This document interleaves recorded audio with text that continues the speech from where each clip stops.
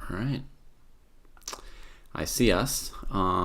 Testing. Checking the audio. Hello. Check. Hello.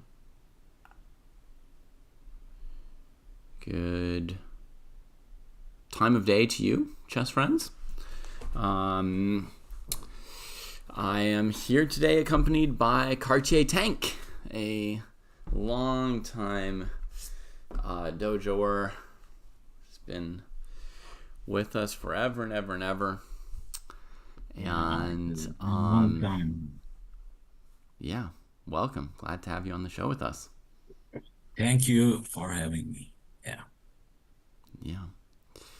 So, what do we expect today? All right, so what do we expect today? Yes, good question. Let me go to this one board where I still have yesterday's position. Um, and let's add today's board because we're expecting them to be prompt as usual and to be bashing out moves momentarily. There we go. One C4 from Ding. I haven't been able to predict a single opening this entire match, really. I mean, other than just completely guessing.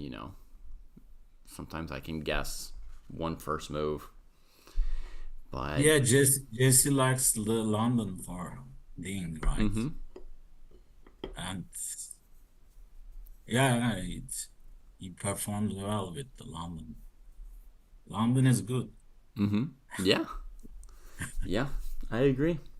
So are other openings. So is the English. He played e4 once and hasn't been back to it. Oh, that was a French game, right? When Gukesh played e4, Ding played the French, but when Ding played e4, Um, Gukesh like, played e5, and they had a Gioco piano. yeah, Um, that as, Before he would jump. we can find the game. yeah, as I recall, just a couple days ago, Ding played the English as well, which is a major weapon of his, and Gukesh responded with e5. This was like two white games ago. So today we are seeing game 12. So I'm talking game 8. Game You, 8. you mentioned that you loved C4 E5 for white, right? Yeah. And in that game, Gukesh played e5. And today, here we go, c4, e6. He switches up his move on the very first move, even though the opening last time around went really strongly his way. And just a quick reminder, folks, slash a memory check for me.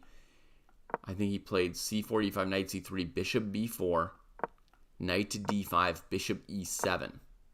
A very weird, modern approach to the English.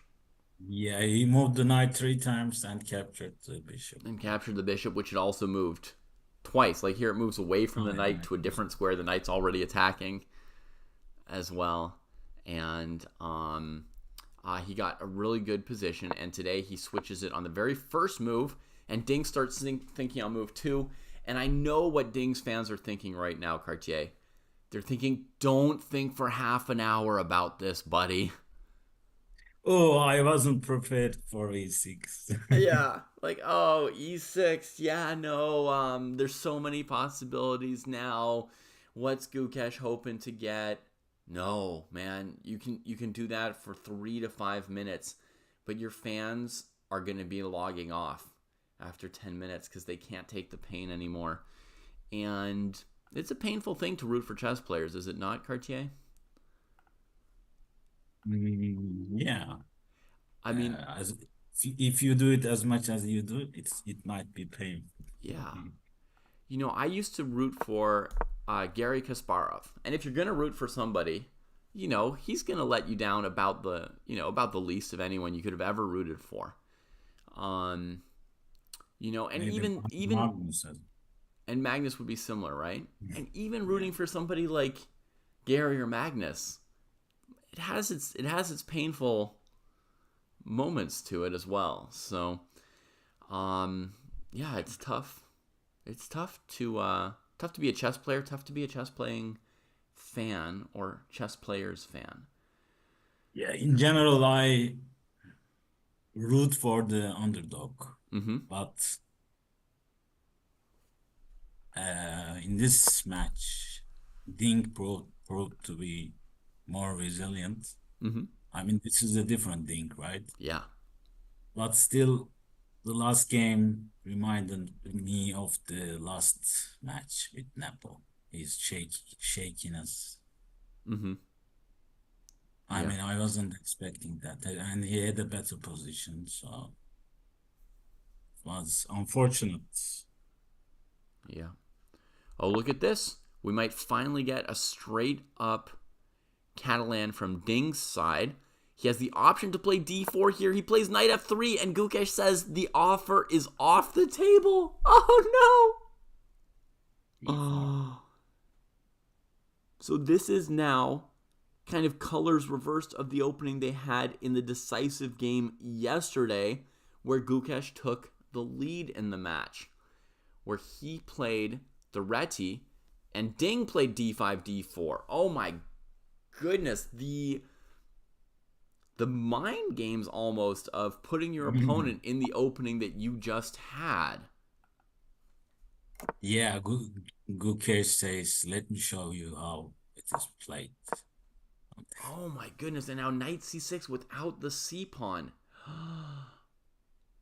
And he is so prepared once again, and I think this has been one of the biggest themes of this match. I don't know if everybody's talking about it or what other people think of this question, but I think Gukesh has been um, better prepared in the sense of guessing what was going to happen and being sort of the person choosing what position they're playing. Something like 8 or 9 games out of 12 at this point. Yeah. But knight c6. Knight c6, so there's no b4. He's not allowing any sort of Blumenfeld-Benko kind of thing, Oh, yeah. like what Nobody. he played from the white side the other day. He's just bringing out the piece. The d pawn's going to be less well supported, but against e3, he might potentially be able to just say, yeah, I'm open to trading on d4. I don't even need to grab a space advantage with a pawn. So, I mean, the most obvious move would be e5, but my point would be maybe he could play bishop e7 even in a position like this, just saying, like, yeah, you can trade on d4,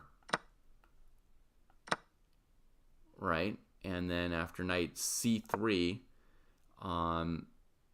maybe he just castles, and lets white re-expand in the center. No, that looks pretty playable for white with the knight coming to c3. c5 before it even gets there. Yeah, white looks better there. What am I saying? Okay, so there's another line for black is to play c6 instead of castles in this kind of position to stop the knight from going to b5. Then you get knight e2, though. Queen would go back somewhere, and white gets d4 again with a small edge for white as well. Okay, so maybe against e3, that thought is wrong, and he'll have to play e3, e5, which would be sort of a main normal approach. Yeah. Open up the bishop as well. David loves to hang pawns. Yeah, did I just hang some pawns? Grab a pawn? Aren't I hanging the pawn?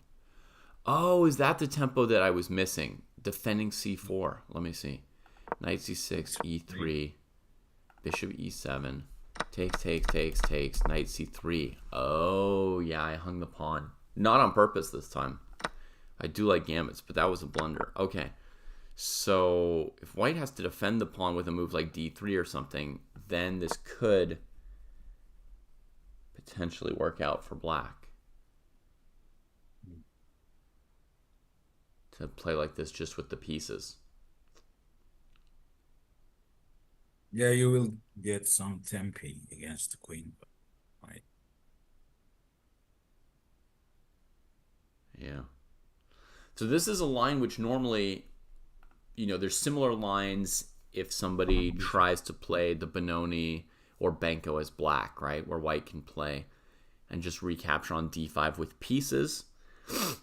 Um, So yeah, bishop e7 played. oh, and that's what he played, yeah. But he thought a couple minutes, so not enough for him to be out of preparation though. In my mind, Cartier, like Gukesh always thinks more than 5 minutes when he's out of prep. So when he thinks for 2 or 3 minutes, he's just reviewing something or choosing between openings or something like that.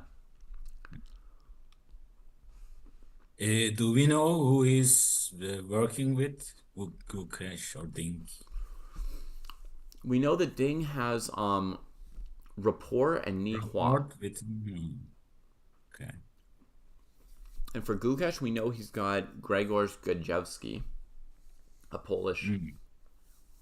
grandmaster who worked with Anand during the World Championship No, matches. But yeah, he worked with Anand, right? Okay. yeah, but yeah, we don't know everybody on their teams, or at least I don't.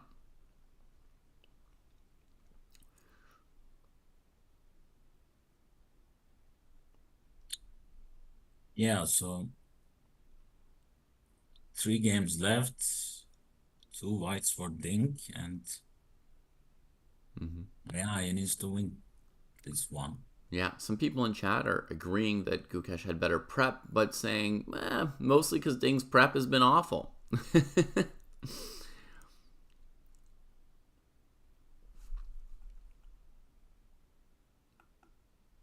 Bishop e7. Okay, he hasn't done anything yet. So trading would be a main move. What else could he do? You could play b4, kind of like a Blumenfeld gambit style move.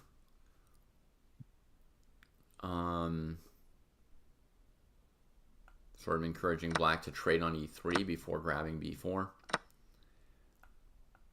He could play something like this. Looks very playable. If Gukesh were white, I could definitely see him playing this b4 move here.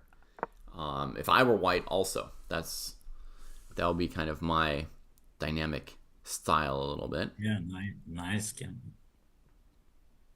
Blumenfeld with white again. Yeah.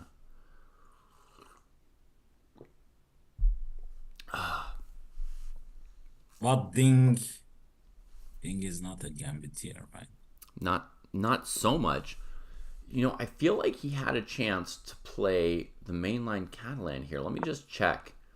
After knight f6 on move 3, he could have played d4 on move 4, right? And then he could get a mainline Catalan.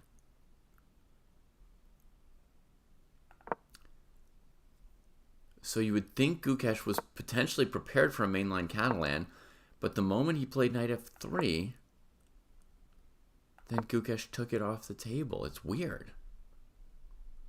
Yeah, I love d4.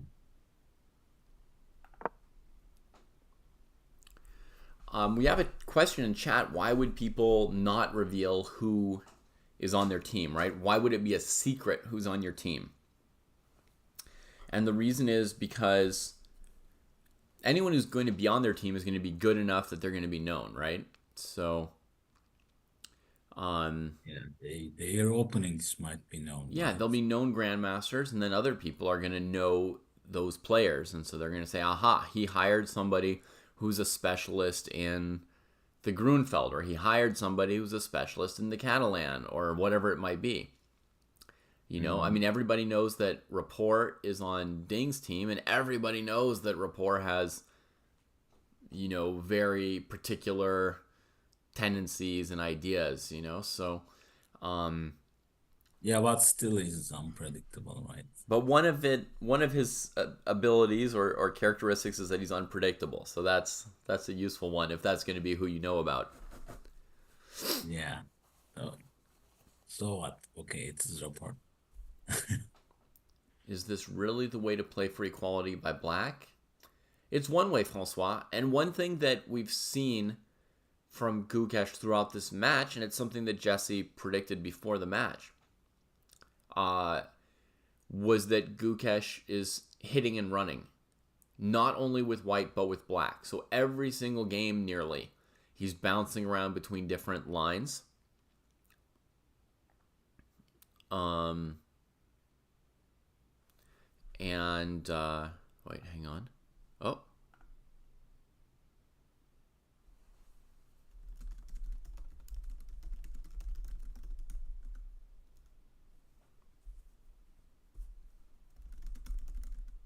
Hello. sorry, 1 second. I'm talking to Kostya.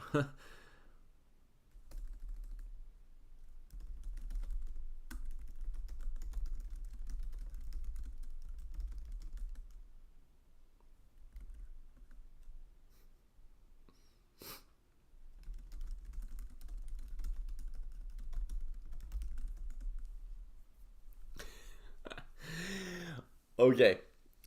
It looks like Kostya's up really early, man. So he felt like he was missing out on the World Championships by playing the St. Louis Open. Looks like he might be joining us in a moment. Okay. Yeah, Kostya can. I mean, Jesse wouldn't like Patzers like me, but Kostya.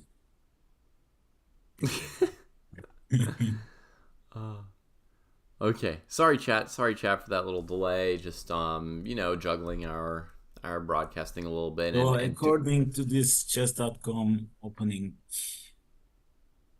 uh, ED4 is the most played here, oh, okay.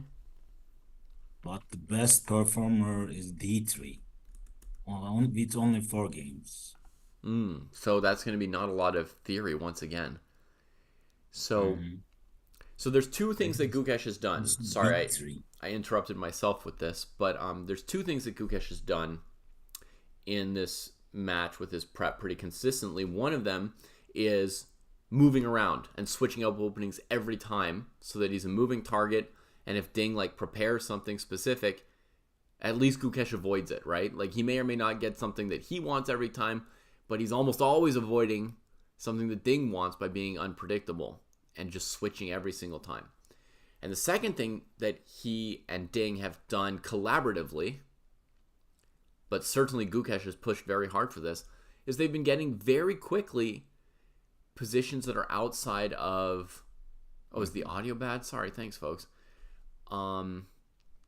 He's been getting positions outside of main theory, right? Like by move 5, 6, they're often almost on their own, whereas you would expect that to happen more like between move 15 and 25 in World Championship chess. And D3 played. What's wrong with the audio to you, Asher? Cartier is too quiet for you? Okay. I'll move Cartier up a little bit more. Matt Chess says that with D3, they've transposed into some report games. And here, Gukesh quickly taking on E3, so definitely was still in his opening prep. If white plays Fe, I assume he will now play E5.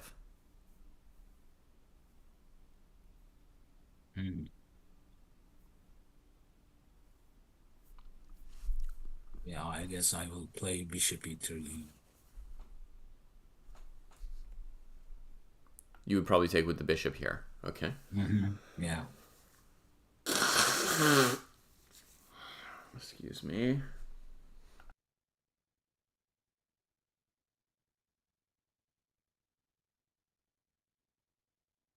Yeah, this looks like a promising game for some action.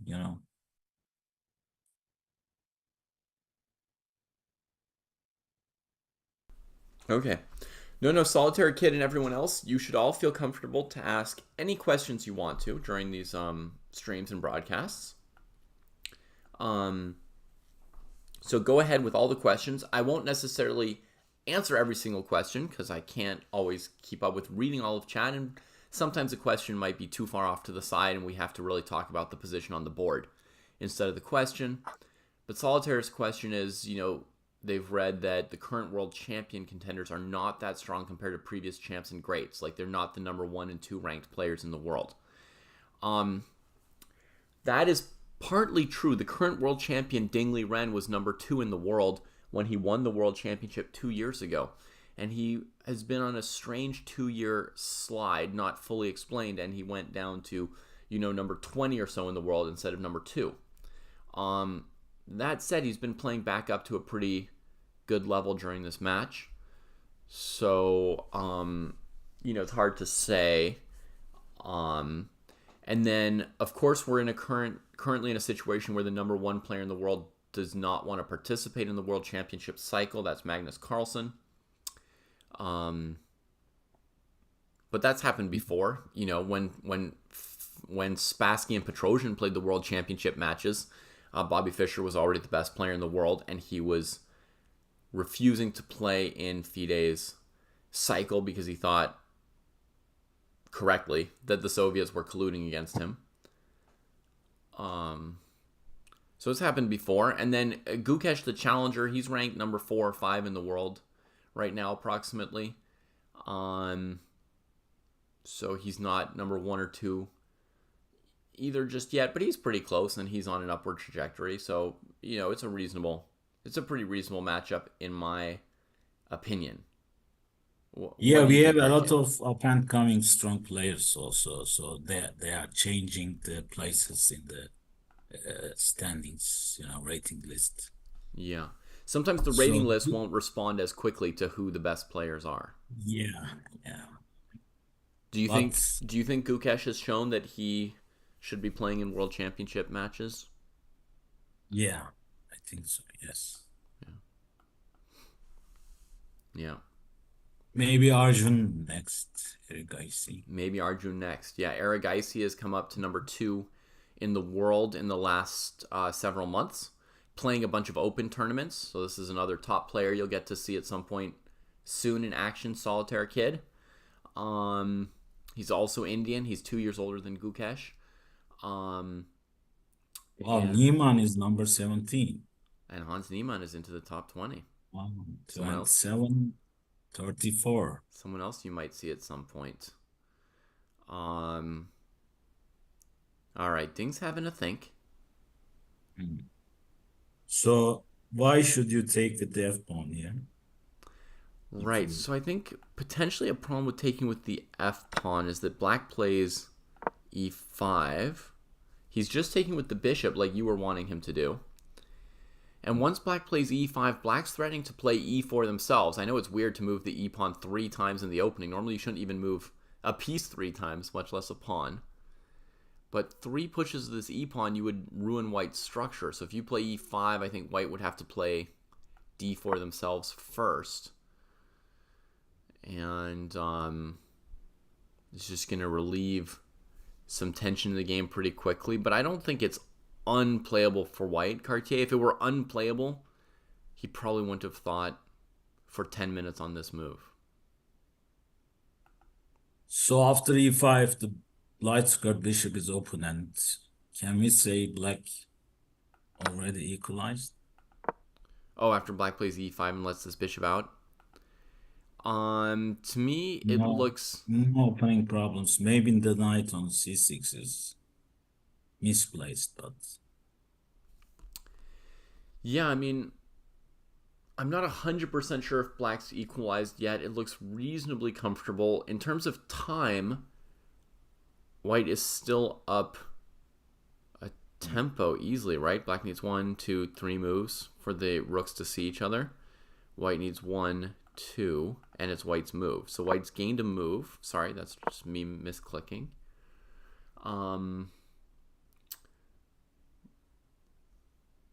So white's gained 1 tempo, but the pawn on D3 doesn't look good, and white might have to play D4, using up that tempo. And then we'll get some simplifications, which will get that knight off of C6. And maybe black will have to pay a little bit of tribute to the bishop on G2. I mean, at first blush, white's got bishops on both long diagonals, so it's not fully quality for black to my mind, even though it's like somewhat simplified and reasonable looking for black. Maybe even the move bishop g4 could somehow work out, but it would have to be calculated a little bit.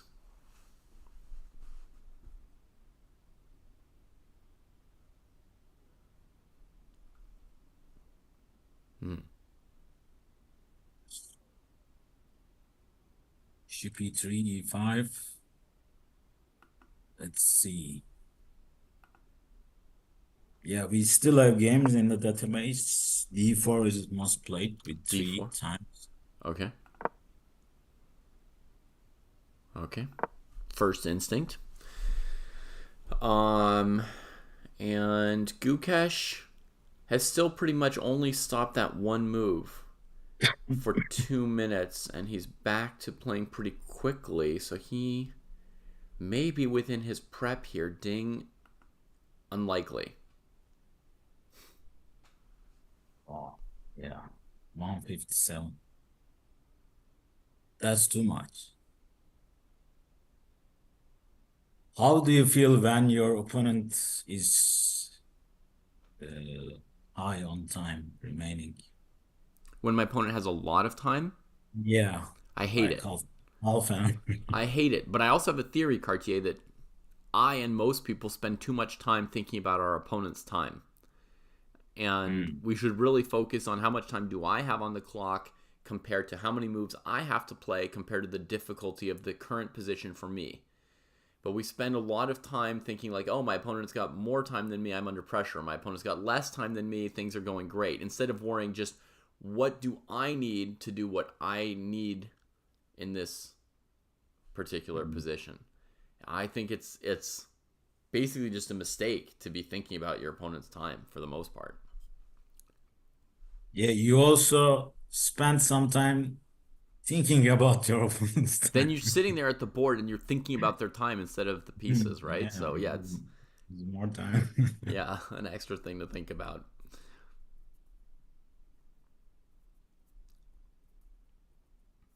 Would a3, a5 help either side here? Not obviously or hugely. Maybe it helps one side or the other. Deep space bear. The inclusion of a pair of moves like that almost always helps one side or the other a little bit. But here it's going to be subtle enough that I don't have an immediate answer for you. I feel like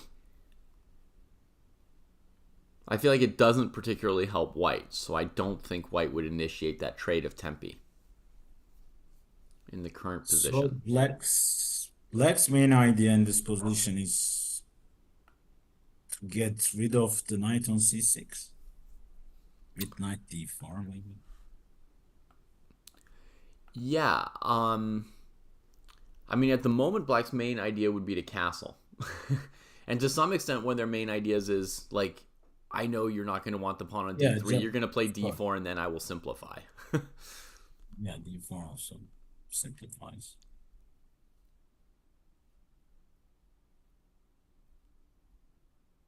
Yeah, I never like my knights in front of my c-pawns. Mm-hmm. Yeah.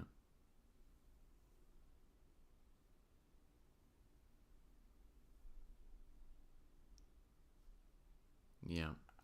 So Cartier, what moves has white played here in the past other than d4?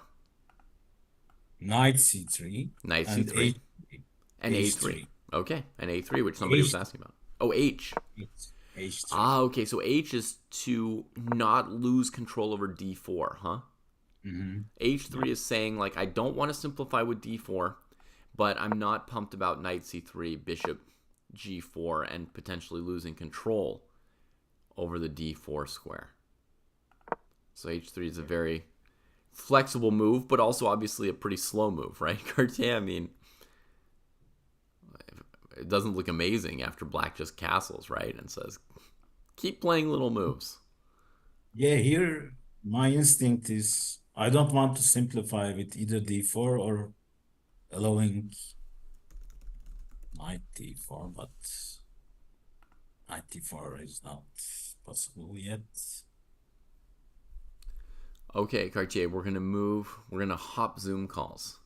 From this call to a Dojo call, I'm gonna get you a new link here from Kostya, and I'm probably also going to hop to a different template.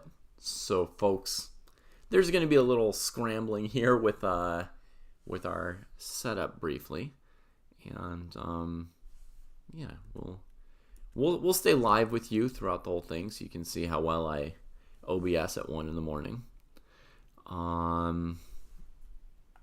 So bear with us. We'll be right back. I need a VPN because I need to open Discord. You need what?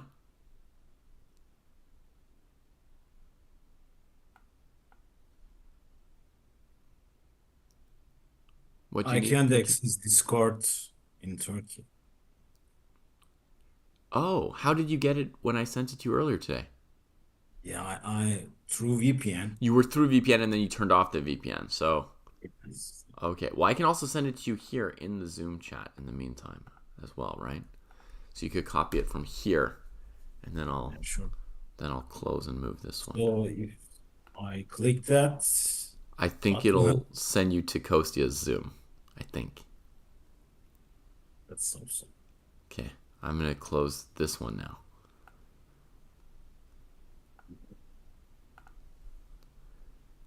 All right, folks. Now I'm going to go jump onto Kostya's Zoom.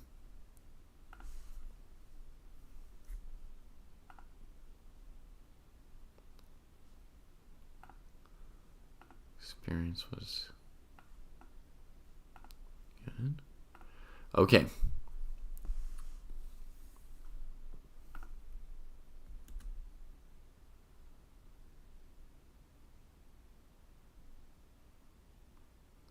So we're going to swap over here.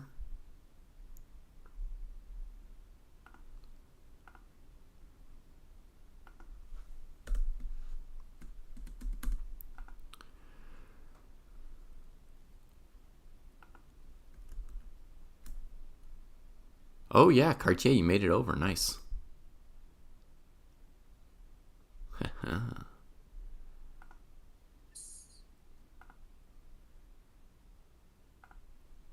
Ding is thinking, still thinking. Yeah. Yeah, Ding likes to think, Yeah. That sounds Yeah, he does. It's tough for his fans, I think, sometimes. Do you sometimes daydream during if it is your move and you're playing a game? No. No, I don't daydream during my games. I play. Yeah, you think about the position. I think, yeah. Yeah. Whoops, another me. Sorry, folks. Okay, that'll do it. There's C for Kostya.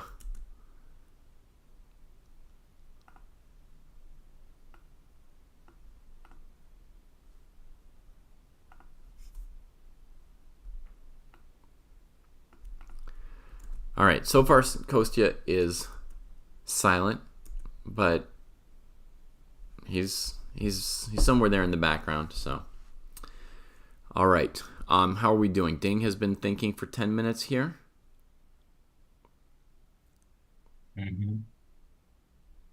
So yeah, there's knight. What about knight c3? I mean that c3 square is very cozy. Yeah, knight c3 is a perfectly reasonable square for the knight. Oh my god, it's made another of me again? What? The Zoom call is defeating me here. How does it keep doing that? It keeps switching the places of the videos in Zoom. Yeah, that's an annoying program, actually. Exactly. Hello, hello. Hey, Kostya, are Oh, you somewhere like traveling in a hotel in Toronto or something? I am in Toronto, indeed, Wow. uh, at a at a Hilton, and I'll work on I'll work on my conditions here, but it's good to see you all. Mm-hmm. Yeah, good to see you. hi, Kostya. Hello, hello, how you doing? Fine. How are you doing? I'm doing great. I'm doing great. I went to bed at 8 p.m. so I could get up for this. Nice, you're on my schedule, Kostya. Nice, nice. No, no, couldn't miss it. So exciting, so exciting, especially now. Now that the match is like it's 1-0 right now. On It's fire. 2-1. So exciting. Yeah. I can't. Yeah. I'm very happy to be joining y'all. Let me bring up the game. I saw a little bit of the opening. Actually, I Mm-hmm. had some thoughts. I don't know, could be interesting. Yeah, it was Um, some pretty interesting slash surprising choices already. Um, Gukesh is in because prep again. I've been in Ding's shoes in the sense that you want to play for the win, but you're a D4 player, and D4 is very well explored, and so you just gotta like you look for C4, and Mm-hmm. then yeah, these reverse Bononis have become very interesting. I think one, yeah, just one in my recent tournament, but I had one before a couple months ago. Mm-hmm. Let me pull up So our. you've been playing some knight f3, c4, Let like me pull. I forgetting gotta bring it. I gotta d4. pull up our chat. I gotta pull up live cams. So you've been playing some of these like I'm playing the Catalan but without d4, like Ding. Kostya likes this E3 poison. He often plays knight f3, c4, e3. Yes, Yeah, I was very proud of Ding when he played it. yeah. Yeah, I liked when Ding went for the E3 poison earlier. That was fun. That was his bishop a3 game, the reverse Queen's Indian kind of game. Yes, Mm-hmm. that's right. Yeah. Oops. Gukesh was prepared for that too. That weird bishop a3 move. That was one where he thought for 10, 12 minutes, and I thought that he was out of prep, and it turned out no. Even that he knew. He was just reviewing or double checking. Yeah. Yeah, Gukesh Yeah, is he was still well not practicing. prepared there. And Ding is thinking again. Right. At least I was right about Gukesh's plan, right? His plan was just to castle. Nothing Yeah, so too I watched the complicated or ambitious the here. Naka recap yesterday. Mm-hmm. So it's funny, actually, Naka does multiple recaps. He does a recap of the. Oh, sorry, wait. What's wrong? Oh, I think my connection's off, so I'm delayed. My Oh, bad. that's weird. I can hear you well, at least. Oh, Yeah, okay. Can you hear me? I Mm-hmm. can hear you. Yeah. You were telling us that Naka does two Okay, recaps. cool. All right. So yeah,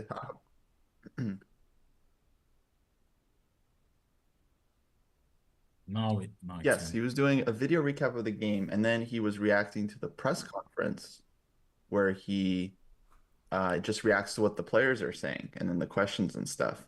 And Ah. yeah, he was trashing Ding yesterday for his preparation. I guess in the match overall, just Mm-hmm. saying like, how could you only prepare for 3 weeks, and how could you not know this line, and like all this stuff.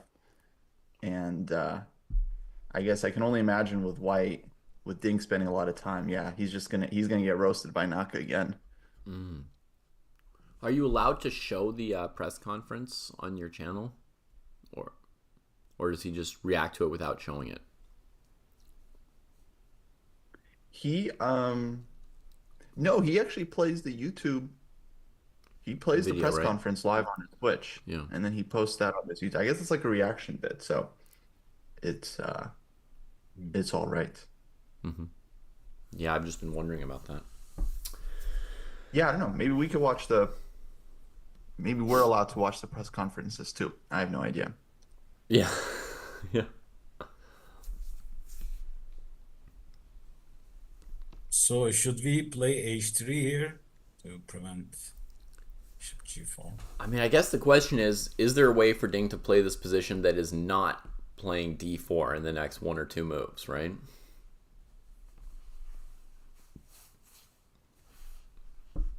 Yeah, let's see. So he played e3. Gukesh took on e3. Mm-hmm. That's fresh. Mm-hmm. Yeah, push d4, and then first he pushes d4. Then he doesn't play e5, right? He says, I'm willing to recapture on d4 with the knight. And then he says, and I'm also willing to trade off on e3. So he's like, he's willing to play absolutely any position is kind of what he's saying, right, Kostya? He's like just offering anything. Yeah. Yeah. Gukesh really like just doesn't really back down and okay. I'm hoping he keeps it up. Yes. Stays in good form. Yeah. So we still have a game. Yeah. Ding found something other than d4 for the moment. Rook e1. And to me, like, obvious question number one now is Gukesh developing the bishop on c8 to f5 or g4. But if you go to f5, you're kind of attacking the d pawn. And I'm curious if white has something to play other than d4 in response to bishop f5.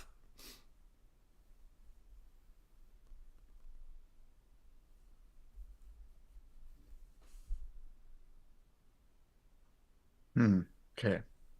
Bishop g4 also maybe, but then h3. Yeah, bishop h5. And you can put the bishop on g6. g6, yeah. Mm-hmm. But let's see what's happening here. So bishop f5, d4. Yeah, I'll try playing out some moves. So before I play d4, do either of you see a move for white other than d4? If black attacks this pawn like so.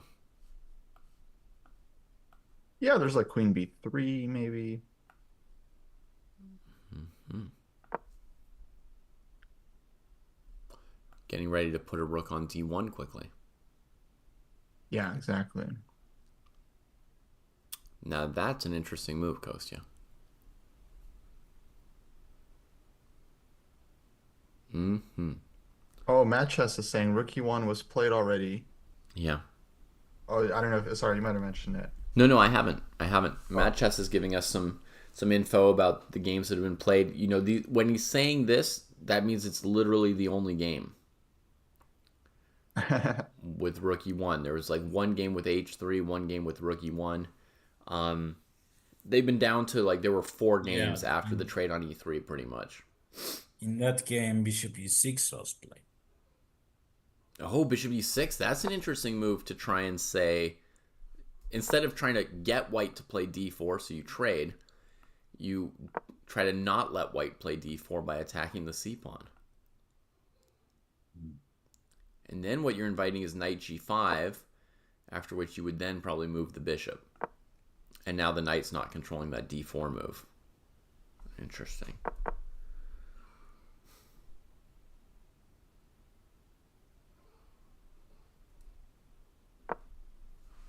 Here we go. Sorry, I'm still setting up here. I got the YouTube chat open. Nice. Shout out to YouTube.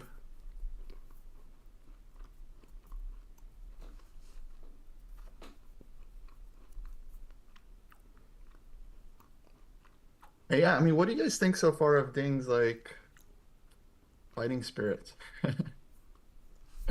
For me, this was the biggest question today. I wouldn't have been surprised if today was like a quick draw, like it peters out and then they go to the next game.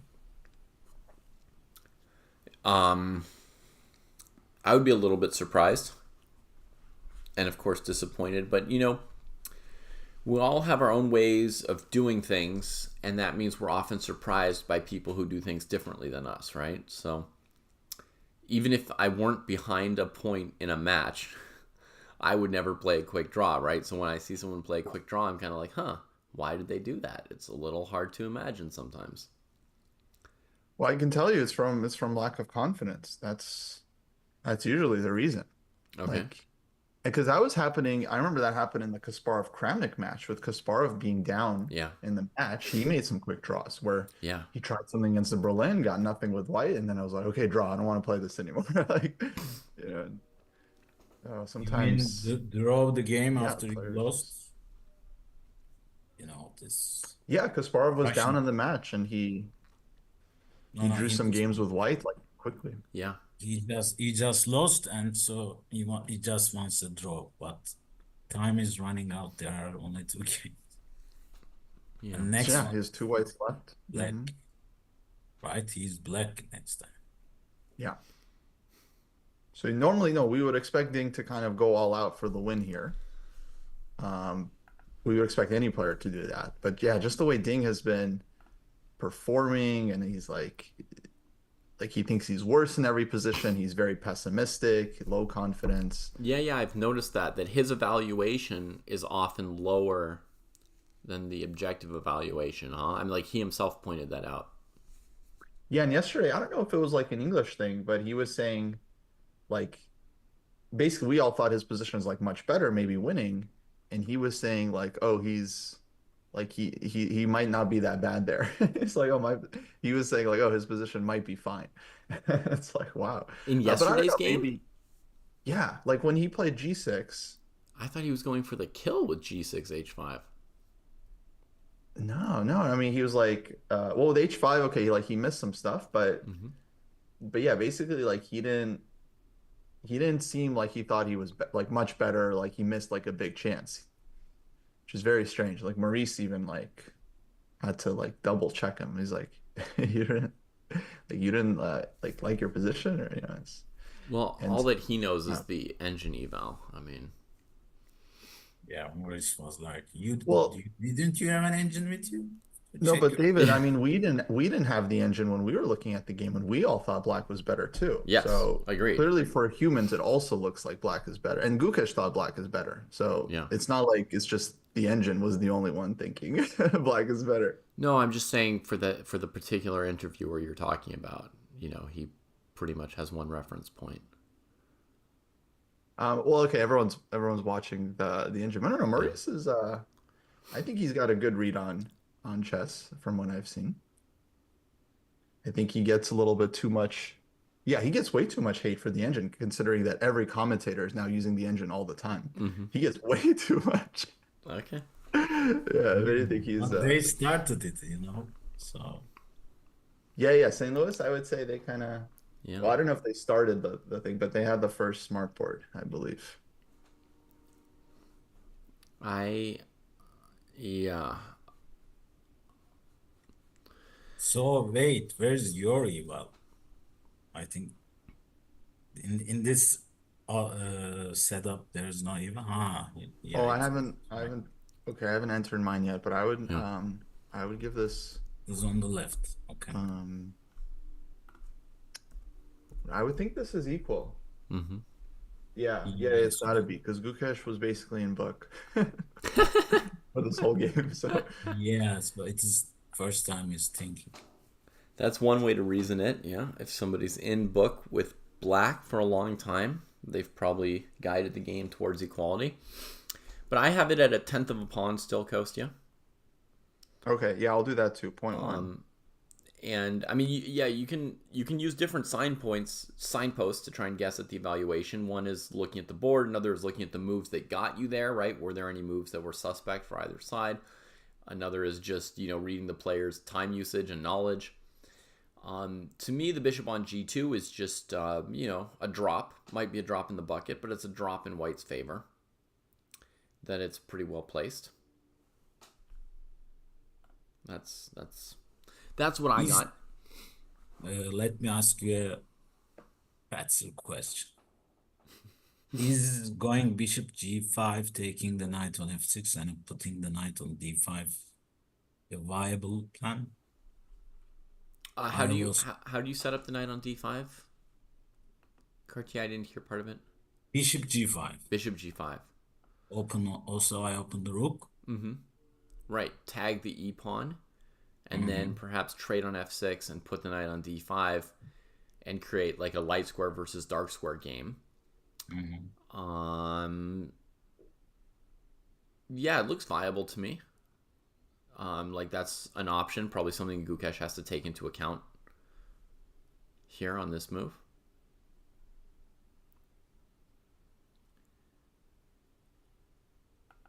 Yeah. Totally possible.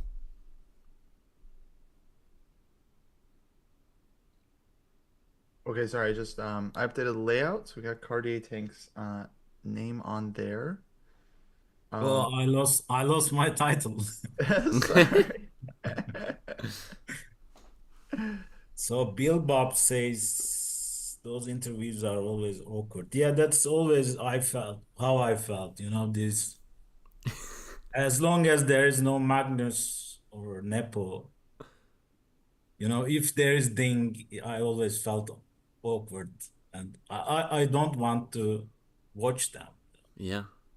I mean, there was an extremely awkward Magnus and Maurice interview as well once upon a time.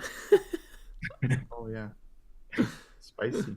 Yeah, one of the only interviewees to have the not chess confidence, but outside of chess, confidence to just insult the questions of the interviewer when he doesn't like them.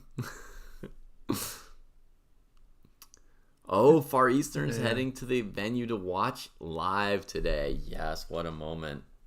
Oh, nice. Yeah, I mean interviews are tough, guys. Like, I mean, I have some thoughts on interviews because I've done some interviews for St. Louis, and the thing is, it's like, um, they usually here's the problem. When you hire someone for an interview, you're either hiring a chess player like me, or you're hiring someone who's like a media person who's like good at interviews, but probably they're not going to know chess as well. Mm. And so usually they people go with the chess player route. They're like, let's hire chess players because they need to know chess, and then hopefully they can just figure out like how to interview. Like I never got training on how to interview people. I just kind of like You just I got just hired. assumed I could like just figure it out. Yeah. But I never, no one ever sat me down and be like, the most I had was let's say a 2 minute conversation with Yasser when he was like, just let the players talk. And I was like, yeah, I agree. Yeah. That was it. That seems And like a so, pretty good yeah, a lot of moment. my interviews have been quite awkward, in St. Louis, and it's just, it's just because you either know chess or you either know how to interview someone, but it's hard to do both. Very few people can do both, in my opinion. Yeah. That's a very So good point. is it only Maurice now for the interview? I didn't watch any of them. Kosio, when you've It watched the can be press interesting. conference, they've got multiple people asking questions, right? Yeah, usually Maurice asks a few questions. I think like everyone wants to know. Like he asks a little bit about the game, and they're like time usage and stuff like that. Like, oh, Gukesh, you spent an hour on G3. Like, what were you thinking about there? And then they'll open it up and it's actually a lot of familiar faces asking questions, like Mike Klein and got Photo Chest there, and a bunch of other journalists as well. Maybe you can put Hikaru in the asking questions. Hikaru judges the questions. He'll watch the press conference. Then after Yeah, every for question, some he'll be like, chess drama. Yeah. He's the good Supreme question Court back. of the questions. Yeah. I don't know. I personally think it's actually very, very hard to interview players as well because like, what do you ask in the middle of the match? You either ask something that they don't want to talk about because the match isn't over, or you ask something that's not relevant to the match. That's Right. Yeah, yeah. your two options. So it's tough. Yeah, I remember press conferences from Anand against Magnus. And sometimes Mm. Anand was very, very upset. I remember that too. Yeah. Anand Mhm. being like snippy in some of those press conferences. I remember Yeah, that. And it was like a tone of voice I'd never heard from him before. yeah. Yeah, yeah, he lost his patience in India. All the journalists. Personally, I think they were all expecting him to win, and that's why it was like so weird and tense. Whereas everyone else, uh, was thinking Magnus is the favorite. Yeah. Yeah. sometimes there are really dumb questions. I mean, I think Lauren has a good not point. like, She says we should just scrap press conferences after the games. The players always look like they're in hell. yeah, yeah, I I agree. I totally agree. I think after the game there should be separate interviews, one with the winner, one with the loser. Just like, hey, what are your thoughts on the game? They talk for 1 or 2 minutes, maybe a Yeah, follow-up question if something happened, or right. and then that's it. Yeah, Yeah, I feel like if you've somebody watched, asked, oh yeah, go ahead, sorry, Cartier. somebody asked Magnus how a knight moves. Was there something like that? Okay, yeah, that was like that was a meme. Yeah, That yeah. was Andrea Botes asking Yeah. Magnus. But to be fair, I mean there's something happened. Like he asked her that on like their stream. He was like, "Do you know how the night moves?" Like there was like some reference to that. That wasn't just her like randomly asking that question at a world championship. But to be fair, no one really knew the reference outside of the chess internet. So Mhm. maybe it wasn't the best place for it. Yeah, Right. but to relieve some tension after the game. Yeah, personally, I don't know. I like a couple, one or two fun questions. Yeah. I think there's room for that. I feel like if you've watched the game, you could ask a couple questions about the game that would be reasonable without asking like about their prep kind of stuff, right? Oh, look, Cartier, he played h6, potentially stopping your bishop Mm. g5, knight d5 idea. Oh, interesting. Interesting. So I could imagine a couple good questions about a game that just happened. Um, but I also don't even know how necessary it is compared to just letting the players, they play, they rest, and other people talk, right? Like just division of labor on this one. Yeah. Yeah, when Anand said I was thinking what to have for dinner. So yeah, it's nice to hear their thoughts. Okay, so Gukesh spent some time and played H6. So okay, I'm Good guessing move. Good Rookie move. One took him out of book there, which makes sense because Rookie One there's a lot of moves in that position. Rookie One doesn't seem to have been the most common. And then there's only one game that we had Matt just mentioned. Mm-hmm. Yeah, now we don't have any game on Oh, chess.com. so H6 is new. Yeah. Uh, yeah, okay. Interesting, interesting. Okay. So it seems like Ding is shying away from playing d4, Mhm. which would do a lot of simplifying. I mean, no, Rookie One still allows for D4. Right. I mean, he's playing flexibly where you could still play it, but he hasn't run straight into it. I mean, Rookie 1 and H6 is a good trade of tempi for white, which makes D4 better than it was a move ago. Yeah, exactly. But yeah, I wasn't really impressed by D4. I know we haven't looked at it. Maybe we can look at it now. I Mm-hmm. still don't think D4 doesn't seem that much after trades on D4 and eventual, let's say, C6 for black. Mm-hmm. Mhm. Um, Yeah. I'll mention a different move from chat. Somebody said, what about C5? And then the bishop could go to E3 or E5, right? And then they're trading on D1, and they said, hasn't black just drawn and equalized? And I would say this would be exactly where black hasn't drawn and equalized, because the bishop on G2 is now pressuring your queen side, and it's awkward to finish development for black. Yeah, looks like C6 is necessary. So Kostya wants to put a pawn on C6. That's my sort of instinct as well. There may be some way in which C5 works, despite my instinct, right? Like maybe black can play bishop E6 and have bishop B7, rook B8, and there can sometimes be a specific tactical line. But generally, our instinct is going to be C6. yeah, unlikely. There's bishop E6, knight D5 anyway, but Mm-hmm. yeah. So C6, and that sort of blunts the bishop on G2's pressure against the queen side, and keeps the knight on C3 from hopping on us. And then it would be on white to show that there's some kind of pressure.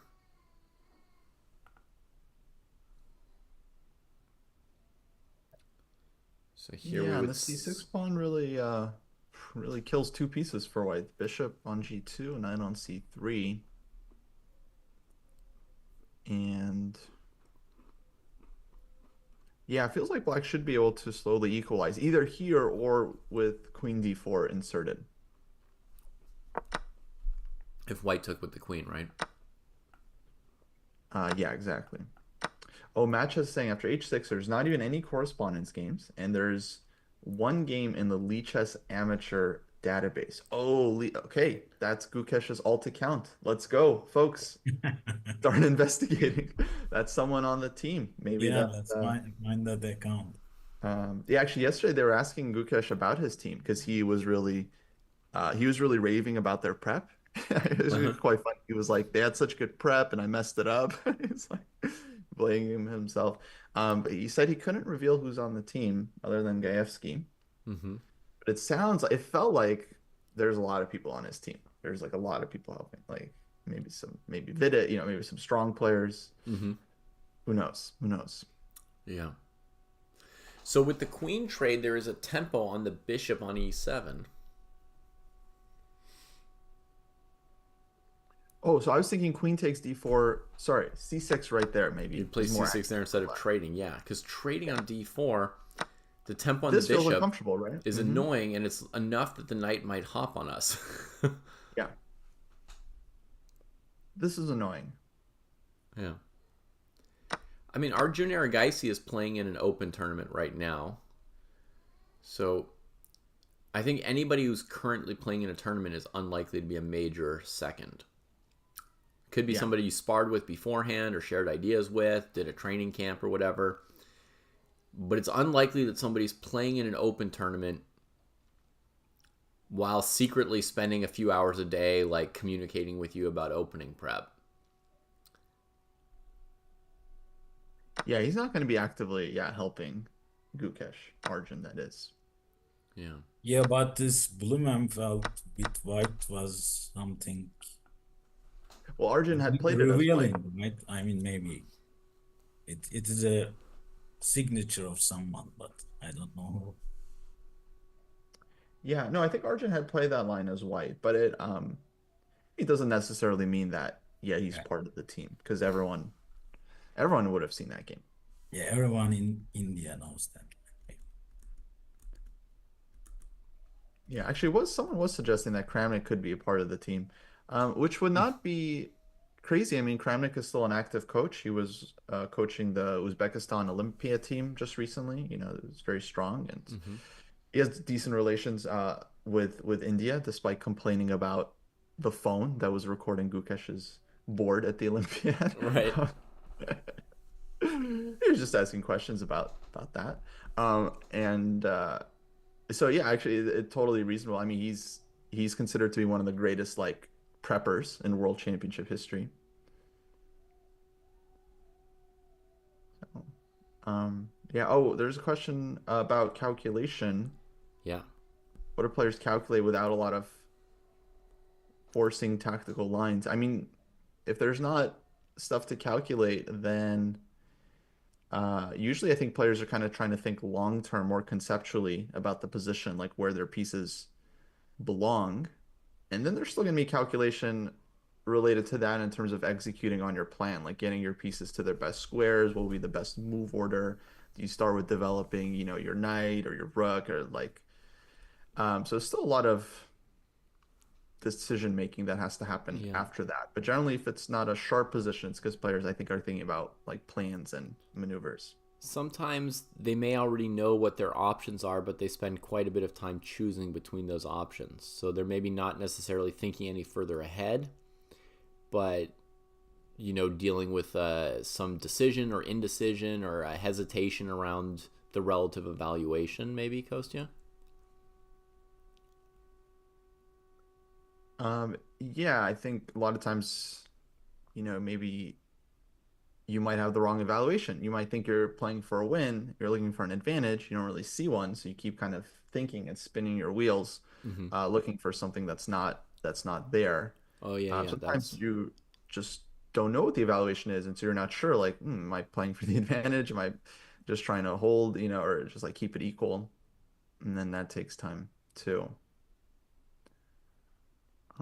So in this position, this bishop g5 plan is out at the moment. So Yeah. can we force it with h3, g4, g5? No. Too many pawn moves, too many kingside weaknesses. Yeah, but h3 is useful, right? H3 you could play, Start yeah. with h3. But no move your G pawn. No bueno. Yeah, okay, h3. That's a chess crime. Yeah. That's a chess No, I crime would if say you start moving that.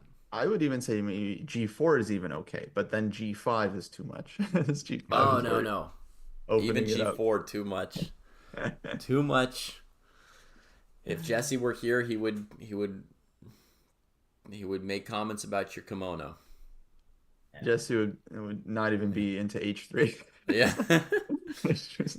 I think the most exciting idea I've heard about this position so far is Kostya's Queen B3 idea. Yeah. And that may be possible here. Right. You could also probably throw in A3, A5, and then play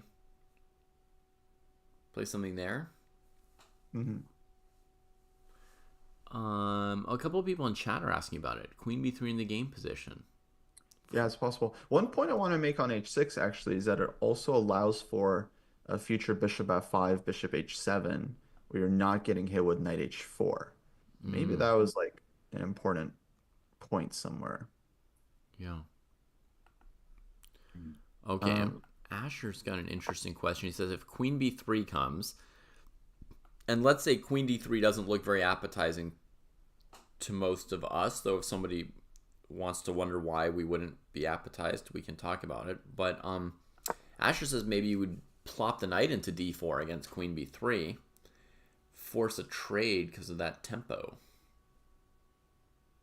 and clear the way for C7, C6. Yeah, knight D4 is logical. Let's look at that.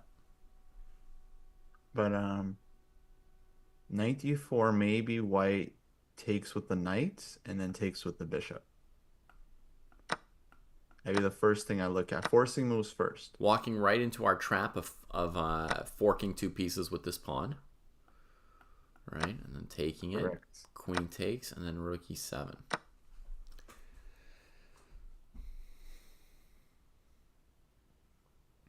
And that should be nice for white because position opens up and our rooks are already out. So gotta think that should be nice. Yeah, bishop on C8 isn't out yet. Although you might need to, if you were playing this line as white, you might need to calculate bishop E6 trying to sideline your rook before you get too excited. Make sure there's enough backup. Mm-hmm. To connect the pieces. There's a decent chance white would come out of it up a pawn by taking on B7 and C7, maybe losing D3 and C4. You know, maybe something like Queen B7, trying to get in touch with the rook. Rook C7 might be similar. It should probably work out for white. Yeah. My instinct is that Kostya has just dealt with knight D4 pretty handily. Still though, very important question because I was also thinking about that earlier. And before rook E1, the knight D4 definitely I think would have been a serious option.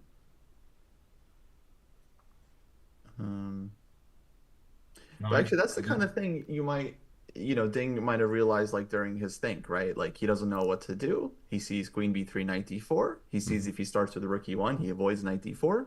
So he starts with the rook E1. Yeah. Right. So here's what Kostya's saying. Like, without rook E1, if you go Queen B3, the Knight D4 move is quite a bit better because the rook's not eyeing the bishop on E7. So you don't have this Knight D4, E4, bishop D4. You'd just be hanging a piece, right? And without that, Knight D4 looks quite good for black. And that could be, one of the ideas behind Ding choosing rook E1. Yeah. Oh, I forgot to find the player cams. Most important thing. How do we know like what they're thinking without being able to see them live? Certainly easier when you can see them. Yes. YouTube. Cartier, you have the players? Uh, no. Which stream would Here, let I? me let me find it. FIDE always does just like they just call it a game 12 stream. I'm gonna put it in the I'll put it in the chat for people. Oh, I'm not logged in to anywhere. Okay, folks. So if you search for the FIDE chess channel on YouTube, Yeah, then I will check.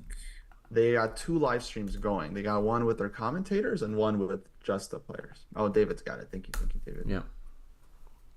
There's the link for the Twitch and YouTube. And yeah, Ding tanking again down on time. Yeah. About 30 minutes now after H6.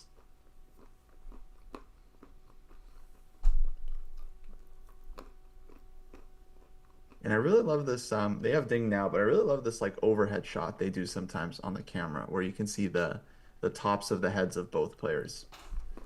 I don't know why, it just seems so like it's such a nice, it's interesting shot. You can see like the board from the bird's eye view, and you see the tops of all the pieces. It's just kind of interesting angle. Goes to somebody with 1 week to prepare for a tournament asks if the woodpecker method Oh, would be it for a 1 week preparation stint. sorry, I missed that question. It's okay. Actually, I've got a couple of videos on the book. I think I have at least one official review if you want to just hear like my full thoughts. But in general, it's a good tactics book.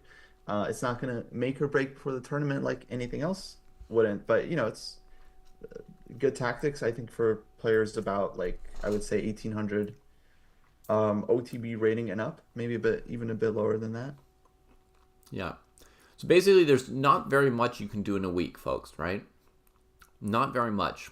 One of the few things you can do is just sort of warm up your tactics. And then what's most important is the woodpecker method a good method? The question is, what's your tactical level?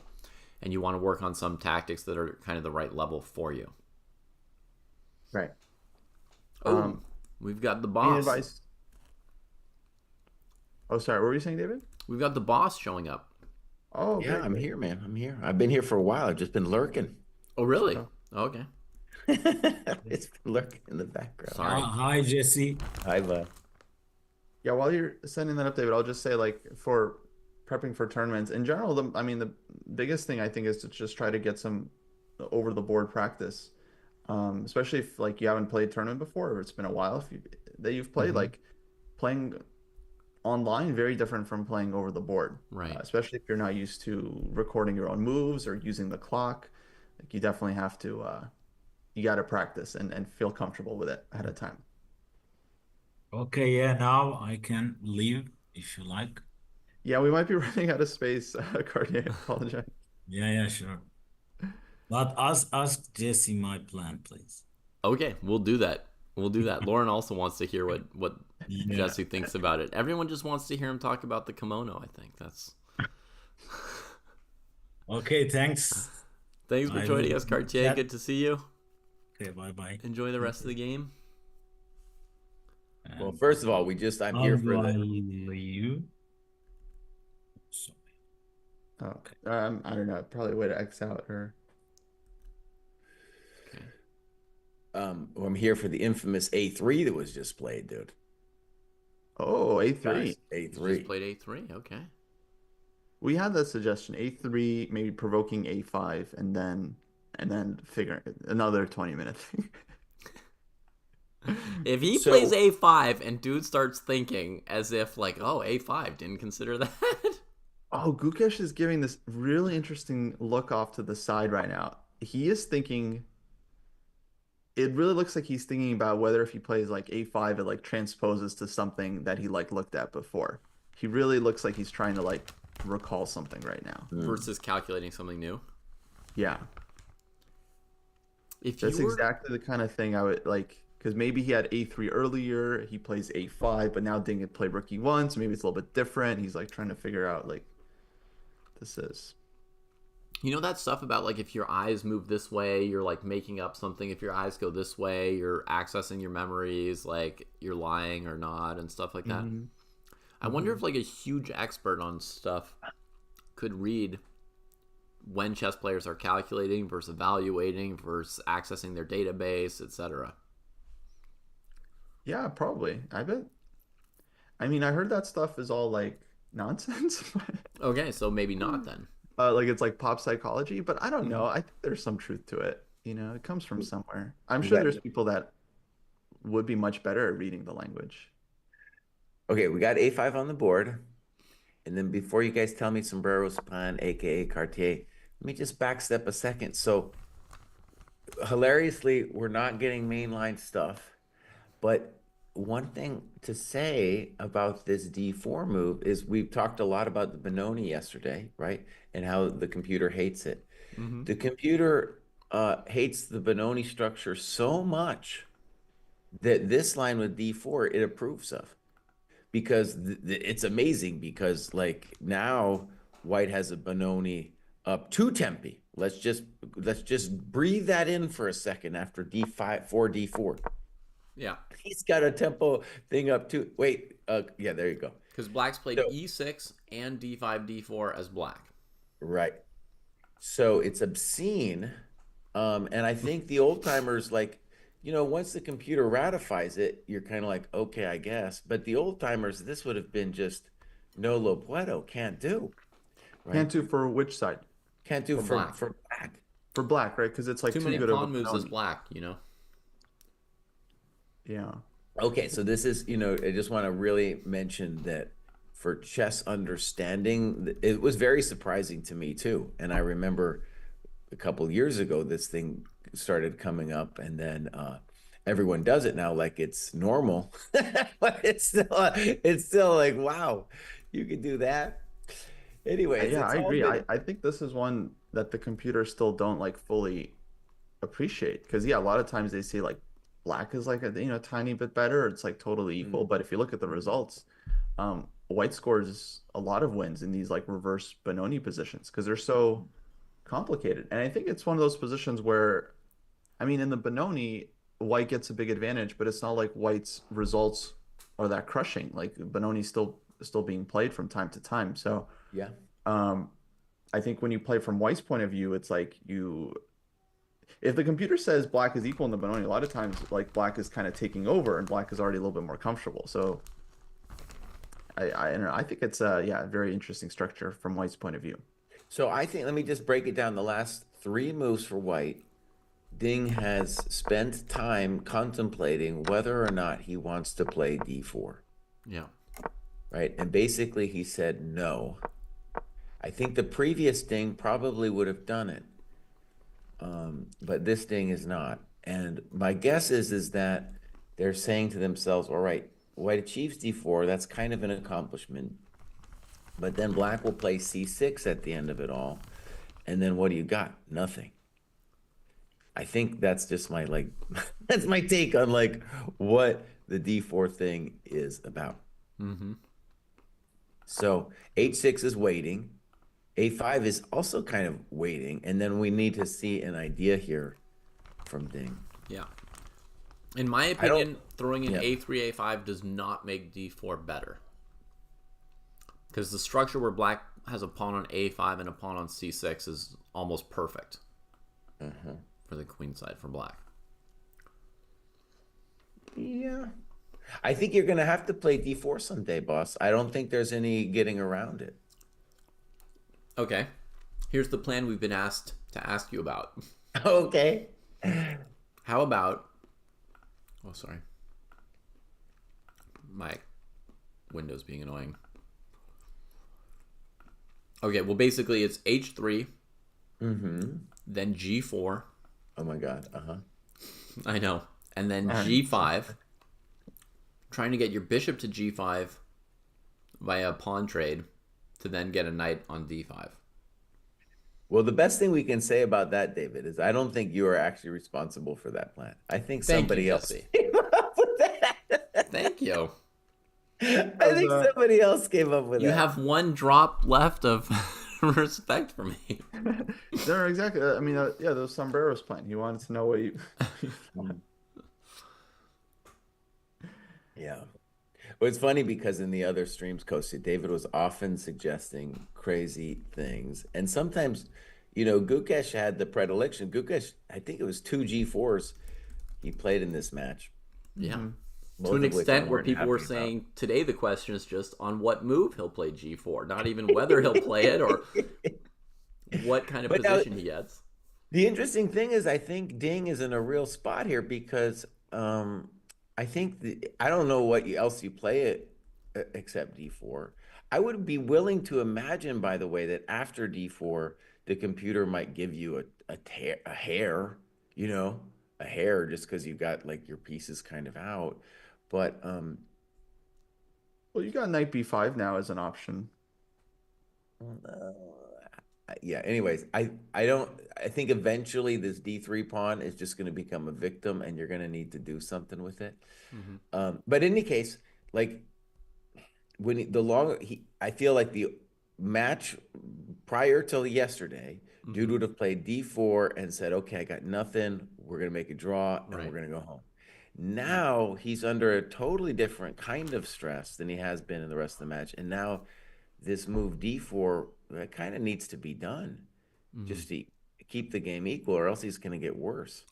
So his hesitation about playing D4 has to do perhaps with it simplifying, right, and making it easier for Gukesh to get a draw. That was my feeling. That's my sense of it, yeah. So Kosti had come up with an idea to keep playing, which was to put the queen on B3 for white. Threaten black with the idea of, like, if you take on D3, rook D1 might be annoying. And then, he could still play D4 at some point later on if black doesn't take on D3 and the white rook comes to D1 and it becomes less comfortable for black. I think that's fair, right? So he's going to be looking at things like that. I mean, that might have been another point of Gukesh's H6, is that he has queen D3, rook D1, and like queen H7. Yeah. Without having to worry about any like knight H4. Right. A place to go put the queen. H6 is also just a reasonable move if you're just sitting around waiting. Okay, H3. Now, my friends, he is not playing G4. He's really trying hard not to. But a move like bishop F5, is going to really push you in that direction. And we've got Kosti's queen B3 as an idea, with the bishop on C8 or F5. Yeah. But I guess I would expect bishop F5, queen B3, queen C8. Oh, that could be a problem for white, Kostya. Yeah. Now with that pawn on H3 actually getting tagged. Another bummer that I was thinking maybe this move has to do about is if white had played D4, right? And then goes pawn takes, knight takes, knight takes, queen takes. Then maybe knight G4 there for black. On which move, Jesse? So on the prior move. Like A3, A5, D4? Okay, takes. And then knight takes, queen takes. Yeah. And then maybe knight G4 there is annoying. Oh, instead of C6 like we had been. Maybe. I was thinking about it and I was like, man, maybe. With the idea that by the way, I don't know. Right. But in any case, the knight is kind of annoying there, and we are dealing with it. Yeah, we do have to deal with it. The only move that I can imagine working for white here would be knight D5, with the idea of running the bishop E7 out of clever options after knight E3, rook E3. Against bishop D6, I might have C5. Yeah, that's a thought. Yeah. Anyways, I'm just also trying to understand. Obviously it takes away G4. Yeah. It also, let's say, gives black. It's like please black, please black, play something so that I could get this d4 off in a favorable Do moment. something spicy, please. Now, I've got a really non-spicy move for Gukesh, which would be rook e8.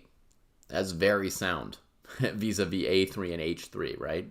Mm-hmm. If he plays rook e8, I think he's still pretty well poised to say, well, d4 doesn't hurt me yet, so what else are you doing? Yeah, rook e8, bishop f8. Mm-hmm. By the way, I'm putting my eval to 0. Okay. Oh, same. Yeah, I don't have it open. If someone can put me I can at put 0. 0 for you. Thank you. Thank you. That causes our evaluation, which folks can maybe just barely see on that side of the board over there, to register as 0.03 for white. That's the average sensei eval right now. 3 little hundredths of a pawn to cling to for us Ding fans. Now, one question that you guys have probably already asked 1,000 times before I got here, but it's going to be the same question here, is like, what is white's intention after bishop f5? Mm-hmm. Because that looks like it just, I don't know, it looks like d4's on, and we're going to get the position with c6. Right. I mean, queen b3 is basically the only question we have. But yeah, if we just go straight into d4 first and just see what that looks like, takes. Now white could take with bishop or queen, but neither really thrills me more than the other, because against either move, black plays c6. And yeah, black is cozy.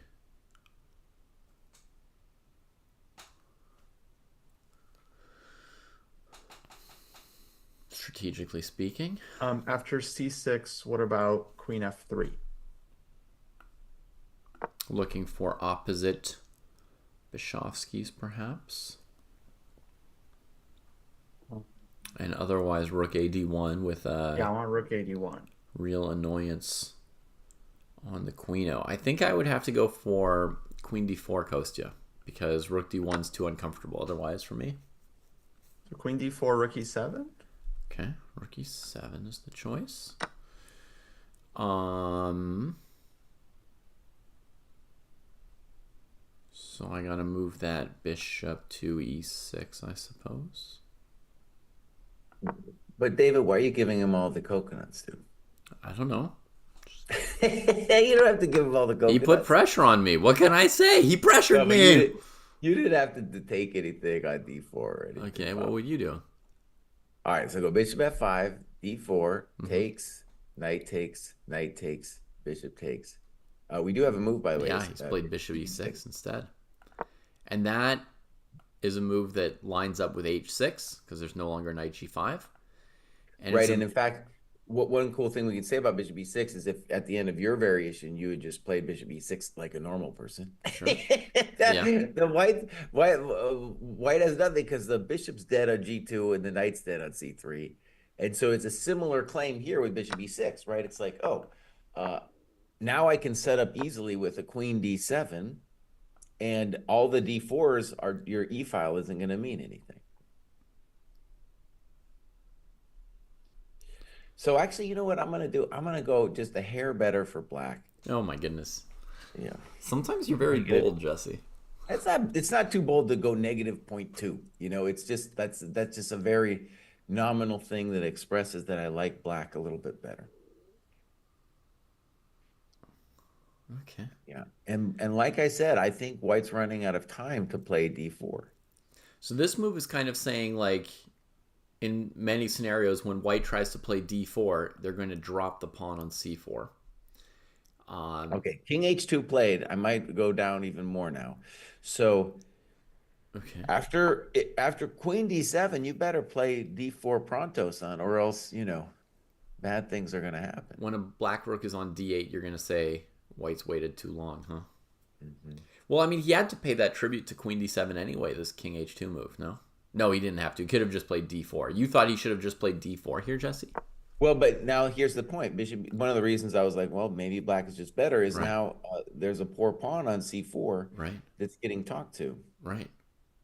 So black has a choice between bishop takes c4, pawn takes d4, and e4, and suddenly we're calculating stuff, which is partly annoying because we're not accustomed to it yet this game. But I mean, e4 actually looks pretty plausible. Maybe white can play knight e4, d5. But I mean, one thing that doesn't look that good for white is d5, ef3, bishop f3, bishop takes h3 didn't look amazing. Yeah, but also from Ding's perspective, David, if he just traded everything off on d4 and played c6, white has absolutely nothing. Definitely and the bishop on e6 is set up on the e file so that it's like. So now it's in a good position, right? We don't have to immediately capture this pawn. We just have our bishop already on a great square. Yeah. Oh, that's really simple for black.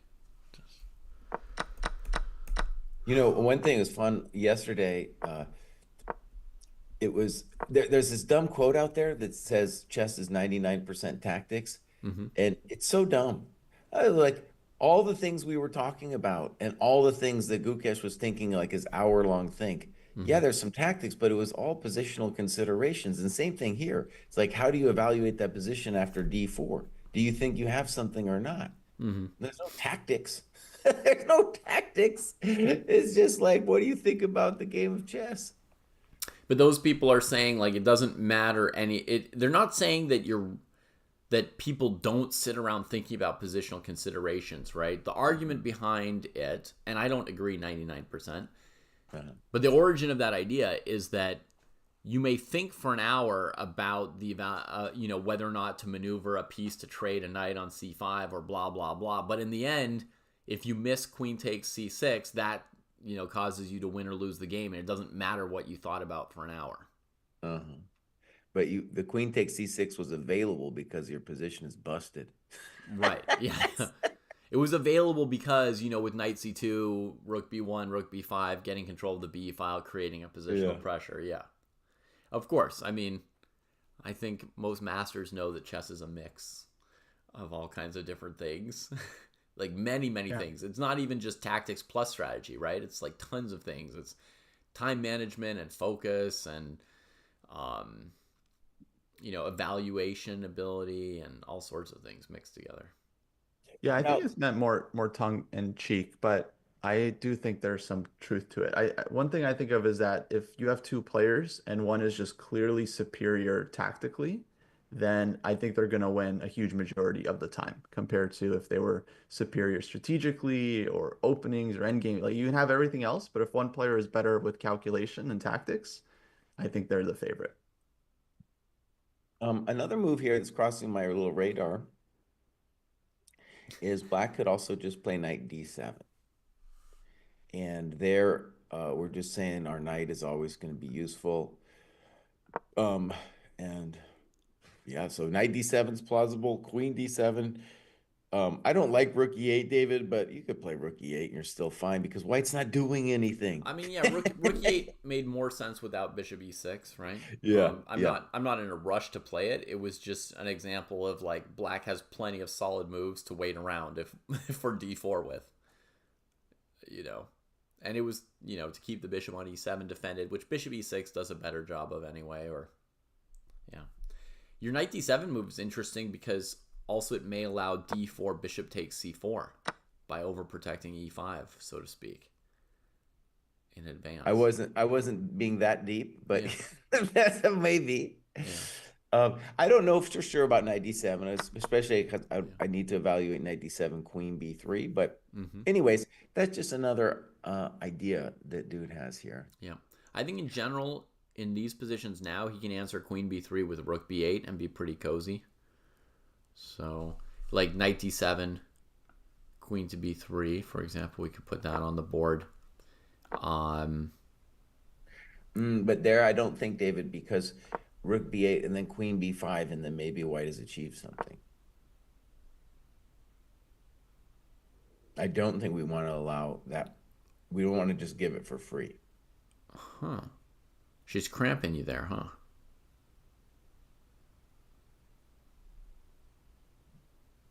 That's a good point. Suddenly it's hard to move anything. Wow. Did you feel that, folks? The queen came here and suddenly we can't move. That's weird. Okay. We will not allow that. So against queen b3, what should we do? Well, we got a lot of interesting moves. So, for example, I mean, you guys have probably been thinking about this for the last hour, but like there's been queen b3 has been on the table all the time, right? Mm-hmm. And I think like really Ding is just hoping for a setup where he can maybe get something like that off with this h3 king h2 thing, which is definitely soft, but it is putting the ball in Gukesh's court, right? It's like Gukesh now gets to decide how he wants to play. Kind of like when you're playing a lower rated player, you know, sometimes you just make a soft move just to see what they're gonna do. Mm-hmm. And they commit suicide. I don't know. Gukesh is gonna find something, but let's just say, for example, the basic move is queen d7, right? That's Queen just d7, like, I think, is very logical, followed by rooks to d8, e8, or b8. I love these comments. Chess is 99% snip snap, 1% black. that's true. That's true. Yeah. 99% adrenochrome, 1% Tauschmaschine. Right. Need both. So maybe you guys, if the critical variation maybe queen d7, queen b3, and why? Oof.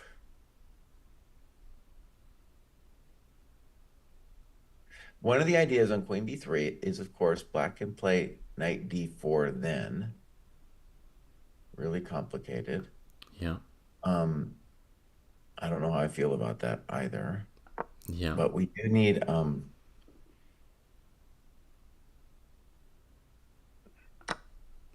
That could be a real mess because white's got this knight e5 move coming.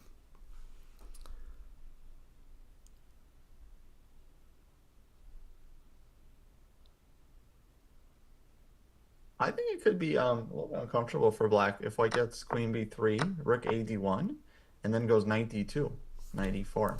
What if I just cut the Gordian knot after queen b3 and take the d pawn and say bishop on e6 is really good for this continuation?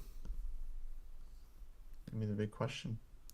Then after queen b7, my knight is super hanging. Queen c4, knight d2, there's queen a6. And the knight is still just hanging. Yeah, you just can't save it. So that is a concern, I guess. I don't have a square for that piece. Well, you could start with rook b8 if you're going to take on d3. Okay, how would I do that? Oh, after queen b3, immediately play rook b8? No, instead of queen d7, go rook b8. In advance of queen b3. Prophylaxis. Prophylaxis. Mm-hmm. Wow. I mean, rook b8 I think is useful for black. If black got rook b8 and b6 in, I don't think black is unhappy there.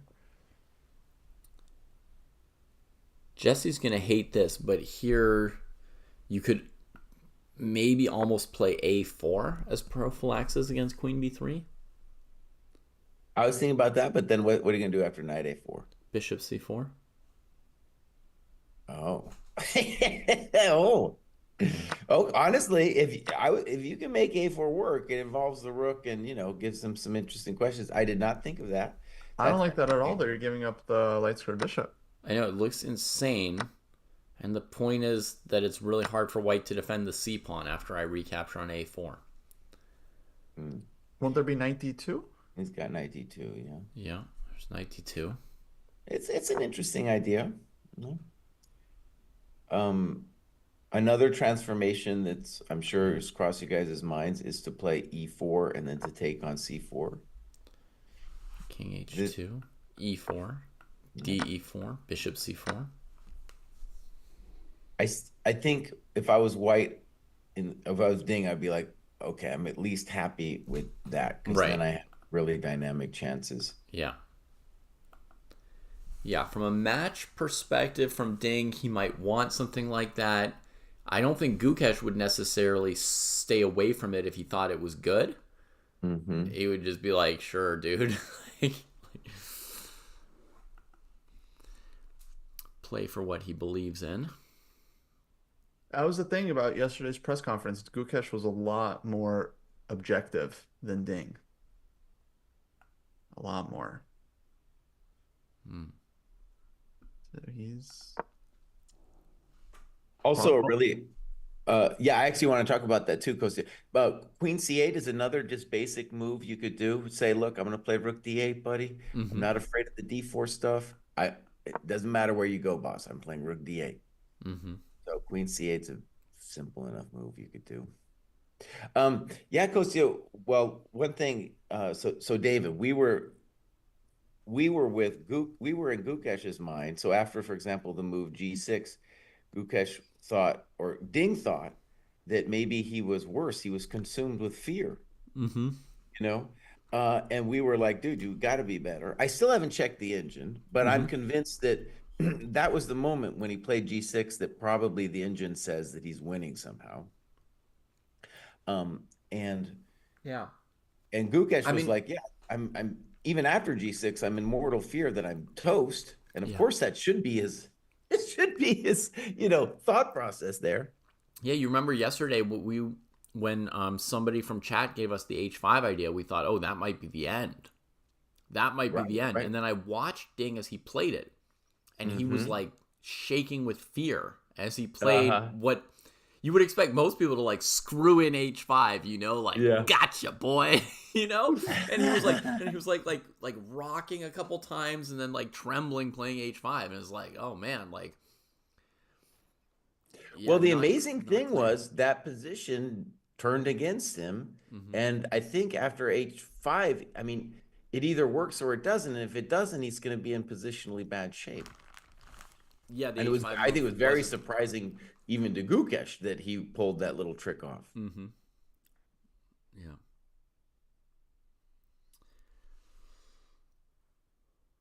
Yeah.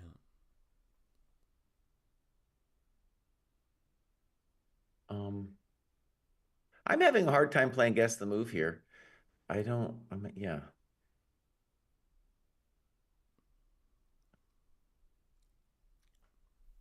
I haven't checked the he's engine starting either to think. for yesterday's game, Jesse. But when I try to go to bed after these games, right, to try and get Mm-hmm. 1 or 2 hours of sleep before the kids get up, um, I often like toss and turn about the games. And so yesterday I lay down and I was just thinking about that rook and knight versus rook and bishop ending that we'd been analyzing, right? Yeah. And you found that H4 move, and it just like Mm-hmm. busted me, right? So I was thinking about it, and I came up with a beautiful little nuance, I think, although no sleep addled mind could be wrong, but I had the idea that in the position before blacks even played f5, like right after the trade of queens, that I would give rook check, your king goes to e6, and with the rook on b7, we left the rook on b7 and started playing like king f3 and stuff for white. But I should play rook b6 check first, have the king drop back to e7 or d7, and the point is now if you ever play f5, I have rook takes g6.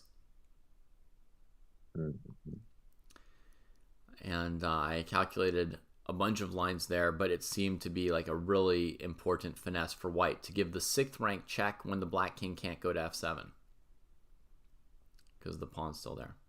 Rook B8. Oh shit. I was just while you were talking, I was like, I'm gonna say Rook B8. I swear to God, I'm not making that up. I was like, you know what? I think Rook B8's gonna be the move. We That's believe very you. impressive, Jesse, but I said Rook B like 10 minutes ago. Prophylaxis. Well, You know, even if you got it right too, I'm okay with more than I'm just happy for myself. sometimes listening to other people is even harder than coming up with ideas ourselves. Well, I mean, anyways, I was just thinking about it of all the options, and I was like, I think rook b8. So it's not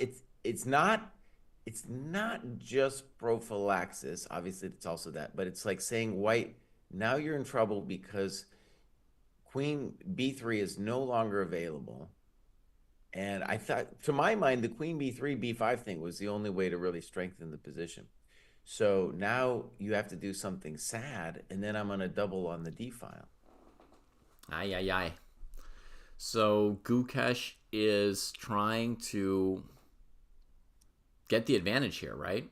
Of course. That's yeah, what he's doing. When he plays rook b8, he's saying, I'm stopping queen b3, and my plan is to get the advantage. Whew. Also, and we keep actually, the queen d7, rook d8 is the most brutal plan, but now the knight d7 plan is also stronger than it was before.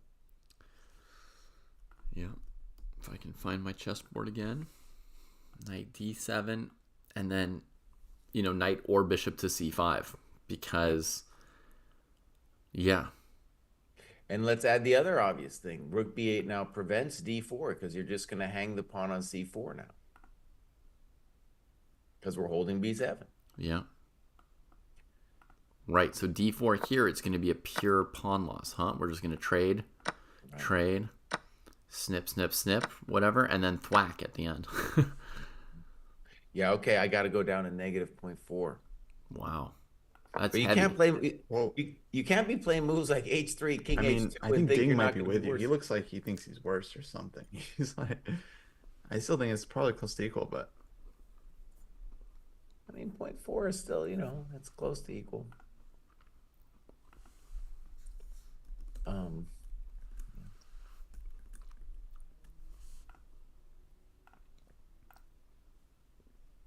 Yeah, he was trying. He got. Oh yeah, it's a brutal.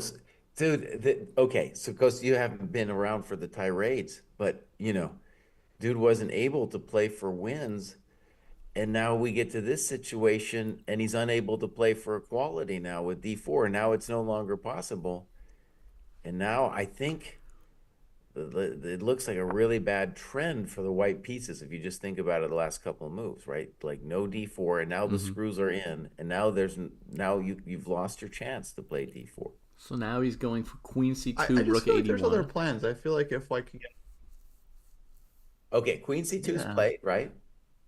And now black Queen has a C2 fine. choice between, well, white's got a lot of moves actually after queen c2. Because let's just count the plans actually. We have knight d4 is not as dumb as it might look. And then we also have queen d7 and knight d7. Maybe there's something else too. I mean, there's bishop f5 once white puts the queen in Bishop relation f5. like this. Yeah, you could play bishop f5 too. And one idea I have for white is to plunk the c3 knight on e4 and just sit there sheltering the d pawn and waiting for something good to happen.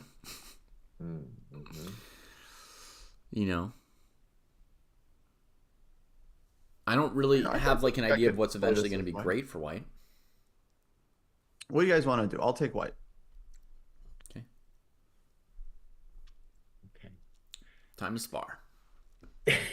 So one thing I just want to say, once you see, like, there's all kinds of moves for black, but once you see bishop f5, you got to be like, well, okay, I'm worse there. I'm worse there. He's looking at me. I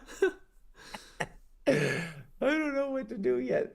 It's a little bit of, I don't know, what do we call it?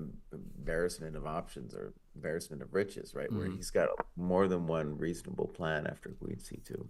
I feel like it's not that simple. So bishop f5, I'll go rook ad1. And then my next move is knight h4. I'll even tell you what my next move is. Ooh. Playing idea. Okay, Kosi, let me just ask a basic question first. I don't know if this is my move, but I just want to see how this goes down. So what if I play knight d4?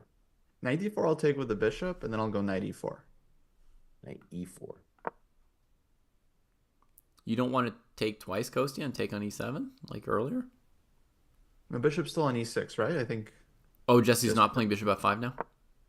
I mean, I might go to bishop f5. I just wanted to look at this knight d4 because it looks so easy for black to play this position. So Kostya gave you the dark squared bishop then, but said the pawn on d4 will keep your dark squared bishop from being too good. Now the position looks like that line of the closed Sicilian, right, Kostya? The g3, e6, d5, bishop g2. I guess so. I'm not really familiar there. e4, c5, knight c3, e6, g3, d5, ed, bishop g2. Yeah, I've never played that from either side. Oh, okay. But yeah. So I feel like at this one after 94, I don't know whether I want to take first or play c5 right away, but definitely I would say black is better. If you're gonna play c5, I would say white is better. Why is that? I mean, it's a Benoni. You got bishop on g2. We traded off 2 minor pieces.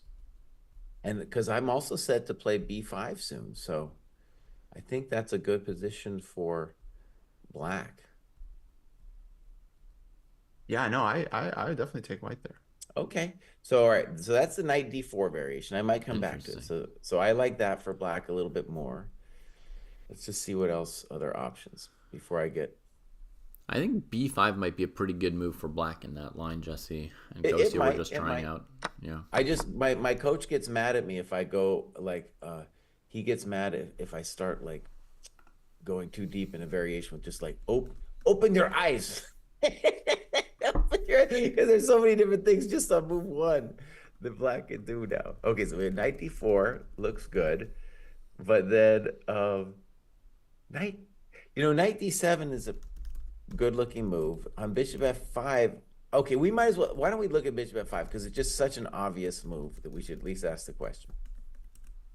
Yeah, it's rook a d1. And now.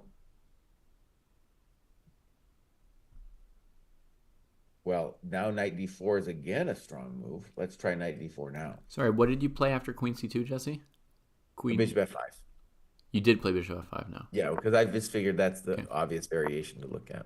Okay. All right, so knight d4, I'll take twice on d4, like David said.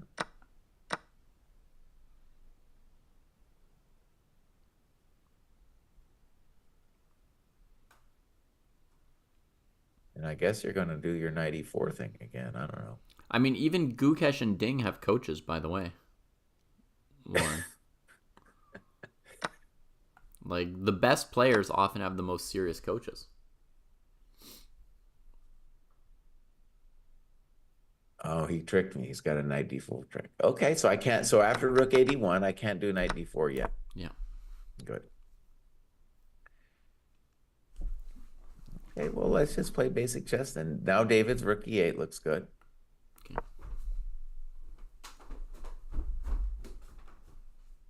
Rook e8 in the live position? No, after bishop f5, rook a d1, rook e8. Oh, rook e8. Okay, then knight h4. Knight h4 coming, sir. Oh, okay. They told me to go back to h7 after h6. Yeah, All right, Mama then said. knight d5. Do you go knight d5, Kostya? Yeah, knight h4, bishop h7, knight d5. Wow. Okay, I'll take it. Take? Yeah. Pawn takes? Knight d4. Kostya's take voice says that he's just surprised at how bad your moves are, Jesse. He's like, I don't know. really want to blunder that? I got a nice position. I don't know what's wrong. I don't know. Usually, I thought in English, like allowing cd5 is often just like very sus. Well, you got a knight on h4, boss. That's your issue. And I got a bishop on h7. It's looking great. Knight d4, take. I'm just I'm a bit behind the live broadcast because my internet's bad. But yeah, I'm just catching up to the live position. So take ed4, and then. By the way, while he's thinking, let's give him a moment to think, and we'll say, David, we can get an analysis board that we can share, boss. It's not that hard. Mm-hmm. Okay, done with my rant. Fair enough. Yeah, analysis board is doable. I realized how to do it, but anyways, yeah, I don't know. I kind of feel like white's still okay there. I mean, I was just playing for equality, right? I wasn't playing for advantage. Okay. All right. Well, okay. So that's a sample line with bishop f5. Looks good for black as well. Not crushing or anything.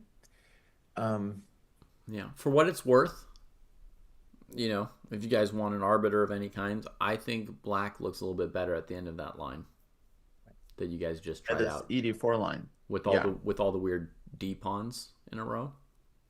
I like black because of white's knight not seeming very good.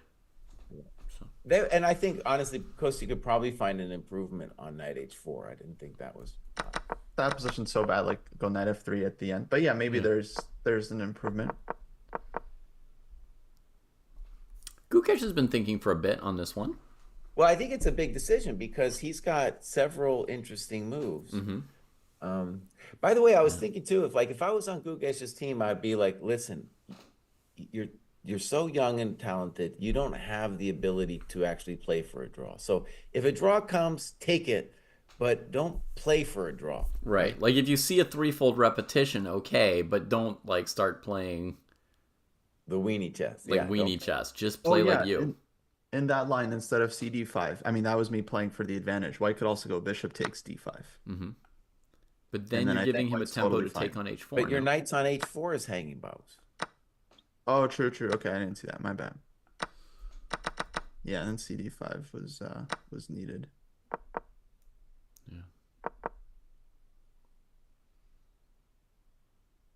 Yeah, then bishop f5 seems like the main move. I mean, and if you follow it with rook e8, I want to give a suggestion for white on bishop f5. Maybe you should just play knight e4, bud. If I was black, that might be the move I'm mildly annoyed by. But knight e4, I thought black takes with the knight and goes bishop e6. Back to e6. Yeah, but then white will play rook a d1. He's going to get rook d1 before you can plop on d4. I think we have to move the queen. But in that position, I don't think... So if I'm looking at that from black's perspective, I don't feel like I'm better there. Yeah, I don't think black is better there either. Right. Yeah. I don't... So bishop f5, we have at least knight e4. Either. Right. So yeah, I don't really see why black is better.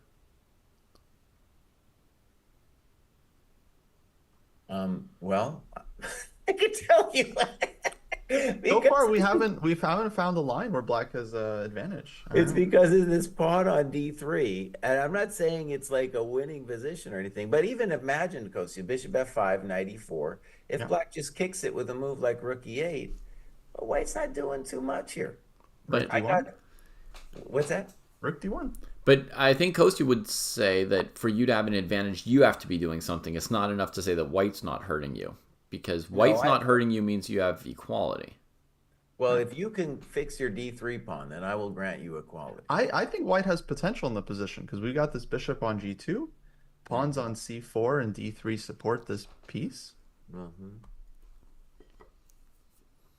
I don't know. Maybe I have an anti-English bias, but I generally don't like facing these English positions on the black side because they feel like white has such a easy grip. Yeah, I don't care. I just see, bad. I see. Actually, instead of rook ad1, even knight fd2, and I feel like I would take white there. Knight fd2, and then knight d4. I'll take it. Oh no, boss! I'm all up in your coconuts. Maybe, but I'm getting this e4 square. I get rook d1. I don't know. I don't see it for black. Okay. Well, we got a little interesting difference of opinion. I am not sure, as obviously Gukesh isn't either, what exactly to do. But let's just talk about candidate moves. We got bishop f5 looks very natural. Rook e8, knight d4. Okay, move play. Let's see what happens. Rook e8.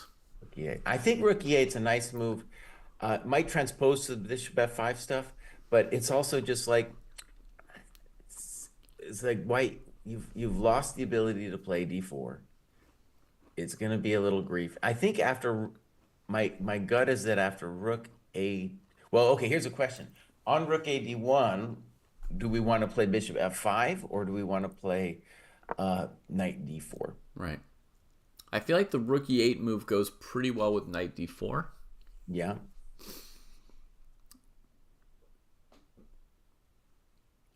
Also, the rook e8 move, not to go off on a sidetrack, but maybe a simple point about the rook e8 move is that it seems to not allow knight e4. Because then black can trade on e4 and play knight d4 and get the jump before rook d1 controls it. Okay. Good. So that's like one thing with rook e8. It's just very simple. If knight e4 you trade, you go knight d4, black's a little bit better. Okay, so you of course you probably want rook 81 as a question. I don't know about a course, by the way, either, because like when you think about it, if you are truly thinking you are playing for something here, I bet he played knight b5. So yeah, if you are truly thinking you're going to playing for something, you're going to have to do something a little wacky like knight b5, which has just happened. Okay, well that's a square. Black can't kick it at the moment. And that makes knight d4 less good for black. And he can prepare some version of rook d1, d4 from here. The one thing he doesn't have is knight e4, so bishop on f5 will be felt a little bit, maybe. And another thing is it loses like the grip on d5, which a lot of these positions where I was exploring knight d7, I was like, I don't want him to touch my d5 square, But now he's off on his little adventure over there. I do think knight b5, if you're gonna absolutely try to win, which is maybe not what you should be doing, that's your move, buddy, right there. Knight b5 also gets in the way of like a later queen b3, or it's too big of a deal, but.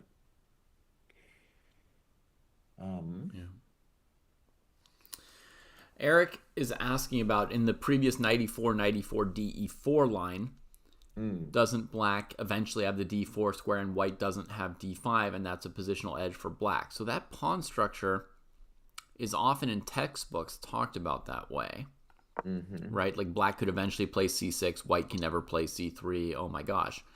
But because white gets the jump with rook d1 and controls the d4 square, right. If black can't play knight d4, then it follows that they also can't play c6, and then it follows that they don't have the d4 square. And in fact, in some cases, white could have the d5 square. After queen c8, if you can't play c6, like potentially sometimes white can maneuver knight d2, knight b1, knight c3, that sort of thing. Or other times you'll just have a standoff where the d4 square is being controlled by pieces and the knight has to sit on c6.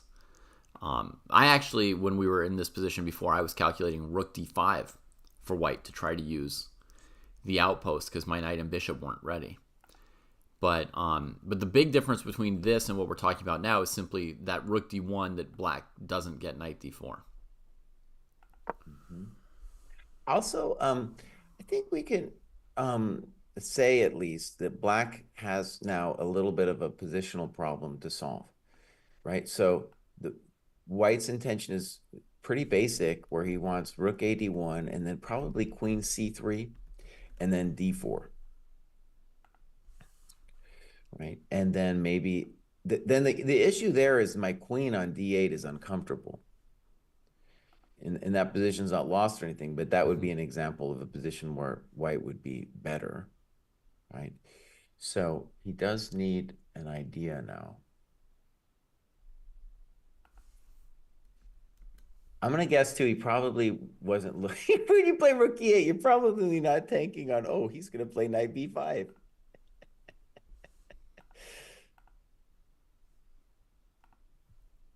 I think we're going to get a tank from Gukesh here, too. Yeah, we're gonna get a tank. Yeah, I'm gonna go up. Although I gotta find this eval bar. I'm going up to 0.2, maybe 0.3. Oh my gosh! Just tell me which, and I'll put it for you. Oh, it's okay. I'll find it. You got enough. I got it up. I'll put you at 2 for now. Thank you. So we're at average minus 0.07. It's a game of inches, as they say, or in this case, like millimeters. Well, someone's asking about if we had the engine eval. If we had the engine eval, then there's no conversation, Jesse's like black is better. Now I'm like, well, it's point two. So what do you want? Yeah, yeah. Did you check the engine, Jesse? You're wrong. What would we be talking about? I don't know. I think they just talk about, is he going to find the move for 20 minutes? Like, oh, Yeah. is he going to find whatever the move is? They just keep asking that question over and over. Okay, so knight b5 looks kind of interesting. Rook d1, d4 coming. We need something for black. Exactly. Right. So, I don't actually believe what Coast is saying yet, but it is true that we have, a tempo or two to figure it out.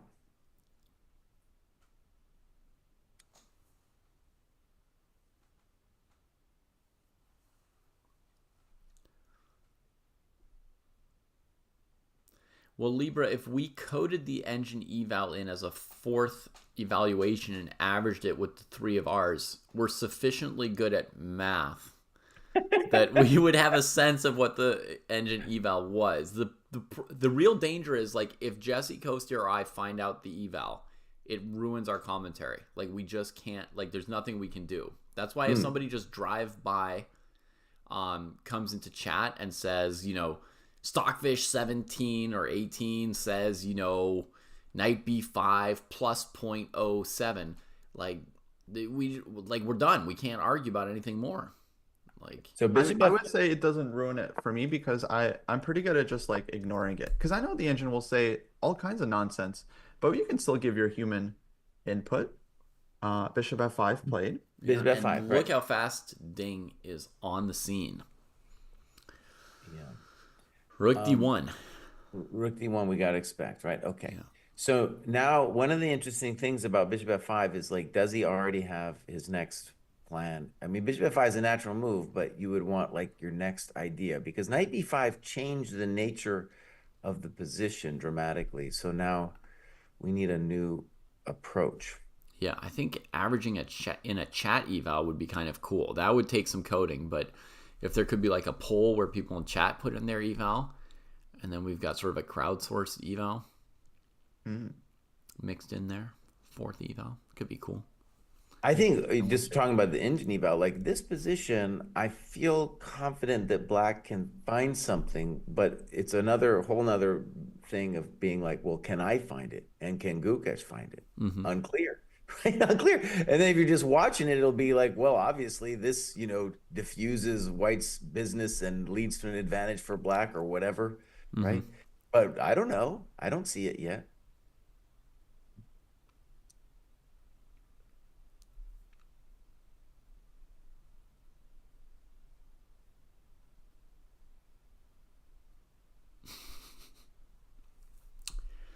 Yeah, so rook d1 was an obvious move. And when you played bishop f5 attacking the d pawn, you could anticipate rook d1. And Ding's away from the board again, so he's letting him tank. I do this all the time. If my opponent spends a lot of time, makes the move, I come back, I go rook a1, they keep thinking, I'm out of there immediately. I'm just like, okay. Night night. Have a nice nap. He's gonna think again. Like all right. sure what to do. Okay, knight d7. Chat. I was thinking that was my first move, but I wasn't sure how I was going to play after queen c3. So a ninja in chat is asking, what is black's problem here? And broadly speaking, one of black's problems is the queen on d8 is faced by a rook. So she might need a new square at some point. Right. And after, let's say, queen c3, I would say queen c3 is if I'm black, that's the move I'm a little afraid of. My coconut on a5 might also at some point become a victim. So I need something now. Maybe bishop f6 would be the intention, Jesse? And I'm thinking on bishop f6, I think you still play d4. It's time to go. Oh.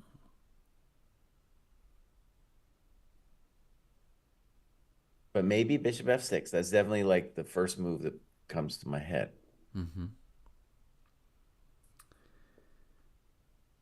How about knight d2 here for white? Instead of d4? instead of queen c3. Sorry. Oh, instead of queen c3. Okay. Kostya is really obsessed with not playing d4. Kind of like Ding. Yeah. Kind of like Ding. Kostya against knight d2. I have this inkling that bishop g5 might be pretty nice for black. Yeah, bishop c5 would probably also be pretty nice. Okay. I can go there too. So, okay, you want bishop c5? Sure.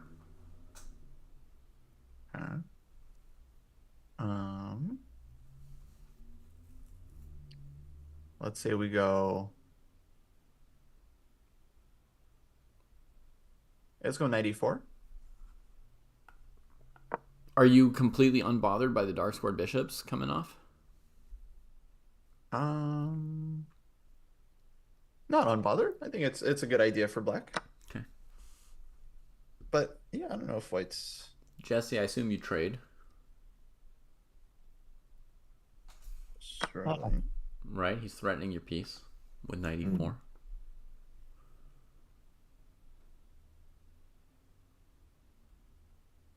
Yeah, I got a lot of good moves there. Even knight d4 I could play. Kostya needs to play for d4, boss. What is he doing? He's maneuvering around. His Three, pieces are knight hopping around. He's d4? feeling a little bit like freer, like he's got one or two more squares than you. Yeah, I'm confused why you're confused. I thought you play English. You play this stuff. Yeah, but in this position, you don't- Kostya, your d3 pawn is not going forward anymore. I think he's going to. Okay, well, here's an interesting part of the debate. After knight d7, do we think he's going to play something weird like knight d2, or is he going to play queen c3 and d4? I think he's going to play queen c3. Knight d2 doesn't scare me. To me, bishop f6 at the moment is an okay answer to queen c3. Right. So I've been looking at that bishop f6, d4, and then I think we got to take. And then, you know, a lot of snip snaps are going to happen. Well, we've got two options. We can take or we can play e4. That's why I didn't play a move quickly before, because e4, the knight only has so many squares, right? Okay, we could consider it, yeah. And against knight d2, the idea would then be knight c5, and it's a little hard to Okay, good. estimate. Good. To estimate that situation, right? So that's why I was like hesitant to just play some moves. But taking on d4 might be easier to calculate. We could try that. It might, but honestly, your e4 move, I didn't appreciate it. That's a good move. Oh, okay. Yeah, okay. Ooh. I thought there's two options: snip snaps and blacks. Yeah.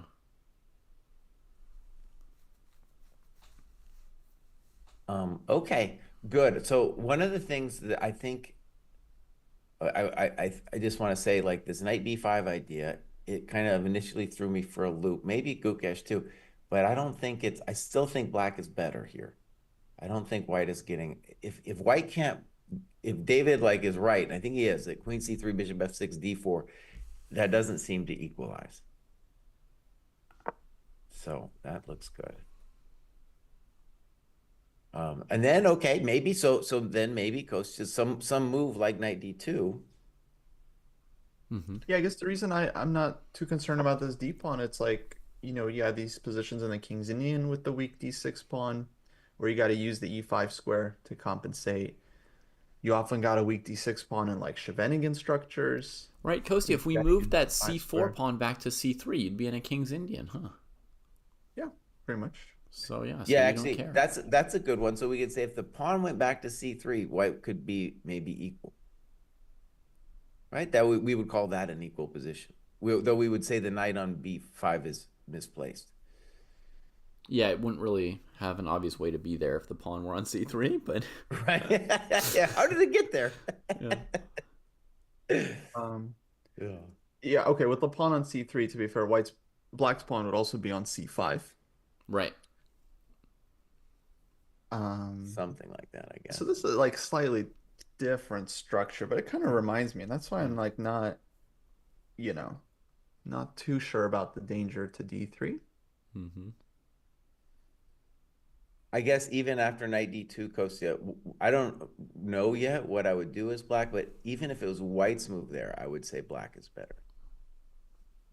But Kostya, Kostya has a plan, and you have to show that you're improving your position. He's going to play knight e4, then bishop c5 and bishop g5 will be off the table. Okay, so let's say you play knight e4, and then what? Then maybe from there he goes queen c3. Now if you ever go bishop f6, he takes the bishop pair from you. Like, you see his knights are more forward than yours. They're on squares that are bothering you a little bit. Knight e4, knight ec3, knight cd5. Oh. That's very aggressive. That's not what I got thought maneuvers, you know? Okay. Yeah. I do think, though, maybe we could see it because he hasn't, his intuition has not been to play d4 at all here. So maybe also a different move than queen. Okay, by the way, queen c3 was my first intuition because that's the square where, you're looking at a5 and stuff. But if you just wanted to play d4, then you could also play queen c1 and then d4 next. With the knight still on f3, right? In our game position, yeah. Instead of, yeah. So queen c1 could be a move right here with the idea of d4. And that's because queen c3, bishop f6 makes the queen feel a little bit funky. Yeah. Yeah, why is Jesse so focused on this d3 pawn as if it's a person? Well, one reason is it would liberate my knight on b5. It would be able to come back. And knight on b5 might be cozy where it's at. That's that's the claim when Ding put it there. That's the claim. One thing I know from playing these positions as white is if you get c6 later, you're just completely hosed. Yeah, I think black would love to play c6. That's partly why you keep trying to play knight d4 for black, right? Yeah, but that knight d4, I'm just saying, like, at some point I might even get away with knight, knight somewhere else. One of the weird things about the position, right, is the knight on c6 doesn't have, besides d4, doesn't even have any legal moves. So I can't really get him out. And that's why, for the question in the chat, white, I think, would not want to go knight a7 because that allows black to trade off that knight and then be able to play c6. So knight a7, I think, very much not in the cards for white. So our knight is much better on b5.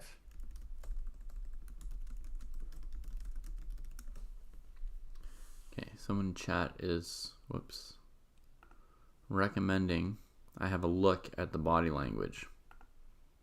Ooh. Nope. Whew, thank goodness it played an ad. That was going to be their commentary stream. That also looks like a commentary stream. Where's the... No, my God. There's Anand doing commentary somewhere on a stream. Oh, wow. Just Miss India? Finally I found it. Man, it's hard to dodge all the... But it's great that there's a lot of commentary out there. Yeah. Do we have another candidate move or plan besides like knight d2 or like queen somewhere? Seems like... Yeah, I don't know. I think knight d2 to e4 makes a lot of sense. Kostya's plan. Just Those improving that knight a little bit. Only two moves I see. Yeah. I must have missed the excitement because Ding looks pretty normal right now. Just looking at the board. Yeah, I didn't see it either. I'll back up a bit. Let's see. Okay, let me just refute this knight d2. I wasn't taken seriously before. Now, okay, you got my attention. So knight c5. You got my attention, buddy. You got my attention. So knight c5, and what do you want to do? Knight c5, right? Yeah. He's gonna play knight e4, boss. All right, knight e4, knight e6. Uh-oh. Now Jesse's talking about his d3 and d4 squares. This is a very... Knight e6. That's not what you want. Good question. I'll go... Let's say we go queen c1. And if you were to do a next move, what would it be? Oh, he wants the info, Coast. If I was to do next move, I would ask you for your next move. Oh, Well, okay. I mean, I don't know. it's on. So what I'm trying to say is, at some point, I'm going to play knight ED4. I could do it right now, but I could also play bishop F8 just to be like, okay, I don't know what you want. That's why I was asking for the next move. But just to, I don't know, let's start with knight ED4 and see if you have magic. Magic. Knight ED4. Okay, let's take with knight. I don't know. Knight takes looks great. Mm-hmm. Knight takes. Knight takes. Okay, makes sense. Yeah. Let's say, okay, I'll take it. I'll take it with a queen. And queen takes. What? Your queen's on C1, Yeah. Kostya? No, my queen takes. Oh, okay. Well, this is a nice position for that. Yeah, there I think maybe I slightly prefer black. Oh yeah, black is just... And I think if I wanted to try to nail it down, maybe like bishop F8 instead of knight ED4. But I don't know what white's doing. So that's why I was asking for the next move, because black can improve the position. No, the black knight's getting uncongested was really nice for black just there. So that was... knight c5, knight e6, definitely. That was 94, 96. Ooh, la la. Okay, we've got a plan now.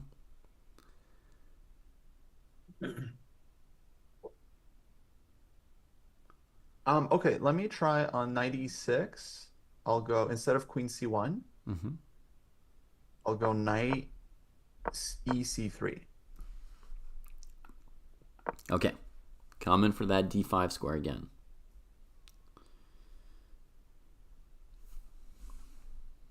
I don't need to move the queen if I'm just going to trade.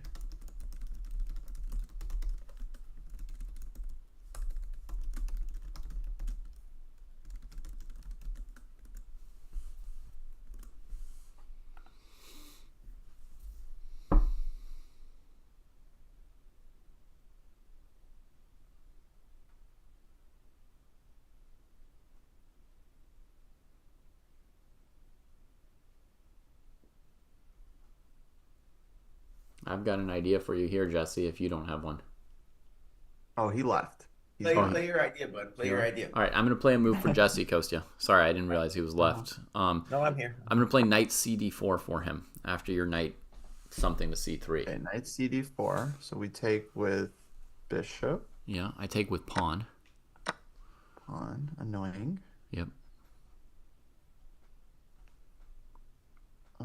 That's not good. All right. I think that's bad. So presumably the reason Kostya says this is bad, just for chat, right? They have to understand why we stop our variations where we do. Yes, please. Is that black's going to play c6. I was just trying to get my knight out of the way to play c6. And now suddenly the knight on b5 just got much worse than it was a moment ago. Yeah, big problem.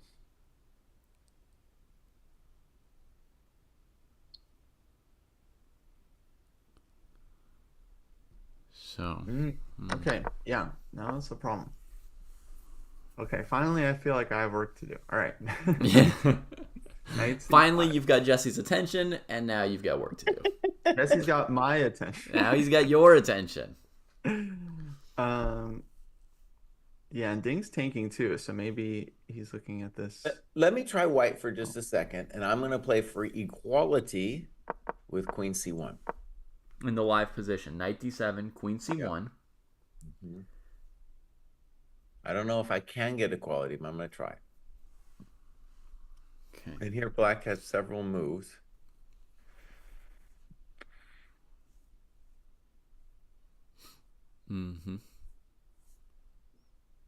But I want to say this is very messy.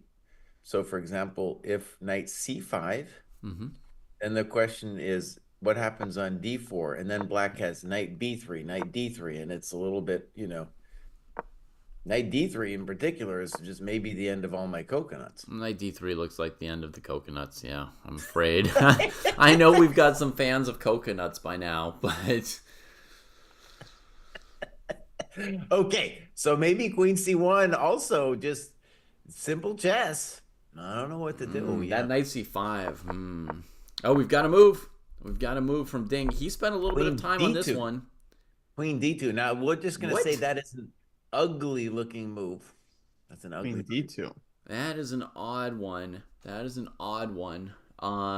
Folks, basically one of the biggest advantages White had was the rook on d1 talking to the queen on d8. That's why queen d2. Jesse calls it ugly.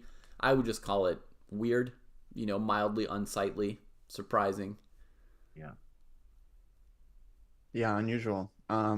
But I think the point is we kind of got on it. So the queen c3 had the drawback of bishop f6. Queen c1, after knight c5, you can't do d4. So I think the claim with queen d2 is, oh God. Just play d4 anyway. I should have played d4 ages ago. And now I'm looking to do it now. Man, it's taking that square away from the knight.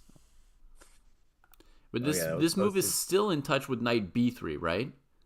So, like against knight c5 here, d4, there's still knight b3. And I think, though, there White's maybe saying that on queen c3, I'm holding it together, though. That they've got enough Yeah. things on it. Okay, I'm just gonna play a bunch of captures for those of us who are tired. And okay, Kostya, you need to update your eval bar because it's definitely not 0.2, and I'm gonna go to negative 0.6. Give me a second, Jesse. I'm still thinking about the position. Like White looks super fine with this d4 trade. I just put it on the board so I could visualize it, and there's probably at least one other person in chat who needed it visualized. So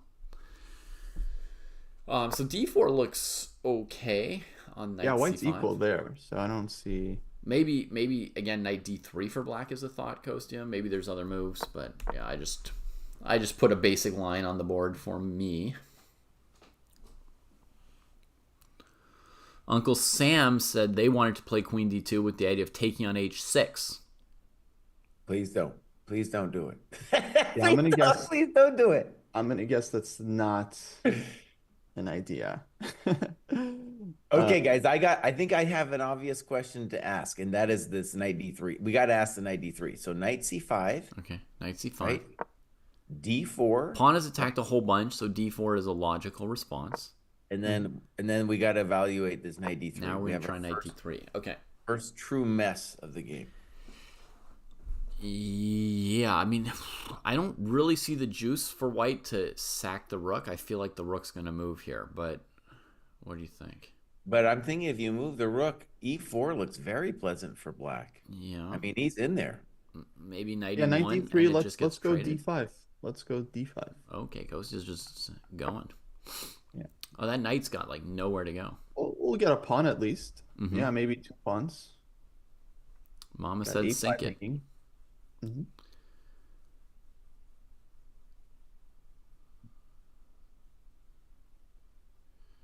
So what do we do, Jessica? We take on e1 and then sack a pawn on d4? I mean, it's let's just say this is complicated. Yeah.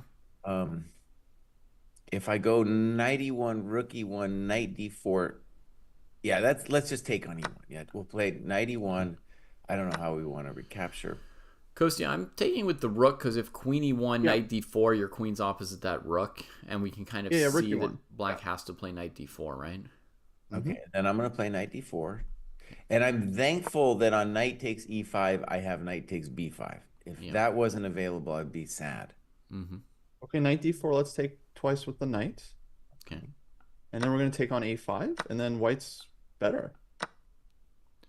So he's tempoing your bishop, and he's going to go take another pawn. White's better is a leap. Like, pretty unclear. Like you guys are trying to prove black is better. So I'm chill. Oh, he's all relaxed. Now he's all relaxed. Fun and games. If I was White and put like my queen on a funky square, I would not be chill. I'd be like, uh-oh. That's the sign the cry has gone wrong. That would be my sense of what's going on. Okay, so wait, before we get obsessed, we have knight c5 is the main candidate move, and then it's complicated. And if one thing I want to stress is like it's not clear that white is threatening d4 because then e4 kills the white knight, something fierce. So that's just another thing to throw out there. So that means really that there's probably several good moves for black. Maybe bishop f6 or something, you know. Bishop f6 is weird though because it's going away from the c5 square.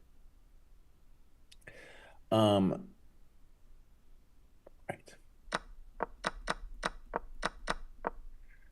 Okay, knight e3 is very hectic. We're not seeing any other candidate moves, huge ones for black besides knight c5 though, right? We haven't suggested anything yet. Knight c5.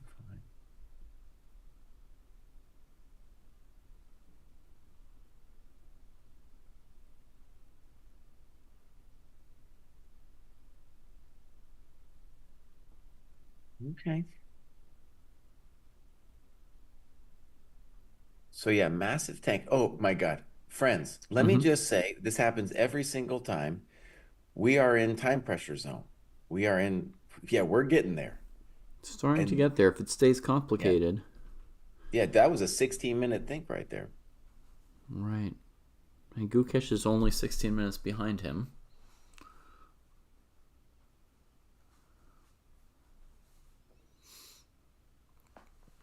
I do like Kostya's line with d5. I think that's a plausible way to play it right there. Yeah. Yeah. I don't think black can play e4 here, Trepidus, but I'm going to try it out. So e4, I would think white would play pawn takes e4. And where were you planning to go? Because my concern is if you take bishop takes e4, white has queen takes d7.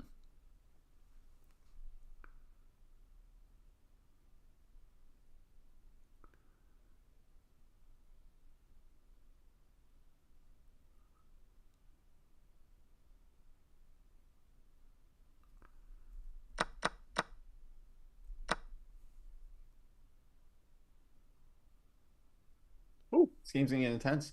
To me, bishop f6 feels very, very normal. Bishop c5 also looks normal. Is there something wrong with bishop c5? Well, then we're allowing d4. On bishop c5. Yeah. Probably, but let's have a look at it, right? d4, ed4, knight fd4, knight d4. That looks reasonable to me for white. Knight takes d4. And black has a little tactical grief. I could see something going wrong here, actually. Because, like, our bishop's dangling, our knight on d7 is dangly, our bishop on c5 is dangly. Right.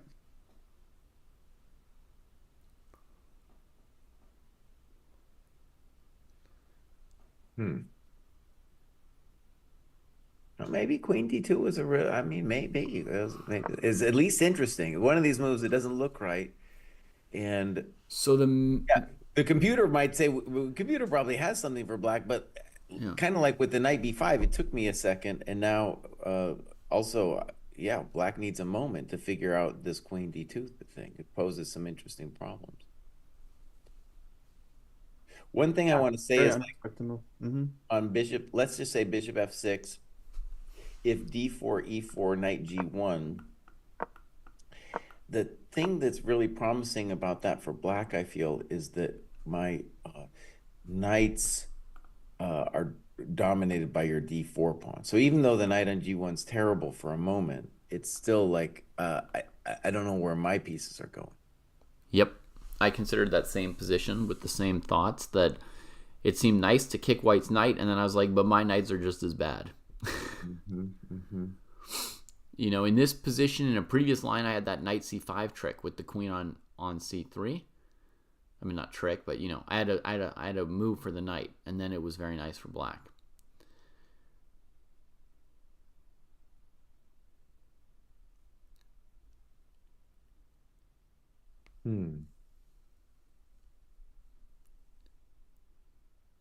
Guys, I think I'll take a quick break. I'm at Hmm. a Hilton, and there's a continental breakfast that I should go check out, and Hmm. then Okay, go ahead. at some point I'll have to leave for the airport, but I'll BRB. I'm here for, I think I got another hour or so. Okay. Hmm.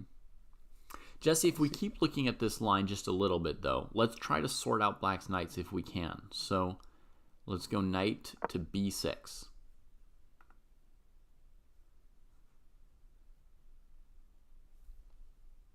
Okay, probably something like Queen C2. Right. So if you played b3 for white, I would have a4 maybe.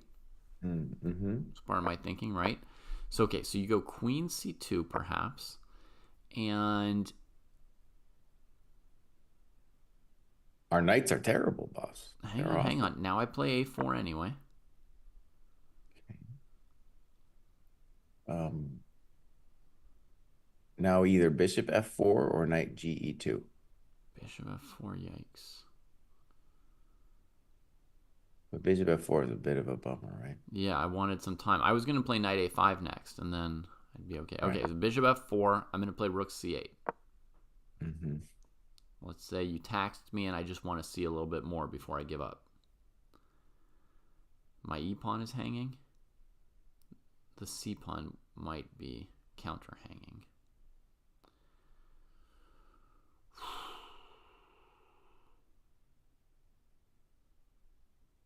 Yeah. And worst case scenario, I could play queen c3 to stop your knight a5. That's worst case, though. Yeah, it looks good. This looks nasty for black, right? We lost all our judge. Lost all the judge. Okay, hang on, hang on. I might need something better than if I'm out of judge. Ay, ay, ay, ay, ay. I'm stuck on Kostya's knight d3, d5 thing.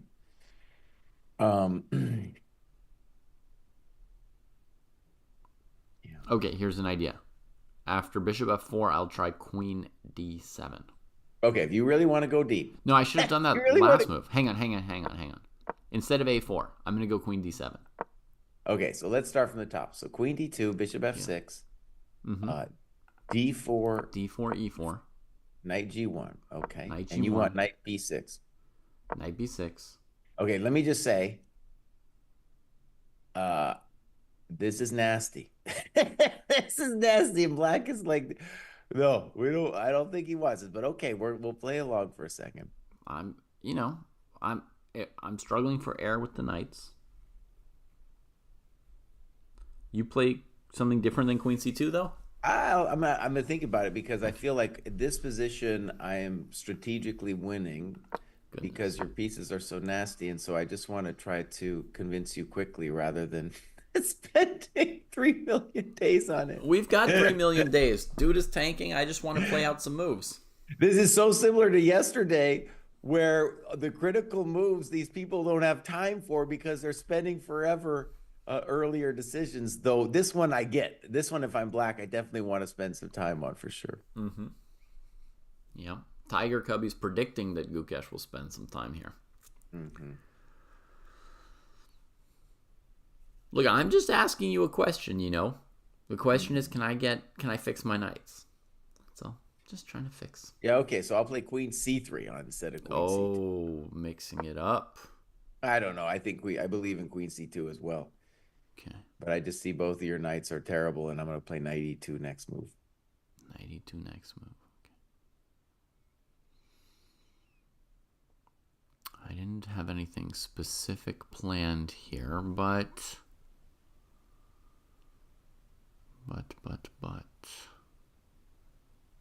Maybe then you get frisky. You can continue your friskiness with bishop e6. I am going to be frisky. I am going to be frisky. Just hold your horses, and I will frisk you.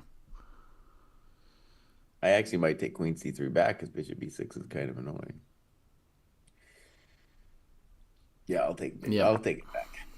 Okay, knight b6, queen c2. Okay. Now I'll reveal my new move that I mentioned before, queen d7. You're gonna tell me what's the idea? Um, um, I don't know yet. Shoot. Okay, I'm just gonna play a natural move, and you can tell me. Knight e2. Yeah. Oh, I guess, yeah, what I'm doing is I'm preventing bishop f4 because of e3. I mean, not like 100% preventing it, but, you know, it bothered me before, so. Okay. Now I'll play a4. Same bad plan, even slower execution.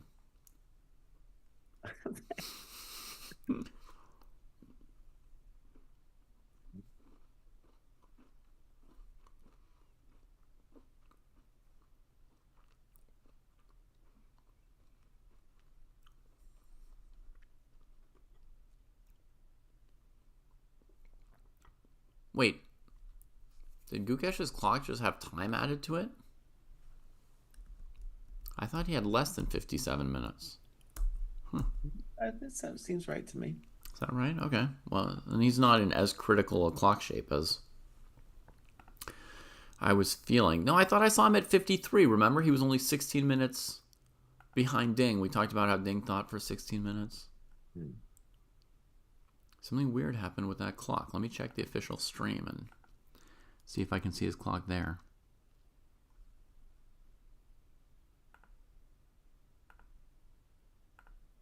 On the official stream, he's got 43 minutes. Yeah, I'm right. Something went weird with his clock on chess.com. Yep. So that's wrong.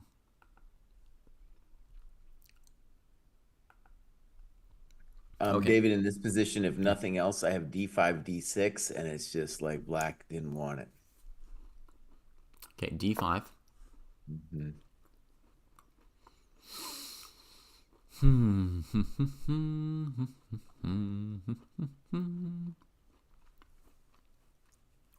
But we can find better for black. We can find better for black, boss. We don't want to be suffering. Okay. D5 we don't I play. to be suffering. It's okay, Jesse. I played knight e5 after d5. And then d6. d6. Knight b takes c4. All right. D takes c7. Queen b5.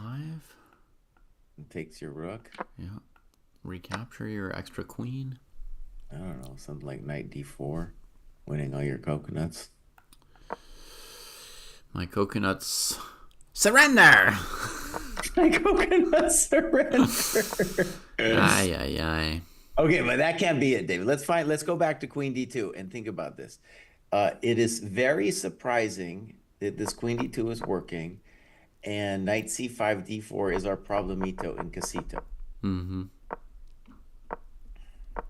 Okay.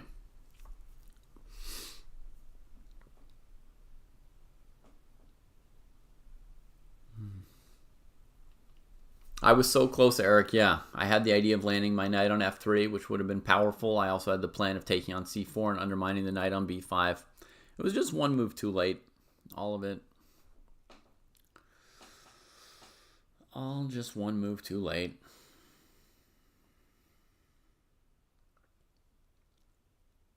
In these variations, it's surprising and very annoying that my bishop gets tagged. So in these variations with knight c5, d4, knight d3, d5, my knight has no good square. It's got to go to d4. And then when you take on d4, you just tag it. And then we can try to talk about the evaluation of that position, but I think I'd rather be white there. Yeah. Yeah, Jesse currently has the position rated as minus 0.6, folks. It's I might change my mind though, because I don't have a solution to queen d2 yet. Queen d2, my first reaction was that was an ugly move. I still feel that way, but it's starting to work out. I was like, oh no, this thing isn't going to work out. Some kind of strangely genius square. Yeah. Do you want to try queen c8 for black? A waiting move as well? Okay, I think on queen c8, d4, if we do the trade out there, it's just like white's better. Yeah, my bishop gets tagged on f5. The pawn on a5 is hanging.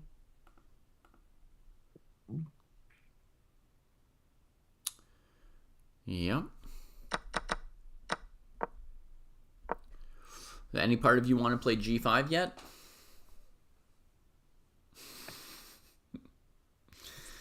No. G5 makes no sense with knight D7, folks.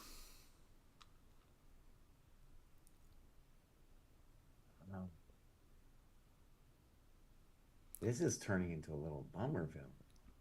Oh, Jesse, I'm hearing reports that Gukesh gave the arbiters some coconuts, and then they gave him more time on the clock. That's why. That's why he's got 15 extra minutes here on the, on the chess.com website.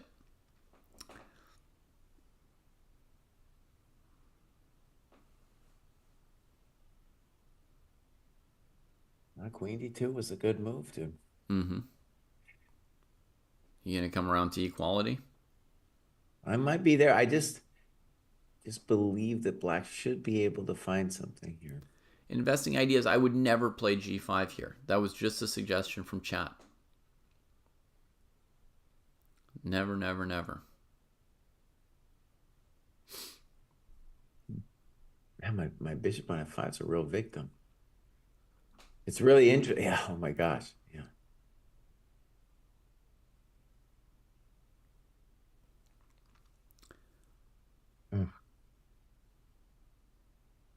Since when have arbiters been paid in coconuts? Well, that goes back to...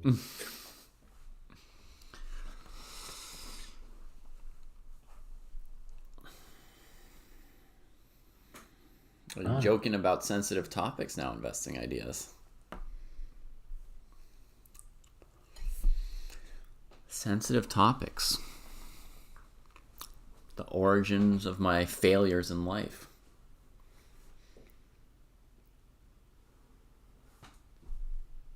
Oh, this is very unpleasant all of a sudden. Unpleasant? I mean, the very first line we had, Kostya just staked out a claim that he was better, but it looked equal. Well, but I mean, as black, I want better than that, and I don't want that line. You don't want that line. The knight c5, At least d4. so far, I haven't figured out. No, I was very surprised because it just like the queen d2 looks so wrong, but I'm not seeing a way.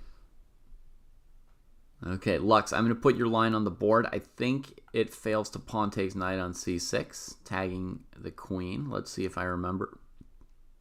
If I visualized it correctly. Knight c5, d4, knight d3. No, sorry, knight d3, d5, takes. Oh, no, because it's a queen on d2, not a rook. Okay, I remembered it wrong. So you can play e4 here. Yeah.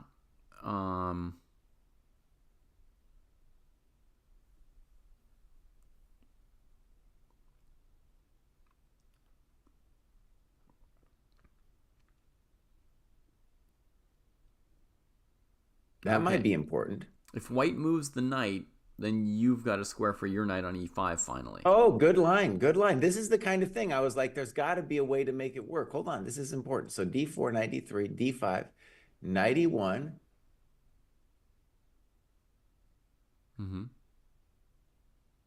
So maybe knight takes e1 is what white has to do. Knight takes e1 last move?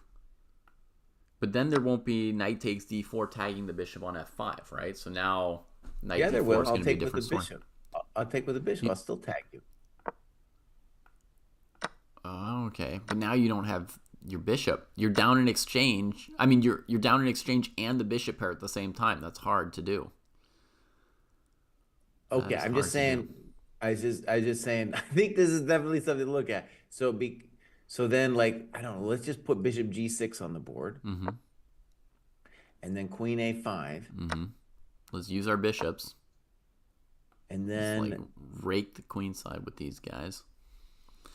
And then that position seems to us to be better for black, right? Oh, yeah. We got the e-file. We got both diagonals. It's like we've got the rooks and the minors. I mean, nobody cares about white's knights. Okay, you guys, let me just tell you what I think is happening. I think that Gukesh has been calculating this MF for forever, and we've been distracted by weird, like, I don't know. We're looking for weird alternatives, but of course the main line is knight c5, knight d3. Yeah. And then Well, let's look at this e4 move for a second. No. Okay. But I think if I get my knight out, then I definitely want to play this knight c5 thing. Okay, so what if white takes on c6 here, Jesse? Okay, so we're trying rook e1, e4, c6. Well, I suppose I'm taking your coconut on f3. Probably. Is a knight also just a coconut? Well, Is it not a little more? Okay. Takes on f3. I was probably going to play bishop f3 as white here. Great. Now the rook on b8 can develop, perhaps, at a price. Oh, wait, guys, can I ask something before we continue this real quick? Yeah. Instead of taking on c6, did you guys look at knight fd4? No. Did not even I think consider that might it. be simpler. Knight takes d4. Then take with knight. Knight takes d4.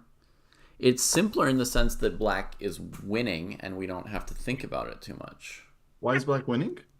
Because you didn't get my e-pawn in this variation. Okay, guys, wait.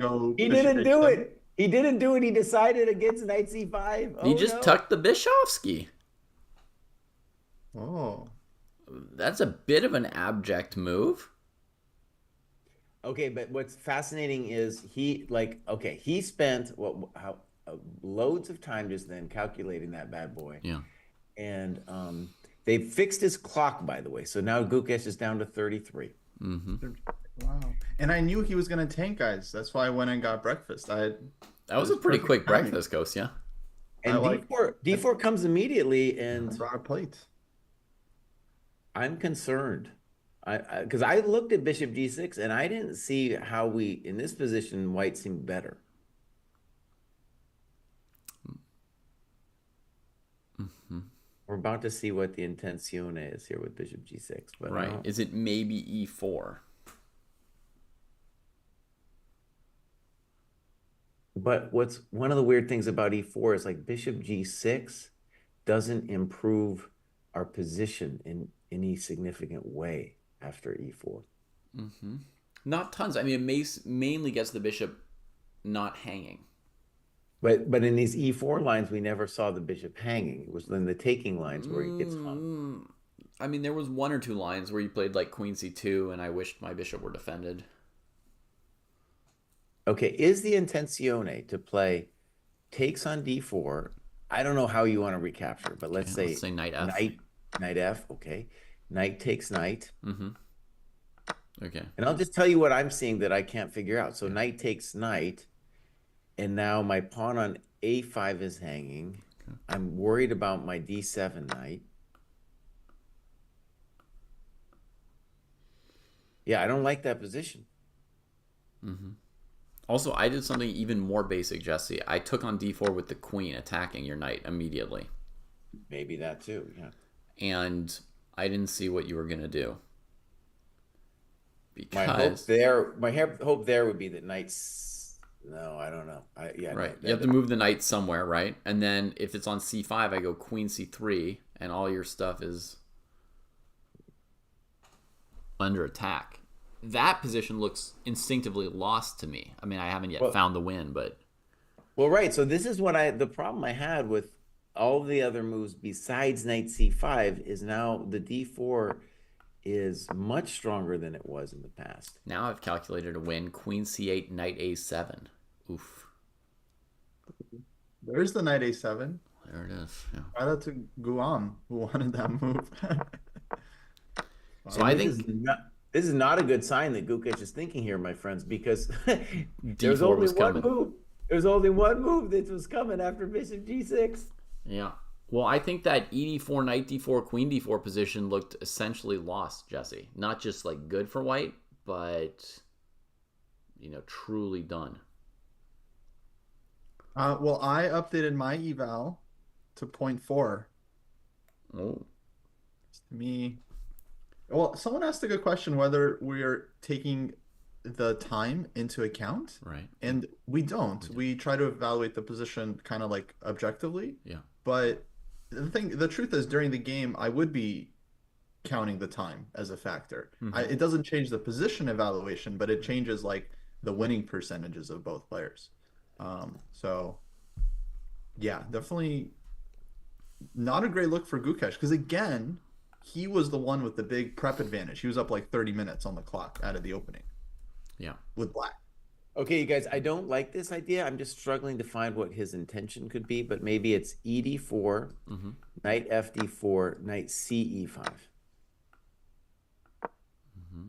Just looks doomed. But we can It does certainly pose a humor it. question. Yeah, what's the question? Well, I'm threatening C6 and your C4 pawn. Okay.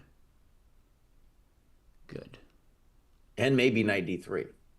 And maybe knight d3. Okay, so maybe this is the intention behind bishop G6. He's played e4 as I predicted, Jesse. Oh dear. Yeah, I thought this ED4 stuff was busted. To your knight c5, I think there's two good moves for white. Bishop f4 and queen a5. I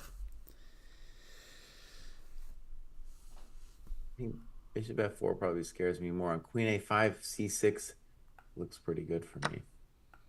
Really? Okay, but let's focus on the game. So Yeah. e4, he tanks forever, not a good sign. Knight g1, and now I'm about to change my eval because all the positions I looked at here looked to me nasty for black. And further, I don't understand why bishop g6. All right, okay, knight b6 played. So now he's actually going down a dark road that Bruce was going down not too long ago. Yep. Whoa, you guys looked at this, huh? We looked at a similar idea, Yeah. but the bishop was on f6 there. Right. We looked at this, Kostya, basically with bishop f6 instead of bishop g6. So the Right. bishop was still on f5. And I was like, Bruce, just stop it. I was like, stop it. Yeah. Just stop it. And he wouldn't stop it. Yeah, because knight's coming to f4.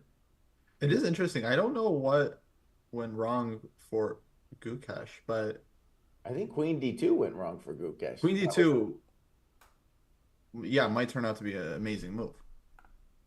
Yeah. Well, so go ding. I mean, that's fun.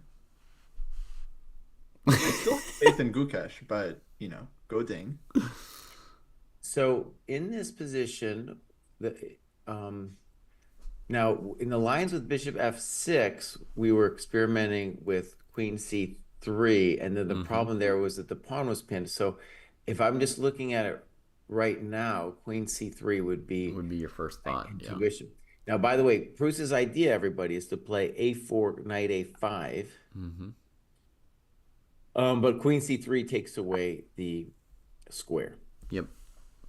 So queen c3 looks very natural, and I think that's a very nice position for white, like very nice, because the knights are on c6 and b6 are nasty.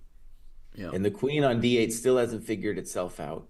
The knight on g1 is going to go to e2, and then when I go to f4, you're going to be like, did you sure you wanted to put your bishop there, son? What are you doing? Yeah, I got to change it. I think Gukesh has gone bad, dude. So he had a nice position and he flubbed it, dude. Flubbed. Oh man. The flubs.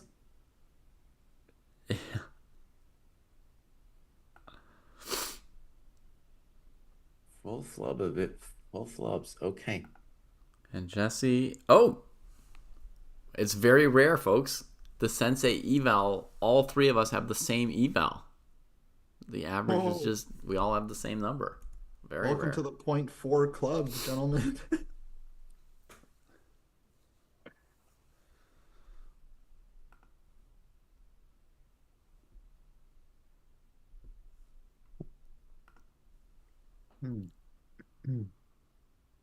So both today and yesterday, we had a situation where one side was better. Though yesterday, I mean, Ding's position was close to winning. Here, black was just better.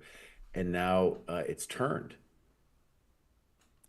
Which speaks to, like, if you're it's only you who really thinks Gukesh was better.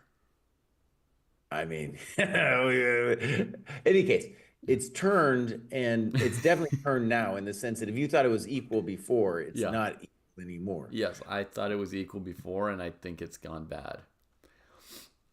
And anyways, I was going to say, if you dream about playing these funky openings, I think this is the kind of game scenario you're looking toward, right? Like you have to make some decisions early on. People get into time pressure. Mistakes are going to be made, yada, yada. You know, Ding's knight b5 was really nice, guys. It got out of nice. Yeah. it got about out of all those knight d4 moves for Gukesh, right?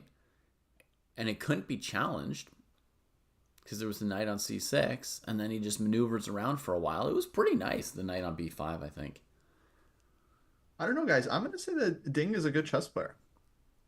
Yeah. I think he It's the kind of thing Kostya would say. still has it.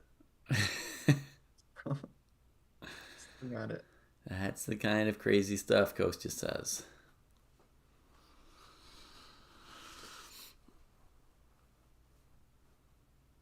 So Ding is contemplating where the queen belongs. The objection to c3 is that one of your knights might want to use the square. The objection to c2 is the bishop on g6 is looking at it. And the objection to queen c1 is that maybe then David's a4, knight a5 is a thing. Yeah. So I'm in favor of queen c3. Yeah.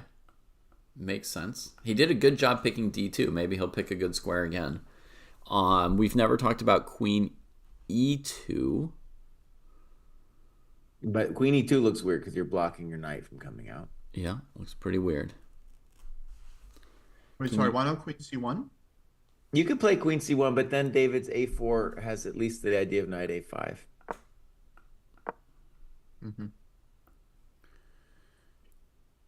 But then once he gets to b3, then we'll go queen c3 instead of the knight on b3 is. Well, the knight might even be headed to c4 instead of b3, right? So first you're going to have to... Oh, I see. By the way, you guys, like whether I go to c3 or c1, I think d5, d6 is going to be a hell of a drug. Right. Like here, even in the queen c1, knight a5 variation. Yeah. Right? There might be d6 right there. Yeah. There might be bishop takes b6 and then d6. He's put the queen on c3, though. Yeah. Okay, good. Queen c3 looks like. Yeah. Okay. So someone in chat asked, how is black going to stop d5? And it looks very hard to stop d5. White has the square covered, and black's c7 pawn is still stuck on c7. I've gone up to 0.8. I'm willing to moderate if Gukesh finds an idea here, but this looks nasty. Okay. Uh-oh. That's a big number from it's Jesse. Officially nasty. It's a big, big number from Jesse. So I'll just put in my basic terms, like there's d5, d6 is a tactical problem. You're gonna it's just gonna be looming over you, but white doesn't even need that because he can improve the position with knight e2 next. And all of white's pieces are great, and black's knights in particular are just complete chumps. Yeah. Trump. And then bishop on g6 is going to be made a victim someday with knight f4. Oh, man. Okay, I'm just going to say it's not the first time. And this is the first time I'm actually criticizing Gukesh's play. But it's not the first time that Gukesh has messed up with the pawn play.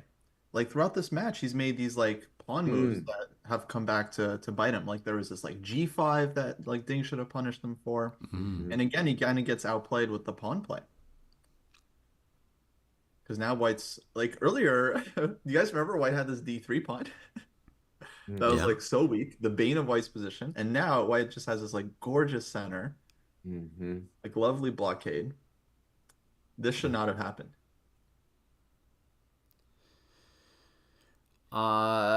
Mikhail Carlson asking, at what point does the eval mean winning versus a draw? Somewhere between like 1.1 and 1.5 for me. No, one is definitely clear advantage. That means you're up a pawn. And 1.5 to 2 is the beginning of winning. Maybe that's why David gets so excited. I hadn't figured it out because I like say point two, and he's like, "Oh, that's a big one." No, point two. So 0.8 would be almost a point. Yeah.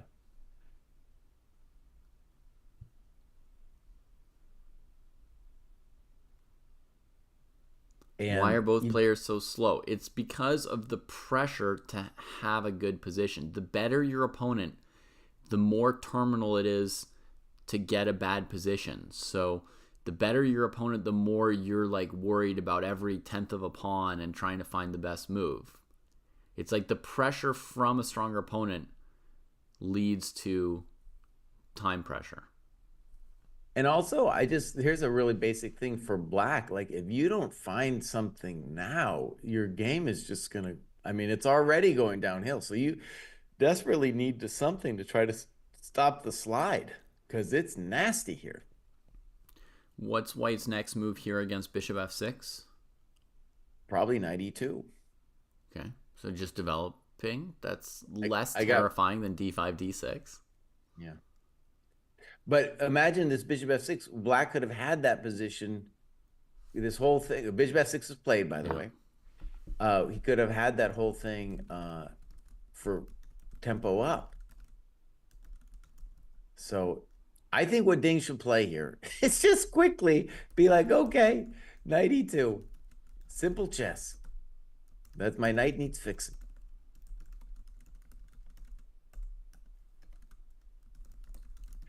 Okay, the good news, let's say, for Gukesh is at least with bishop f6, we're not going to get immediately rolled.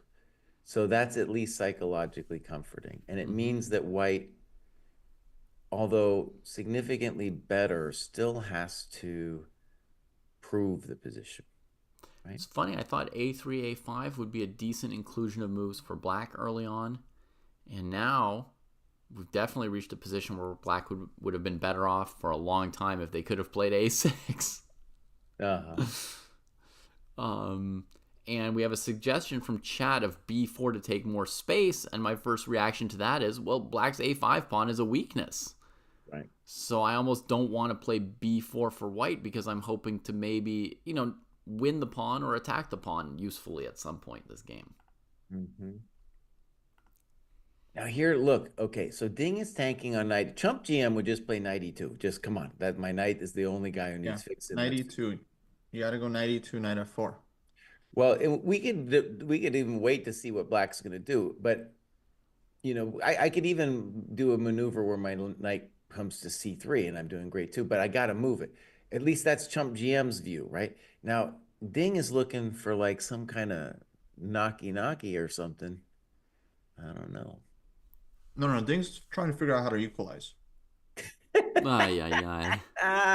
Oh man, we're gonna talk about him like that now. Sorry, that was rough. No, he knows he's better, but I have a feeling he's getting nervous. Like he's like, oh shoot, I'm better now. Well, I'm gonna go look at his face and see if he thinks he's better. I think he does. I think he's nervously better. Another move he could think about, I don't know, I see any rush for it, is to play bishop f4. It's hard to look at him. It's hard to watch, guys. I start feeling like anxious and nervous and all kinds of bad stuff.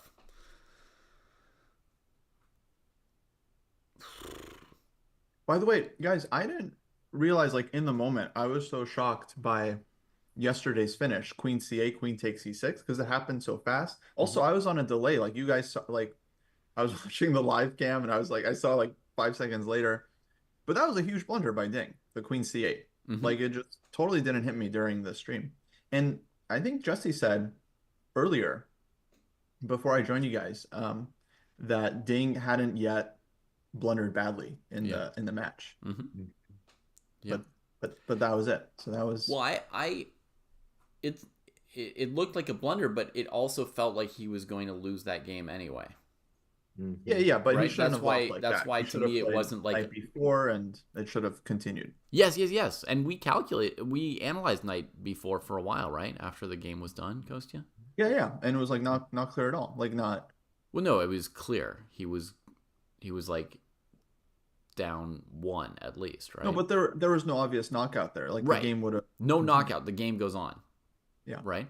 But it felt like if White played really well, they have enough to win. Yeah, I mean, but I understood that Queen C8 was a blunder. In other words, the reason I didn't get excited about it being a blunder was that I was feeling like, it didn't change the result.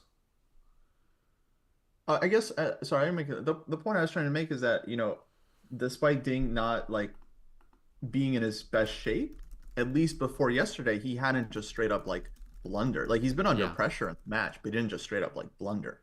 That was the first time.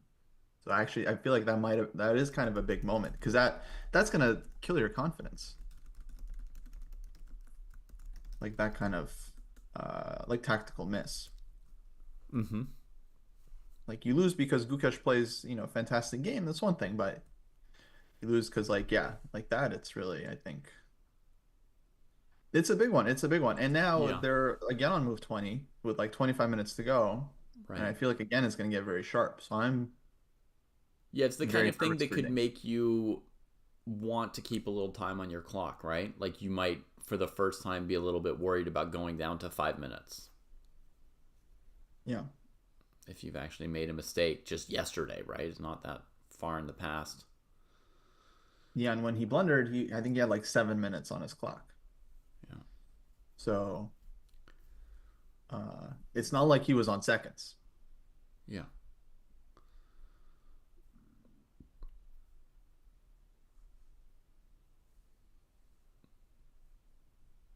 Now, why hasn't he played 92 yet? He's shaking his head. What is wrong with 92? I mean, maybe he's also considering moving the queen to go for the kill with d5, d6, right? Like stepping back with the queen here to c2 or c1. Queen c2? Okay. Now that the bishop's moved, he could switch tacks. Oh, he's made a move. Queen c2. Nice. There you go.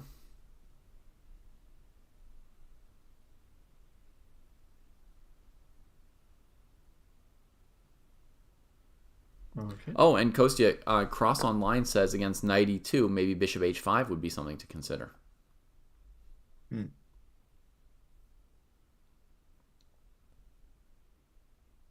Yeah, that's a move. Maybe that was the idea of there's a move.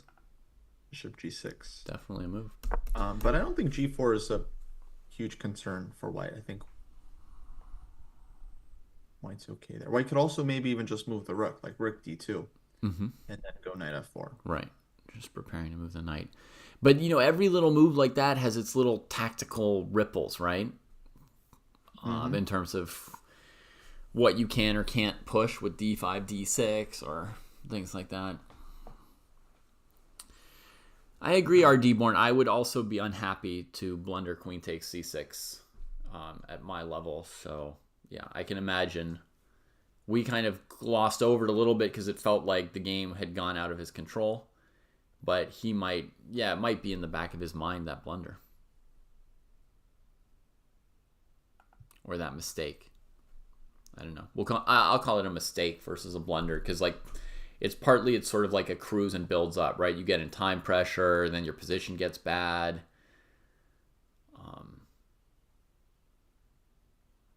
Oh, dude, he didn't play 92 and he spent 6 minutes on it. Oh, no. Yeah. You guys were talking about the blunder. I could hear you guys making my coffee, and I'm like, dude, when you don't have any time left, you're going to play some dumb moves. And I'll say the same thing here, a4 play, that if you don't have any time, no bueno. You are in this game too, even though I like White a lot, even though I don't understand necessarily queen c2, blunders are going to be made. Well, now we've got to calculate d5. 7 minutes though. It's too much time. Oh, he didn't play d5. No, we don't have to calculate it. Phew.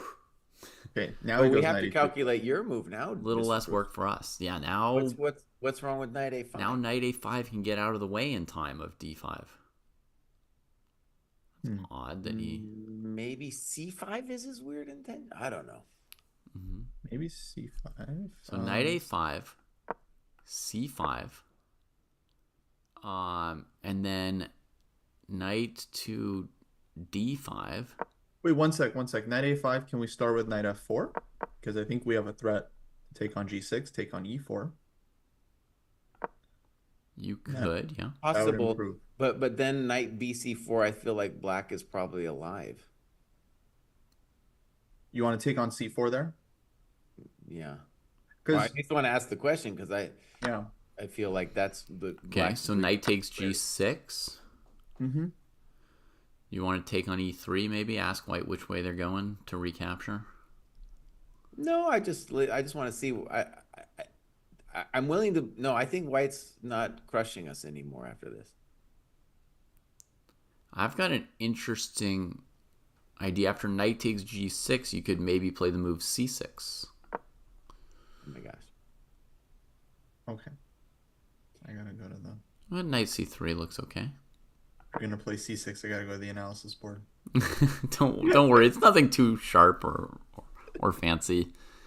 I mean, it's a little fancy. It doesn't matter too much. I don't think. I think the question on knight a5 is c5. But this knight f4 is certainly a question as well. I mean, the light squares are just wrecked.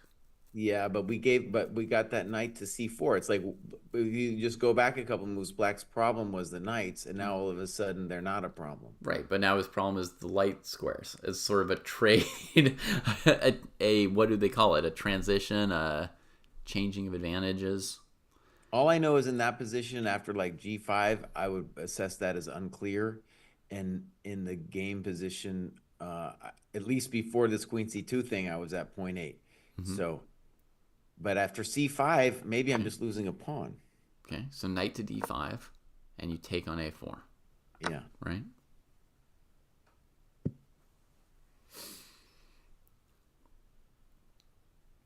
That does look like a coconut, right? It does look like a pawn. Yeah, it does look like a pawn. So I think that's the grief with knight a5. Which is a bummer for black.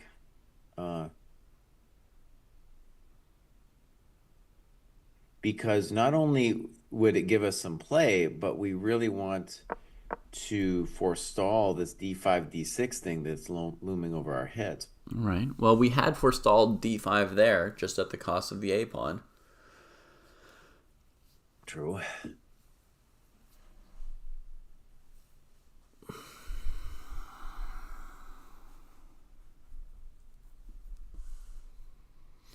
One thing I didn't like about that variation, I'm willing to sacrifice the pawn in some ways to get the d5 square, but my knight on a5 doesn't really have any great future. So that's the part of it I was like, oh, I don't like it. And anytime you push my knight with c6, I'm coming into d6, so I didn't like that either. But that's surely something he's considering right now, because if we don't have something active, it's just going to continue to get worse.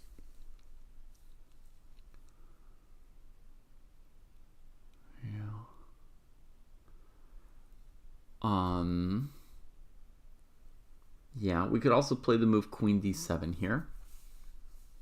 If you just need a move. But it does leave the knight on b6 even less well protected, huh? And on any move, white could play c5 and take that pawn. Hang on, last move white could have played c5, Jesse. Well, Instead but of knight e2. the point there is that then black gets an improved version of the knight a5 line. What do? You go knight d5, queen a4, and just play down a pawn? Right, and play down a pawn, yeah. Because in the knight a5 line, we get that position, but I think knight c6 is probably your best move, so you just lost the gazillion temping. Okay, we got to move. Bishop g5. Yeah. Okay. That's what I expected.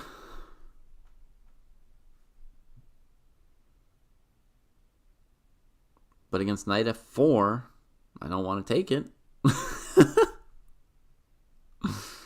I want to say a couple obvious things. Oh my God. Ding-Gukesh is now down to a minute a move.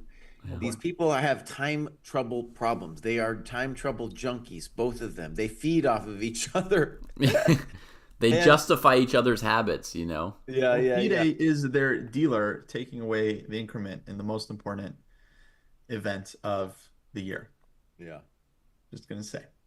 And you know, even though I still like white, what I'm convinced of is that this game, both sides are going to make blunders now in the next 18 moves. It's almost hard to imagine not them making blunders. It's so complicated. And this position isn't easy for white to know exactly how to play it.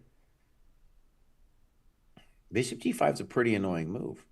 Because if knight Why f4 not just black play knight takes, f4? right? I just take it, yeah. What? And then bishop takes? And then e3. E3. Oh, it's my old e3. Okay, but even there, c7 is still hanging. Yeah. What if we go queen e2? Queen e2. Those B's open up. 2 B's. Okay, let's just see how it goes. So ef. Mm-hmm. You want a queen e8 me? I don't know. No. And queen f. You might, I don't know, yeah. I'd probably play queen f2. Rook e1. Mm-hmm. I'll take back by rook.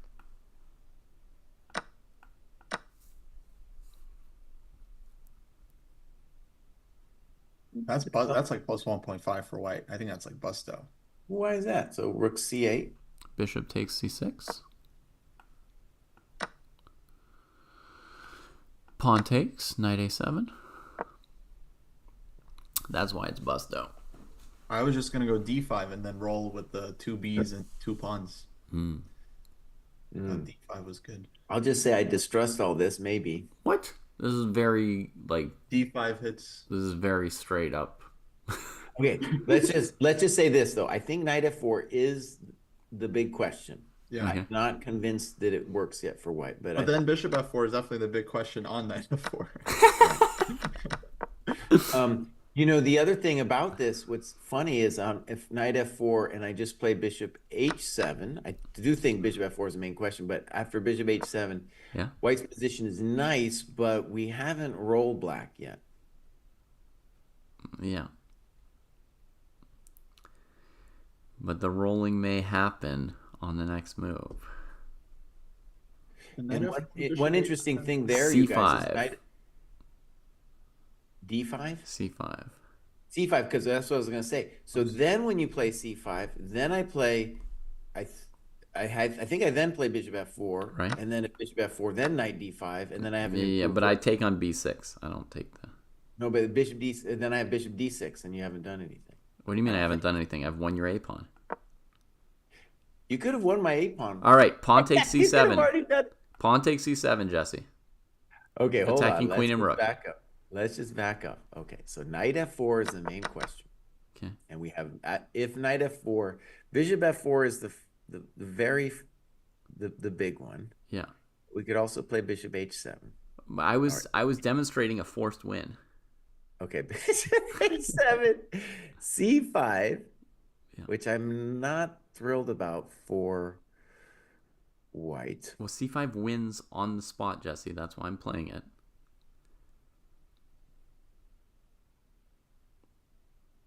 If you go knight d5, right, I trade in knight c7. If you go knight to c8 or something, I push d5, and I've gotten c5 and d5. I see. Okay. So you go bishop f4, like before. I take on b6. Then on basically every move, I play pawn takes c7, right? So bishop d6, pawn takes c7, bishop c7, knight takes bishop, queen takes, Okay. d5. Okay. You got me, boss. You got me. So bishop f4, knight f4, bishop f4 looks like the main thing. And e3, we haven't figured it out. How about just the basic rook e7?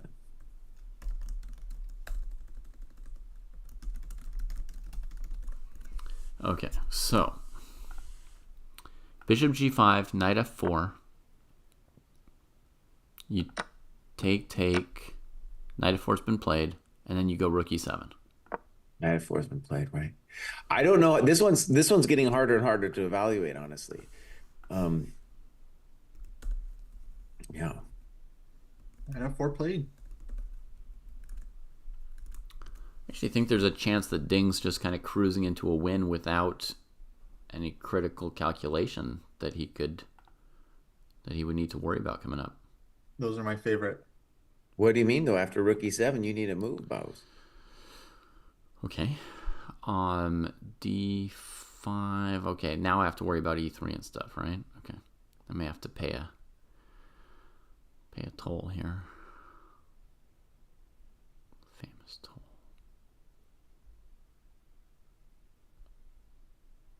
Okay, but so let's just say we're expecting bishop f4, and then there's e3 and rook e7. Maybe rook c8 as well. That might also be a candidate move. Yeah.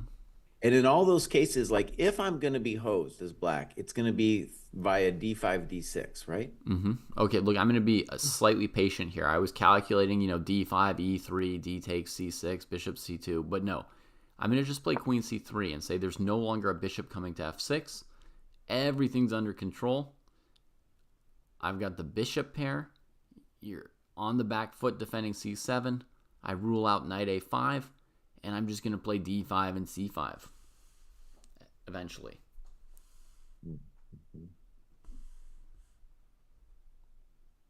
Yeah. Oh, it looks like death. It looks like this match is not over. Getting bloody. I'm willing to say, okay, that white is better, but listen, this is time pressure, and it is not as clear as David's making it out to be. At least not for me. Certainly. Certainly, it's a bit of time pressure. And every time I go to the stream and look at Ding, I'm like, no, that doesn't look like somebody who can handle this. But then you look at his moves. If you just look at the board, it looks like, oh man, this is domination. You look at his face, you're like, that guy's about to, Yeah, it's throw. like he's like struggling with himself. He's like, do I play the right move? Like, Ding, yes, it's okay to play good moves. Like, go beat him.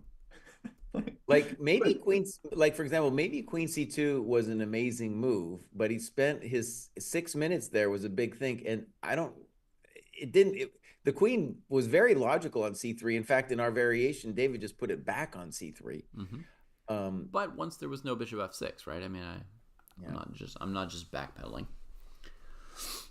In any case, I think he's definitely overthought that. He overthought knight f4 too. By all means, he thought that was another 5.5 minutes. Ding is Gukesh is calm, even though he realizes he's worse. He looks calm. He doesn't feel calm, but he looks, at least his hands aren't shaking. Gukesh doesn't mind being worse.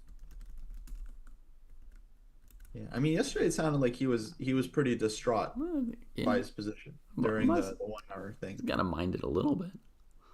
Yeah. And I think this calm queen c3 is pretty crushing in this line we're looking at. Seems to take a lot of stuff in hand for white. I don't really see any moves. By the way, I think the bishop h7, David's bishop h7 c5 is a really unfortunate thing for black. Sorry, which thing, Jesse? Well, instead of okay, bishop f4 was played. So that what I was trying to say is the fact that he could not play bishop h7 and he had to take on f4. Yeah. Maybe a potential thing that he might have missed. Okay, so bishop f4. Right. We're expecting bishop f4. Please, Ding, don't overthink that one. No, he recaptured instantly. Gukesh reluctantly gives the bishop pair here with bishop takes f4. I think he's on death's door. My compadres here think that Ding is much better. So, okay. What are you going to, David? Where's my eval? It's at 1.2, borderline winning. Okay, with the two All right, David, bishops, let me try I'm to going defend. 0.8. Let me try to defend his honor. So rook c8. Rook c8. Okay. All right, I'm gonna get nervous like Ding here about trying to I beat don't see it Jesse. super easy. Rook c8 played. Ooh, I got it. I got one. I haven't got one in a while. So, let me say the problem with the just overall before we go deep, the point of rook c8 is since I'm afraid really mostly of d5, d6, that my rook on c8 will open up onto the c4 square. Yeah. Do this business. And it won't be tagged by the bishop anymore. This definitely looked like a good move. I'm going to still just play queen c3. I like rook c8 better than rook e7. I'll say that for you right away, Jesse. Feels a little more resilient. Still feels... I mean, it doesn't make me want to reduce my eval, though. Okay. I should play queen c3. And let me just... When we put this queen c3 on the board, is d5 now a threat? Yeah. Okay. Yeah. I mean, I assume so. If only just to, you know, push your pieces to worse squares. Immediately break through at d5, d6. To me, just looks like that knight opens up on the d6 square. Queen c3, you called it, David.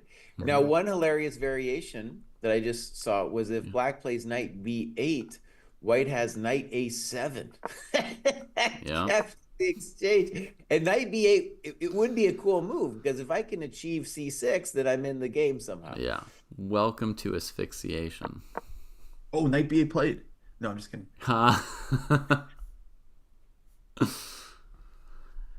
Okay.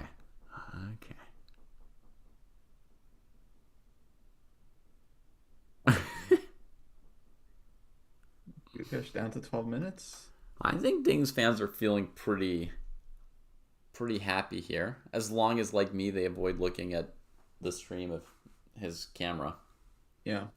Gukesh fans in shambles, as they like to say. All right, David, let me try to just defend his honor. So I'll play queen d7 just like a chump, okay? Okay. Queen d7.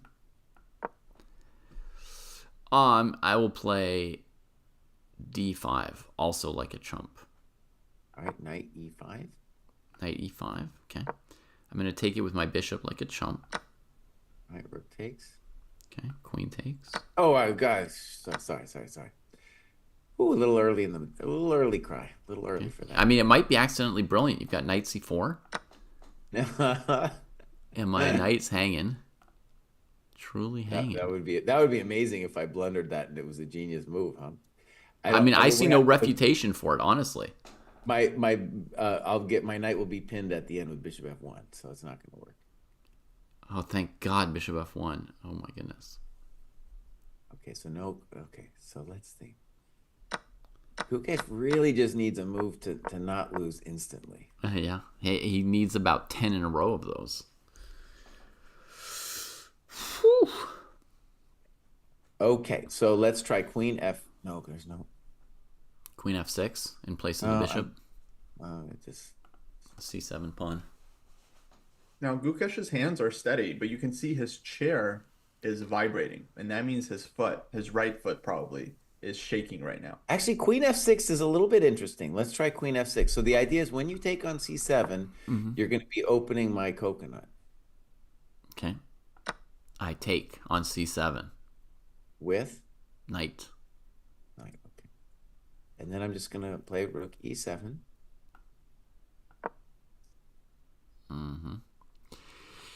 Knight d5. I'm opening your coconut for you like you wanted.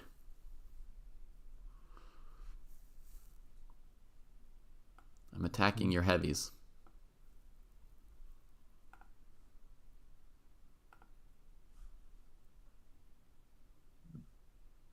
God.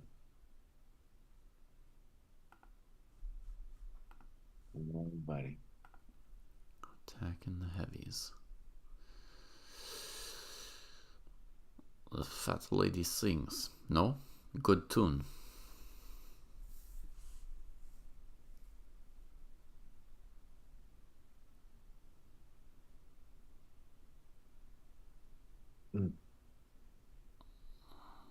If we hadn't put our bishop on g6 like turds, we could play g5 now. Mm-hmm. Also, you could trade on d5 without your rook hanging on c8.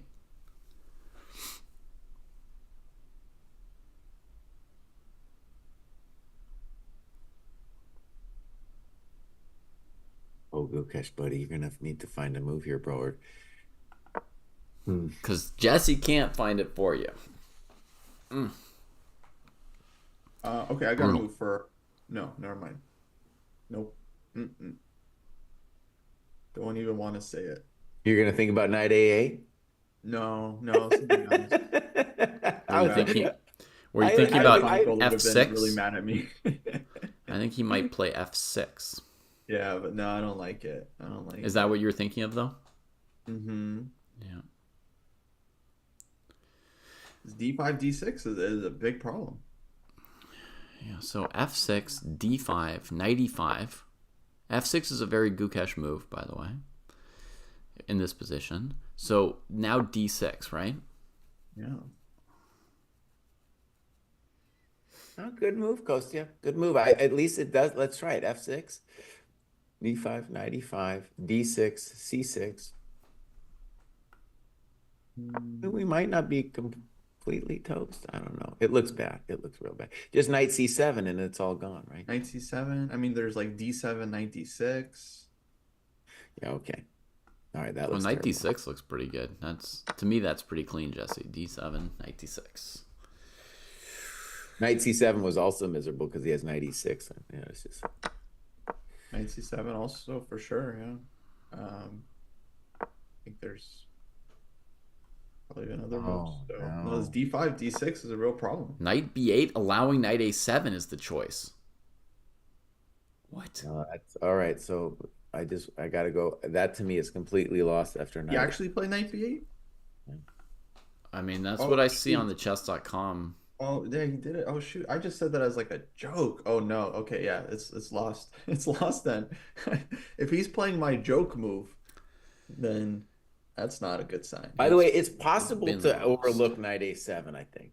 I really thought he was going to play f6, but that was d5, d6 was winning.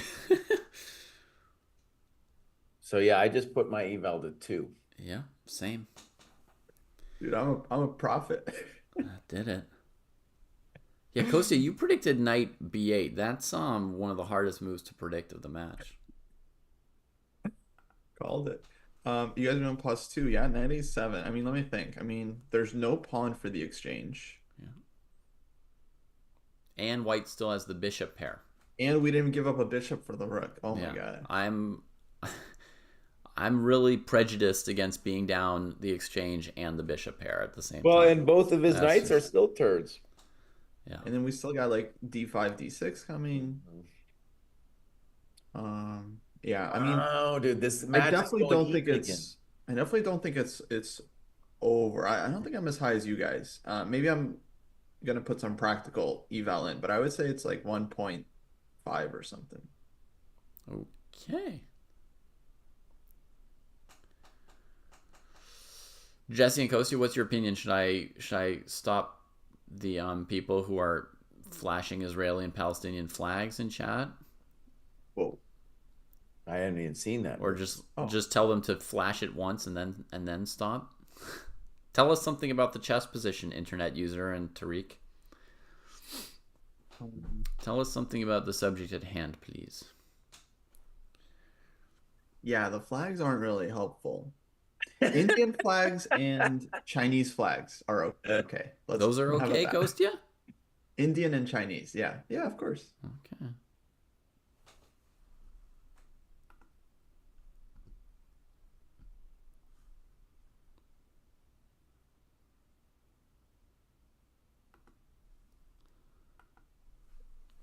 This game was like a special kind of game. You know, Ding at his best could really murder you with calculation. And this game here, I feel like he got like a little bit lucky. Obviously, he played great, but a little bit lucky that it kind of went into a no calculation needed kind of advantage, no? Well, I'm going to say Queen D2 was hectic calculation. Queen D2, Queen D2, there was a big calculation involved with Queen D2. Yeah, that's true. Excellent. Queen D2 is amazing. Mind blowing. I still think though that it's not like black was lost after queen d2. I still think that position with knight c5 was very at the least it was murky. Dude, Ding didn't even play knight a7. What? I I'm said still thinking about it. he didn't even play knight a7. Oh, I went D5. Yeah. He's like, I'm just winning so much. And Queen D7. Holy moly. Yeah. Well, he's not going to keep offering that rook on c8 all game, right? I mean, Oh, I'm sorry. I thought not a Queen way to D7. provide I any didn't realize it resistance. created a square for the rook. I thought he's like still allowing it. Oh, still. I was Oh, like, okay. excuse me. No, for sure he saw knight a7, 100%. I think he just wants more. Yeah. I think this is bad form because I don't see it as I don't see it as over anymore. Not 2.0 anyway. I mean, knight a7 was, hang on. He has the move c5 here, doesn't he? No, not necessarily. D5, knight D5, right? Yeah, I was thinking c5, knight d5, knight c7. I was being fancy, but there's knight c3. So, right. No, this looks terrible. What has he done? I don't know. I mean, his position's overwhelming still, right? I mean, he could play queen a5 or something. I have to. No, knight c4. I have to downgrade it, right? I have to go yeah. back down to 1. Yeah, I mean, just practically speaking, like the food's not on the table anymore, right? The food was on the table, just ready to eat, buddy. He was like that guy who comes to Thanksgiving and throws it on the floor. What are you doing? Or at least it slipped off the plate. Let's say it slipped off the plate, and maybe if he like feels around for it, he can still find it there. Yeah. So moment, guys. If D6, C6, knight C7. Right, D6. That looks like a hell of a drug, honestly. But let's have a look. And then we've got C5 coming there. That looks pretty good. It's good, but it's not a knockout. Oh, it's pretty out, dude. I mean, knight C7. Where do you even put that thing? Okay, let's see what happens here. D6, C5 played. Maybe a good move. C5, yeah. Spicy. Yeah, still against knight c7. Where are you putting that? Oh, this is letting the other knight on b8 back into the game more easily, right? But knight c7, where's the rook going? I mean, he can't even hide his rooks anymore. He probably just leaves it there, right? Well, I can give you the pawn, and I get my knight to c6. Oh, God. White will be up the pawn and put a knight on d5 or something. All I know is this isn't over. The dude, he had his moment, and he missed it. And queen a5 doesn't trap that knight because it gives it the c4 square. Right. So, I mean, Gukesh just needs to keep it a bit hectic. Knight c7, rook f8 played. So the e-pawn is now on the plate. But let's just be clear. If we had just walked into this position, we'd say White's crushing. It's just that he had this knight a7 thing that we're a little bit confused. Yeah, I would definitely say White's looks amazing. Crushing. You take on e4, trade bishops, put the rook on e7.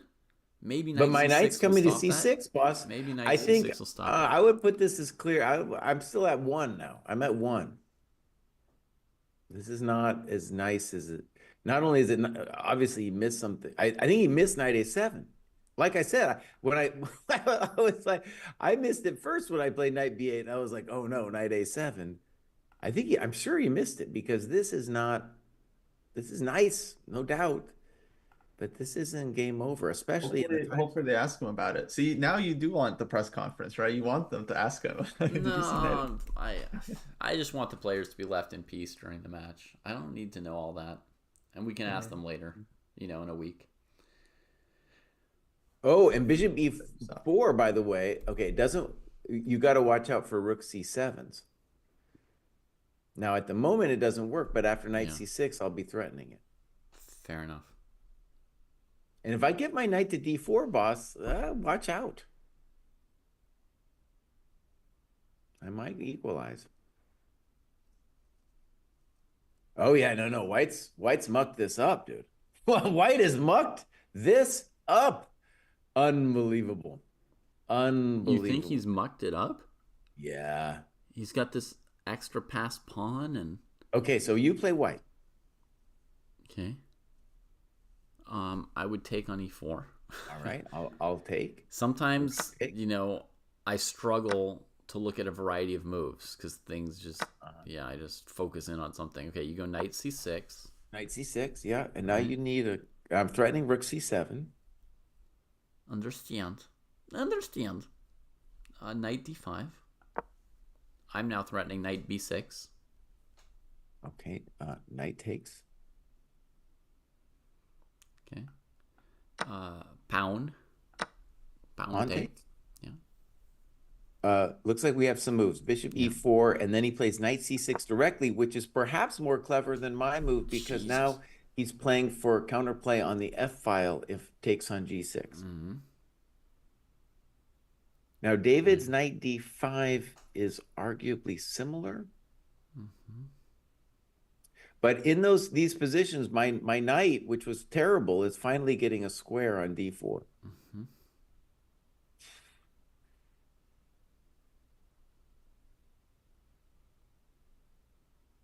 Dude's mucked it up. I mean, to be fair, I don't understand. Yeah, why not just go for knight Just a7? drops back and says, I've got everything and all the Bishop time g2? in the world. Okay, maybe bishop g2 is nice, and maybe we should have taken on e4 when we had the chance. And so let's just say the obvious point. If knight d4, the problem is rook e7. Okay. Yeah. So we are down. Let's just say the obvious, guys. It's going to come fast and heavy now because these people have no time left because they have 0 time management skills. So, yeah. 0 is very harsh, Jesse. These are the greatest players in the Zero, world. David, 0. None. They're having some issues, but you have to understand they're up against tougher opponents than we're normally up against. Therefore, there's more pressure to not make even small mistakes. Rook d8. Okay, good Rook move. d8 played. And knight d5 still looks I think its intention powerful. might be knight d5, knight c8. Okay. Some retreat. And then knight e7 check. You just move the 97. king, right? But let me just think about it actually, because a knight. So, but my grief is that if knight d5, knight takes, I think pawn takes there is just devastating because my. By the way, against knight c8, Jesse, I mean, we can just stop talking. Bishop h6. Like, nothing left to say. How about knight f6 check? You prefer knight f6 first? I don't know. Like trying to set up bishop h6, saying I can't move at all? Yeah, it might just be. Maybe queen f5. So yeah, knight d5 looks like a real problem, my friend. He's played something, and it was knight d5. And he took it. Black took It's immediately. so over. Unless he has a miracle on c takes, it's looking really terrible. Oh, and he took? Oh, no.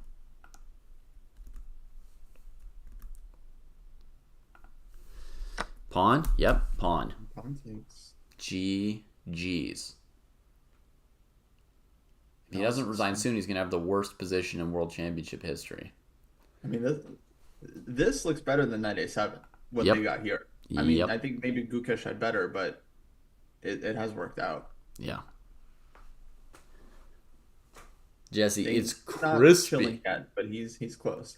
It's crispy. Dude's seeing Skulkum and everything.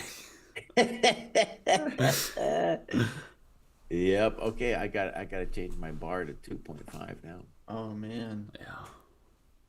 Wow. Yeah, this is some Dojo 2.5 material here.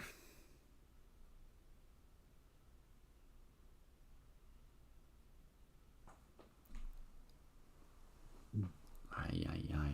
Hey, what do you even do?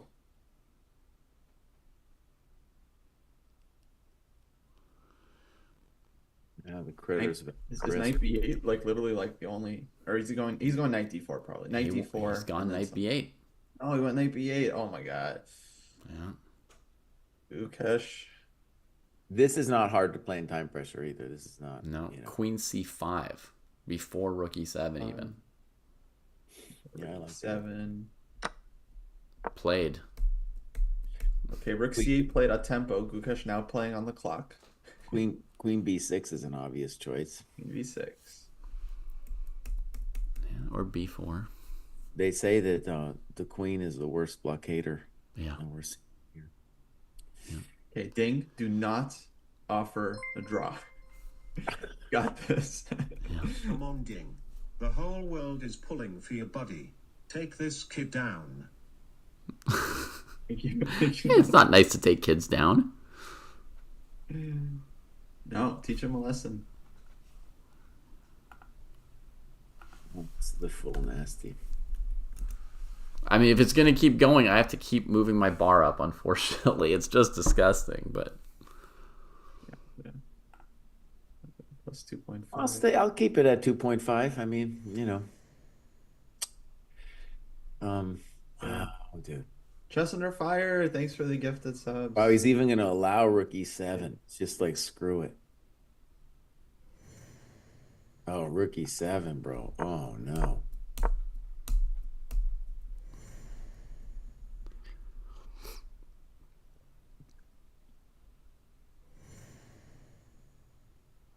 So the queen's headed to b3 or something. Why did he allow rookie 7? Because he could not stop it.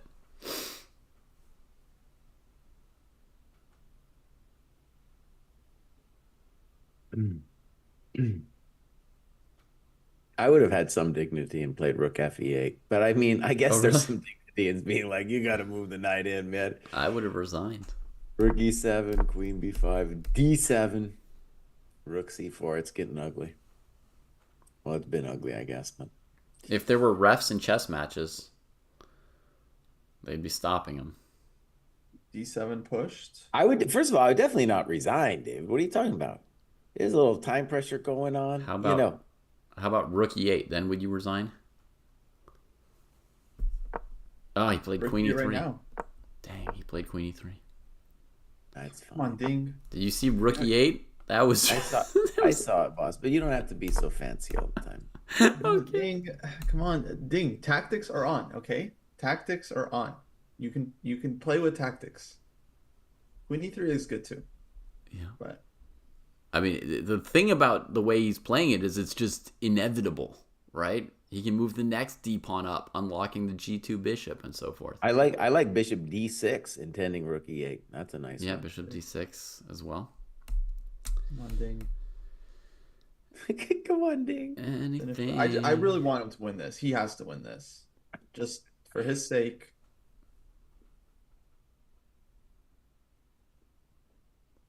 Oh man, that's huge, guys. If he wins this, He does win this.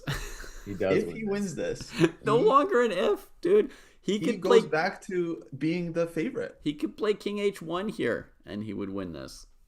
That's wild. That's wild. We buried him yesterday, Mhm. and now he's unburied. Yeah. Crawling back from the dead, literally. Yeah, yeah. It's like Easter. Rookie There's 2 one. games Rookie left. 1 works very nicely too. Let's see what he did. Bishop d6. So he's seen rook e8. If he plays that move, he's seen rook e8. I got it. I got another one. Maybe we could do a game next time. How many moves can you predict? Yeah, he looks pretty in control. I mean, he looks nervous, but he's definitely in control. God, the He knight thinks on he might be a6. okay finally. He's like, okay, Might be okay. might be okay finally in this game. Oh, and Gukesh's chair is rocking. F6 loses immediately to rook g7. So I'm sure there's something better than that, but that's the obvious one. Yeah. Ugh. It's over. Rook e8's coming. Yeah. D pawn is good. You know, by now rook f7 wins. It's another threat. I mean, rook e8's a lot more obvious, but rook f7. Here's a move that wins. Queen a7, and then you can go back To e3. You're winning. Yeah. Oh no. Oh man. Boy, guys, someone check in on Chess Base India. What's going on over there? Yeah, what does the opposite of party look like? Because I know it's like amazing to watch them celebrate, but What's the antonym of celebrate? not be good right now. Yeah. Maybe they're still there like, the top engine move is knight to b8. Let's hope he finds it. Come on, Gukesh, knight b8. Come on, knight b8. Find another top engine move for us. Fighting. Yeah. f6. Catastrophic. F6. Yeah, I like Rook. I'm going to call Rook D7, but maybe Ding could have something more fancy than that. Rook takes C7. I called another one, baby. Yeah. Resigns. Ooh. Wow. Ay, ay, ay, ay, ay, ay, ay. Brutality. The antonym of celebrate is mourn. That's going to be a thwack. Wow. That's what we were looking That for. was definitely 99% snip snap, 1% thwack. And our little graph of the match looks a little more interesting now than when we were like putting 7.5s in a row. Now we've got a 1-0 followed by an 0-1. Woo! Okay, guys, I have to run. Amazing. Everyone check out the site. Ding is now a favorite, in my opinion. I'm giving him a lead in the match. Mm-hmm. And yesterday it was like Gukesh was like an 85% favorite, and now it's Ding. Yeah, it was like 90% Gukesh yesterday. Okay, Yeah. see you guys in 2 days. See you, All right. Kostya. Have a good trip. Good flight. Are we not entertained? Yeah, entertained. This one was a little brutal for me. It was a little too close to the way I normally lose, Jesse. That was a little painful for me. I feel, David, also your evolution as Gukesh fanboy, you had an evolution over this, right? Like you came into it so pumped on Gukesh, and now you're having a little bit of buyer's regret. Buyer's regret? Yeah. I mean, let's see. I mean, Ding has outperformed himself from recently, right? Yeah. But that's actually something that I was hoping for. Like, my death scenario would have been to watch Ding just, like, dying. That was what I least wanted to see, despite being a fan of Gukesh. What I would have least wanted to see would have been, like, Ding in the form that he's been in the last 2 years. Just, suffering and blundering and stuff. That would have killed me.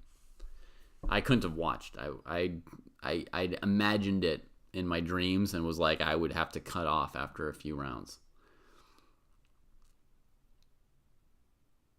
Top players do still often do postmortems together, Murphy, but not in the World Championship match. But They like at kind of- random tournaments, they do. There's elements of a postmortem in a good press conference. I don't know if these press conferences I would call good, but there's elements of it. I think one of the things about it too, from Gukesh's perspective, is if you go back to 14 Queen C2, or even before, like before Bishop E6, if you just want equality, I think you're playing Bishop F5. Yeah. And then the coconuts are pretty secure. But he wanted more. And then what was very surprising is that 14 Queen C2, I still believe I would rather be black there, but White ended up posing interesting questions after Knight B5, and I'm going to guess after Bishop F5, Gukesh thought he was better. But then the weird thing is then after Rook AD1, Knight D7. Now we can talk about Knight D7. It's a very natural move, but Queen D2 is the real stunner. That's like, oh no, what happened here? I've just drifted into some weird stuff. And we haven't actually solved, David. Maybe you could help me out because I have to do this video here in a second. But so Queen D2, Knight C5, D4, Knight D3. At the moment, I don't think we found anything great for White, but maybe we're like why he avoided this. Yeah. And played in that position after a long think, Bishop G6, right? And just let Bishop White G6, advance. and it was just like, oh no, not a good move.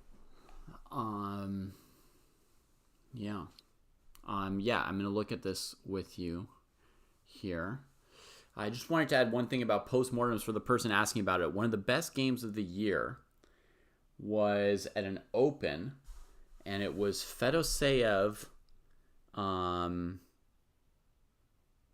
as White against Salem Saleh. And Saleh sacked like 1,000,000 pieces. It was insane. He sacked all these pieces and finally had a mating combination with a pure bishop pair after like rook and queen sacrifices. And they did a lively postmortem afterwards, the two of them. So, yeah, I think postmortems are still alive. I have a new idea for white. Mm-hmm. Just tell me if you like this. Okay. So knight d3. Yeah. Okay, d5. Yeah. I'm assuming you're going to take on e1. Mm-hmm. Okay, I'm going to play the wild queen takes e1. Okay, we haven't tried that yet. So the point is now there's no e4 because of dc. Now no e4 because of dc. Absolutely, right? We just thought here with the rook opposite the queen that it wouldn't be as good, but you're trying to move to a5 anyway, next move. Yeah. So you're saying maybe it doesn't matter to be on that. Yeah. And so now knight d4 seems forced. And then I take twice, I tag your bishop, and then I take on a5, and I feel like I'm doing great. Okay, let me try and get into this for a second.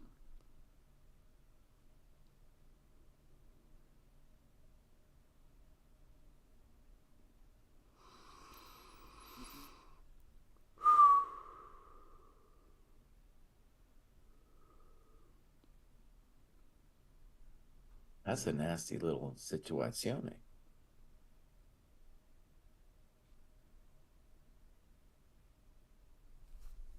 Yeah, it looks right. So I think we at least found the fear. And then, wow. So it's like queen d2. Yeah, I'm not going to turn on the computer, my friends. I'm sure it would not surprise me if the computer finds something else. But the point is just to see the human problems after queen d2. Holy moly. Very surprising, dude. I'm still shocked. That was a high-class move, dude. Queen d2. Holy crap. Yeah. That move was on a super level. That said, this position with knight and 2 pawns against rook, Kostya just claimed it was good for white, and I always just thought it was equal.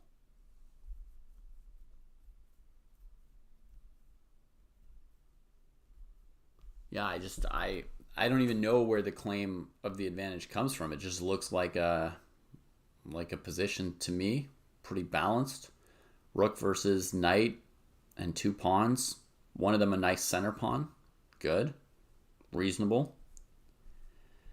Not sure which side I would ask to sit down on if I were given a choice. Yeah, I don't even know. Like if someone said, you want to sit down as white or black, you're about to play an important game from this starting position. I would not be able to quickly pick a side. I agree, Asher. Yeah, it got cut out of the title at some point. Guillaume thinks white is on the good side of equality. Okay.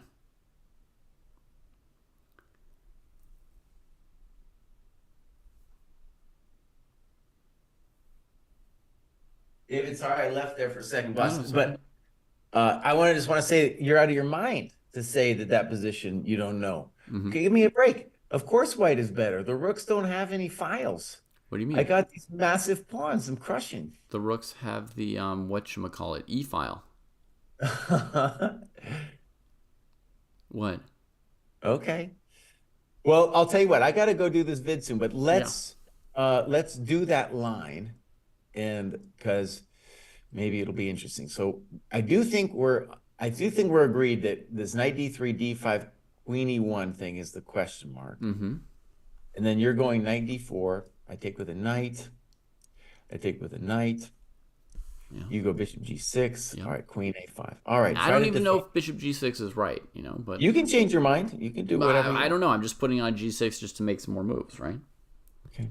And then after queen a5, it's my move for black, right? And there's 3 candidate moves to me. So that's why I haven't moved yet. There's bishop d6, bishop f6, and bishop g5. Okay. Right? Bishop g5 trying to get the e file going. Bishop d6, trying to maybe make some hay on the king side. Some ideas of like bishop takes g3 check tactics. And bishop f6, like going after maybe the knight and the b2 pawn. Maybe the least impactful, but, it's a big open diagonal. And the bishop is secure on f6. Nobody's messing with him. Mm-hmm. So I don't know. To me, it just looks like a position, dude. I don't know why one side would be better. Okay. We'll make a move. Let's just see. Okay. To me, it looks like I wouldn't say it's winning for white, but I definitely say white is giving black the business. Okay, let me play. I know I didn't say it as my candidate move, but it was one of them. I'm going to play h5. H5. Yeah. Gosh. The idea is to play h4. Oh, I got it, bud. I got it.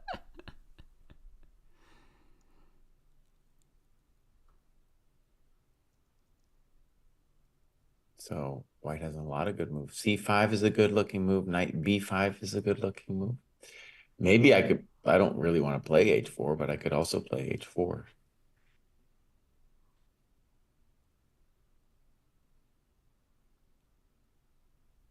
Yeah, you could play h4, bishop d6, knight f3 maybe.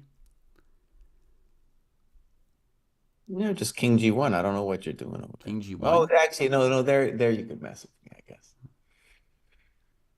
Oh, let's just be direct. So knight B5. Knight b5.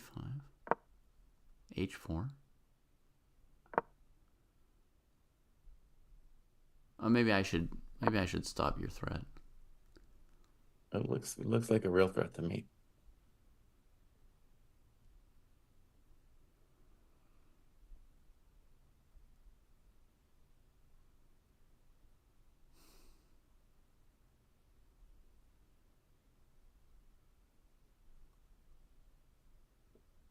Okay, b6. I don't like playing that. I know you don't. I'm going to play queen A7. Just maybe you have some clever thing here, but I don't know what it is yet. Rook c8. Now we're definitely going to think about H4. Also, knight D4 back. I mean, that's a nice position, Babs.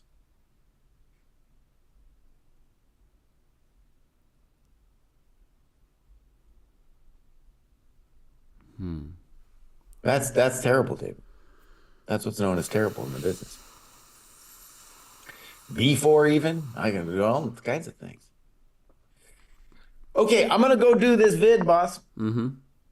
But yeah, fascinating.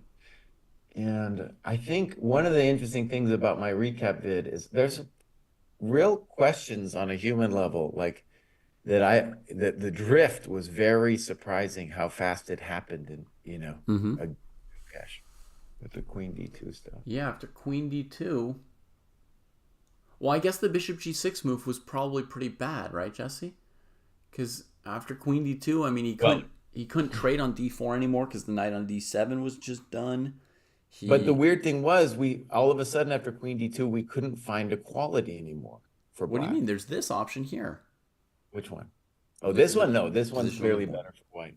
What? This thing that we have here on the board. I mean, we're debating it. To me, that's obviously better for white. Okay. But I'll mention you in the business club. I'll mention you. Okay. Maybe this is, compared to, by the way, compared to bishop g6, I like this better, for sure. But also bishop g6, like he ends up playing bishop f6, right? So we had the bishop f6 variation, and that would be, I felt, also worse for black, but better than this bishop g6 thing, which lost, so I lost even more time. But the bishop f6 was pretty comparable. Like, it was still like a d4, e4 position where our knights were gasping, right? Right, but I mean, the way it went down, it was so bad that it wasn't just a bad position. It looked like it just got rolled up. Yep. Yep. All right, folks. Time to sleep, more or less. Jesse's going to record a more succinct recap of the long stream we've just done here. Tomorrow is a rest day. Mm-hmm. Then they've got a pair of games left. The score is currently tied 6-6. Gukesh will have white on Wednesday. Yeah. And Ding will have white on Thursday, and probably be some more fireworks in those games. So. Oh yeah, we might have tie breaks too. And David won't say it because he's a communist, but I'll say it. Use code WC24. You only got a couple days left to join the dojo at 20% off. Mm-hmm. Yeah, buddy. Yeah. All right. Yep. Well, David, I'll talk to you. I guess we might do a podcast tomorrow. I guess Yeah. but we have to. Otherwise, another cool thing you can do is if you've got a friend who's watching a stream with an engine on it, you could tell them about this superior experience. Superior experience. Thanks, Anachromium and others. Have a great day/night.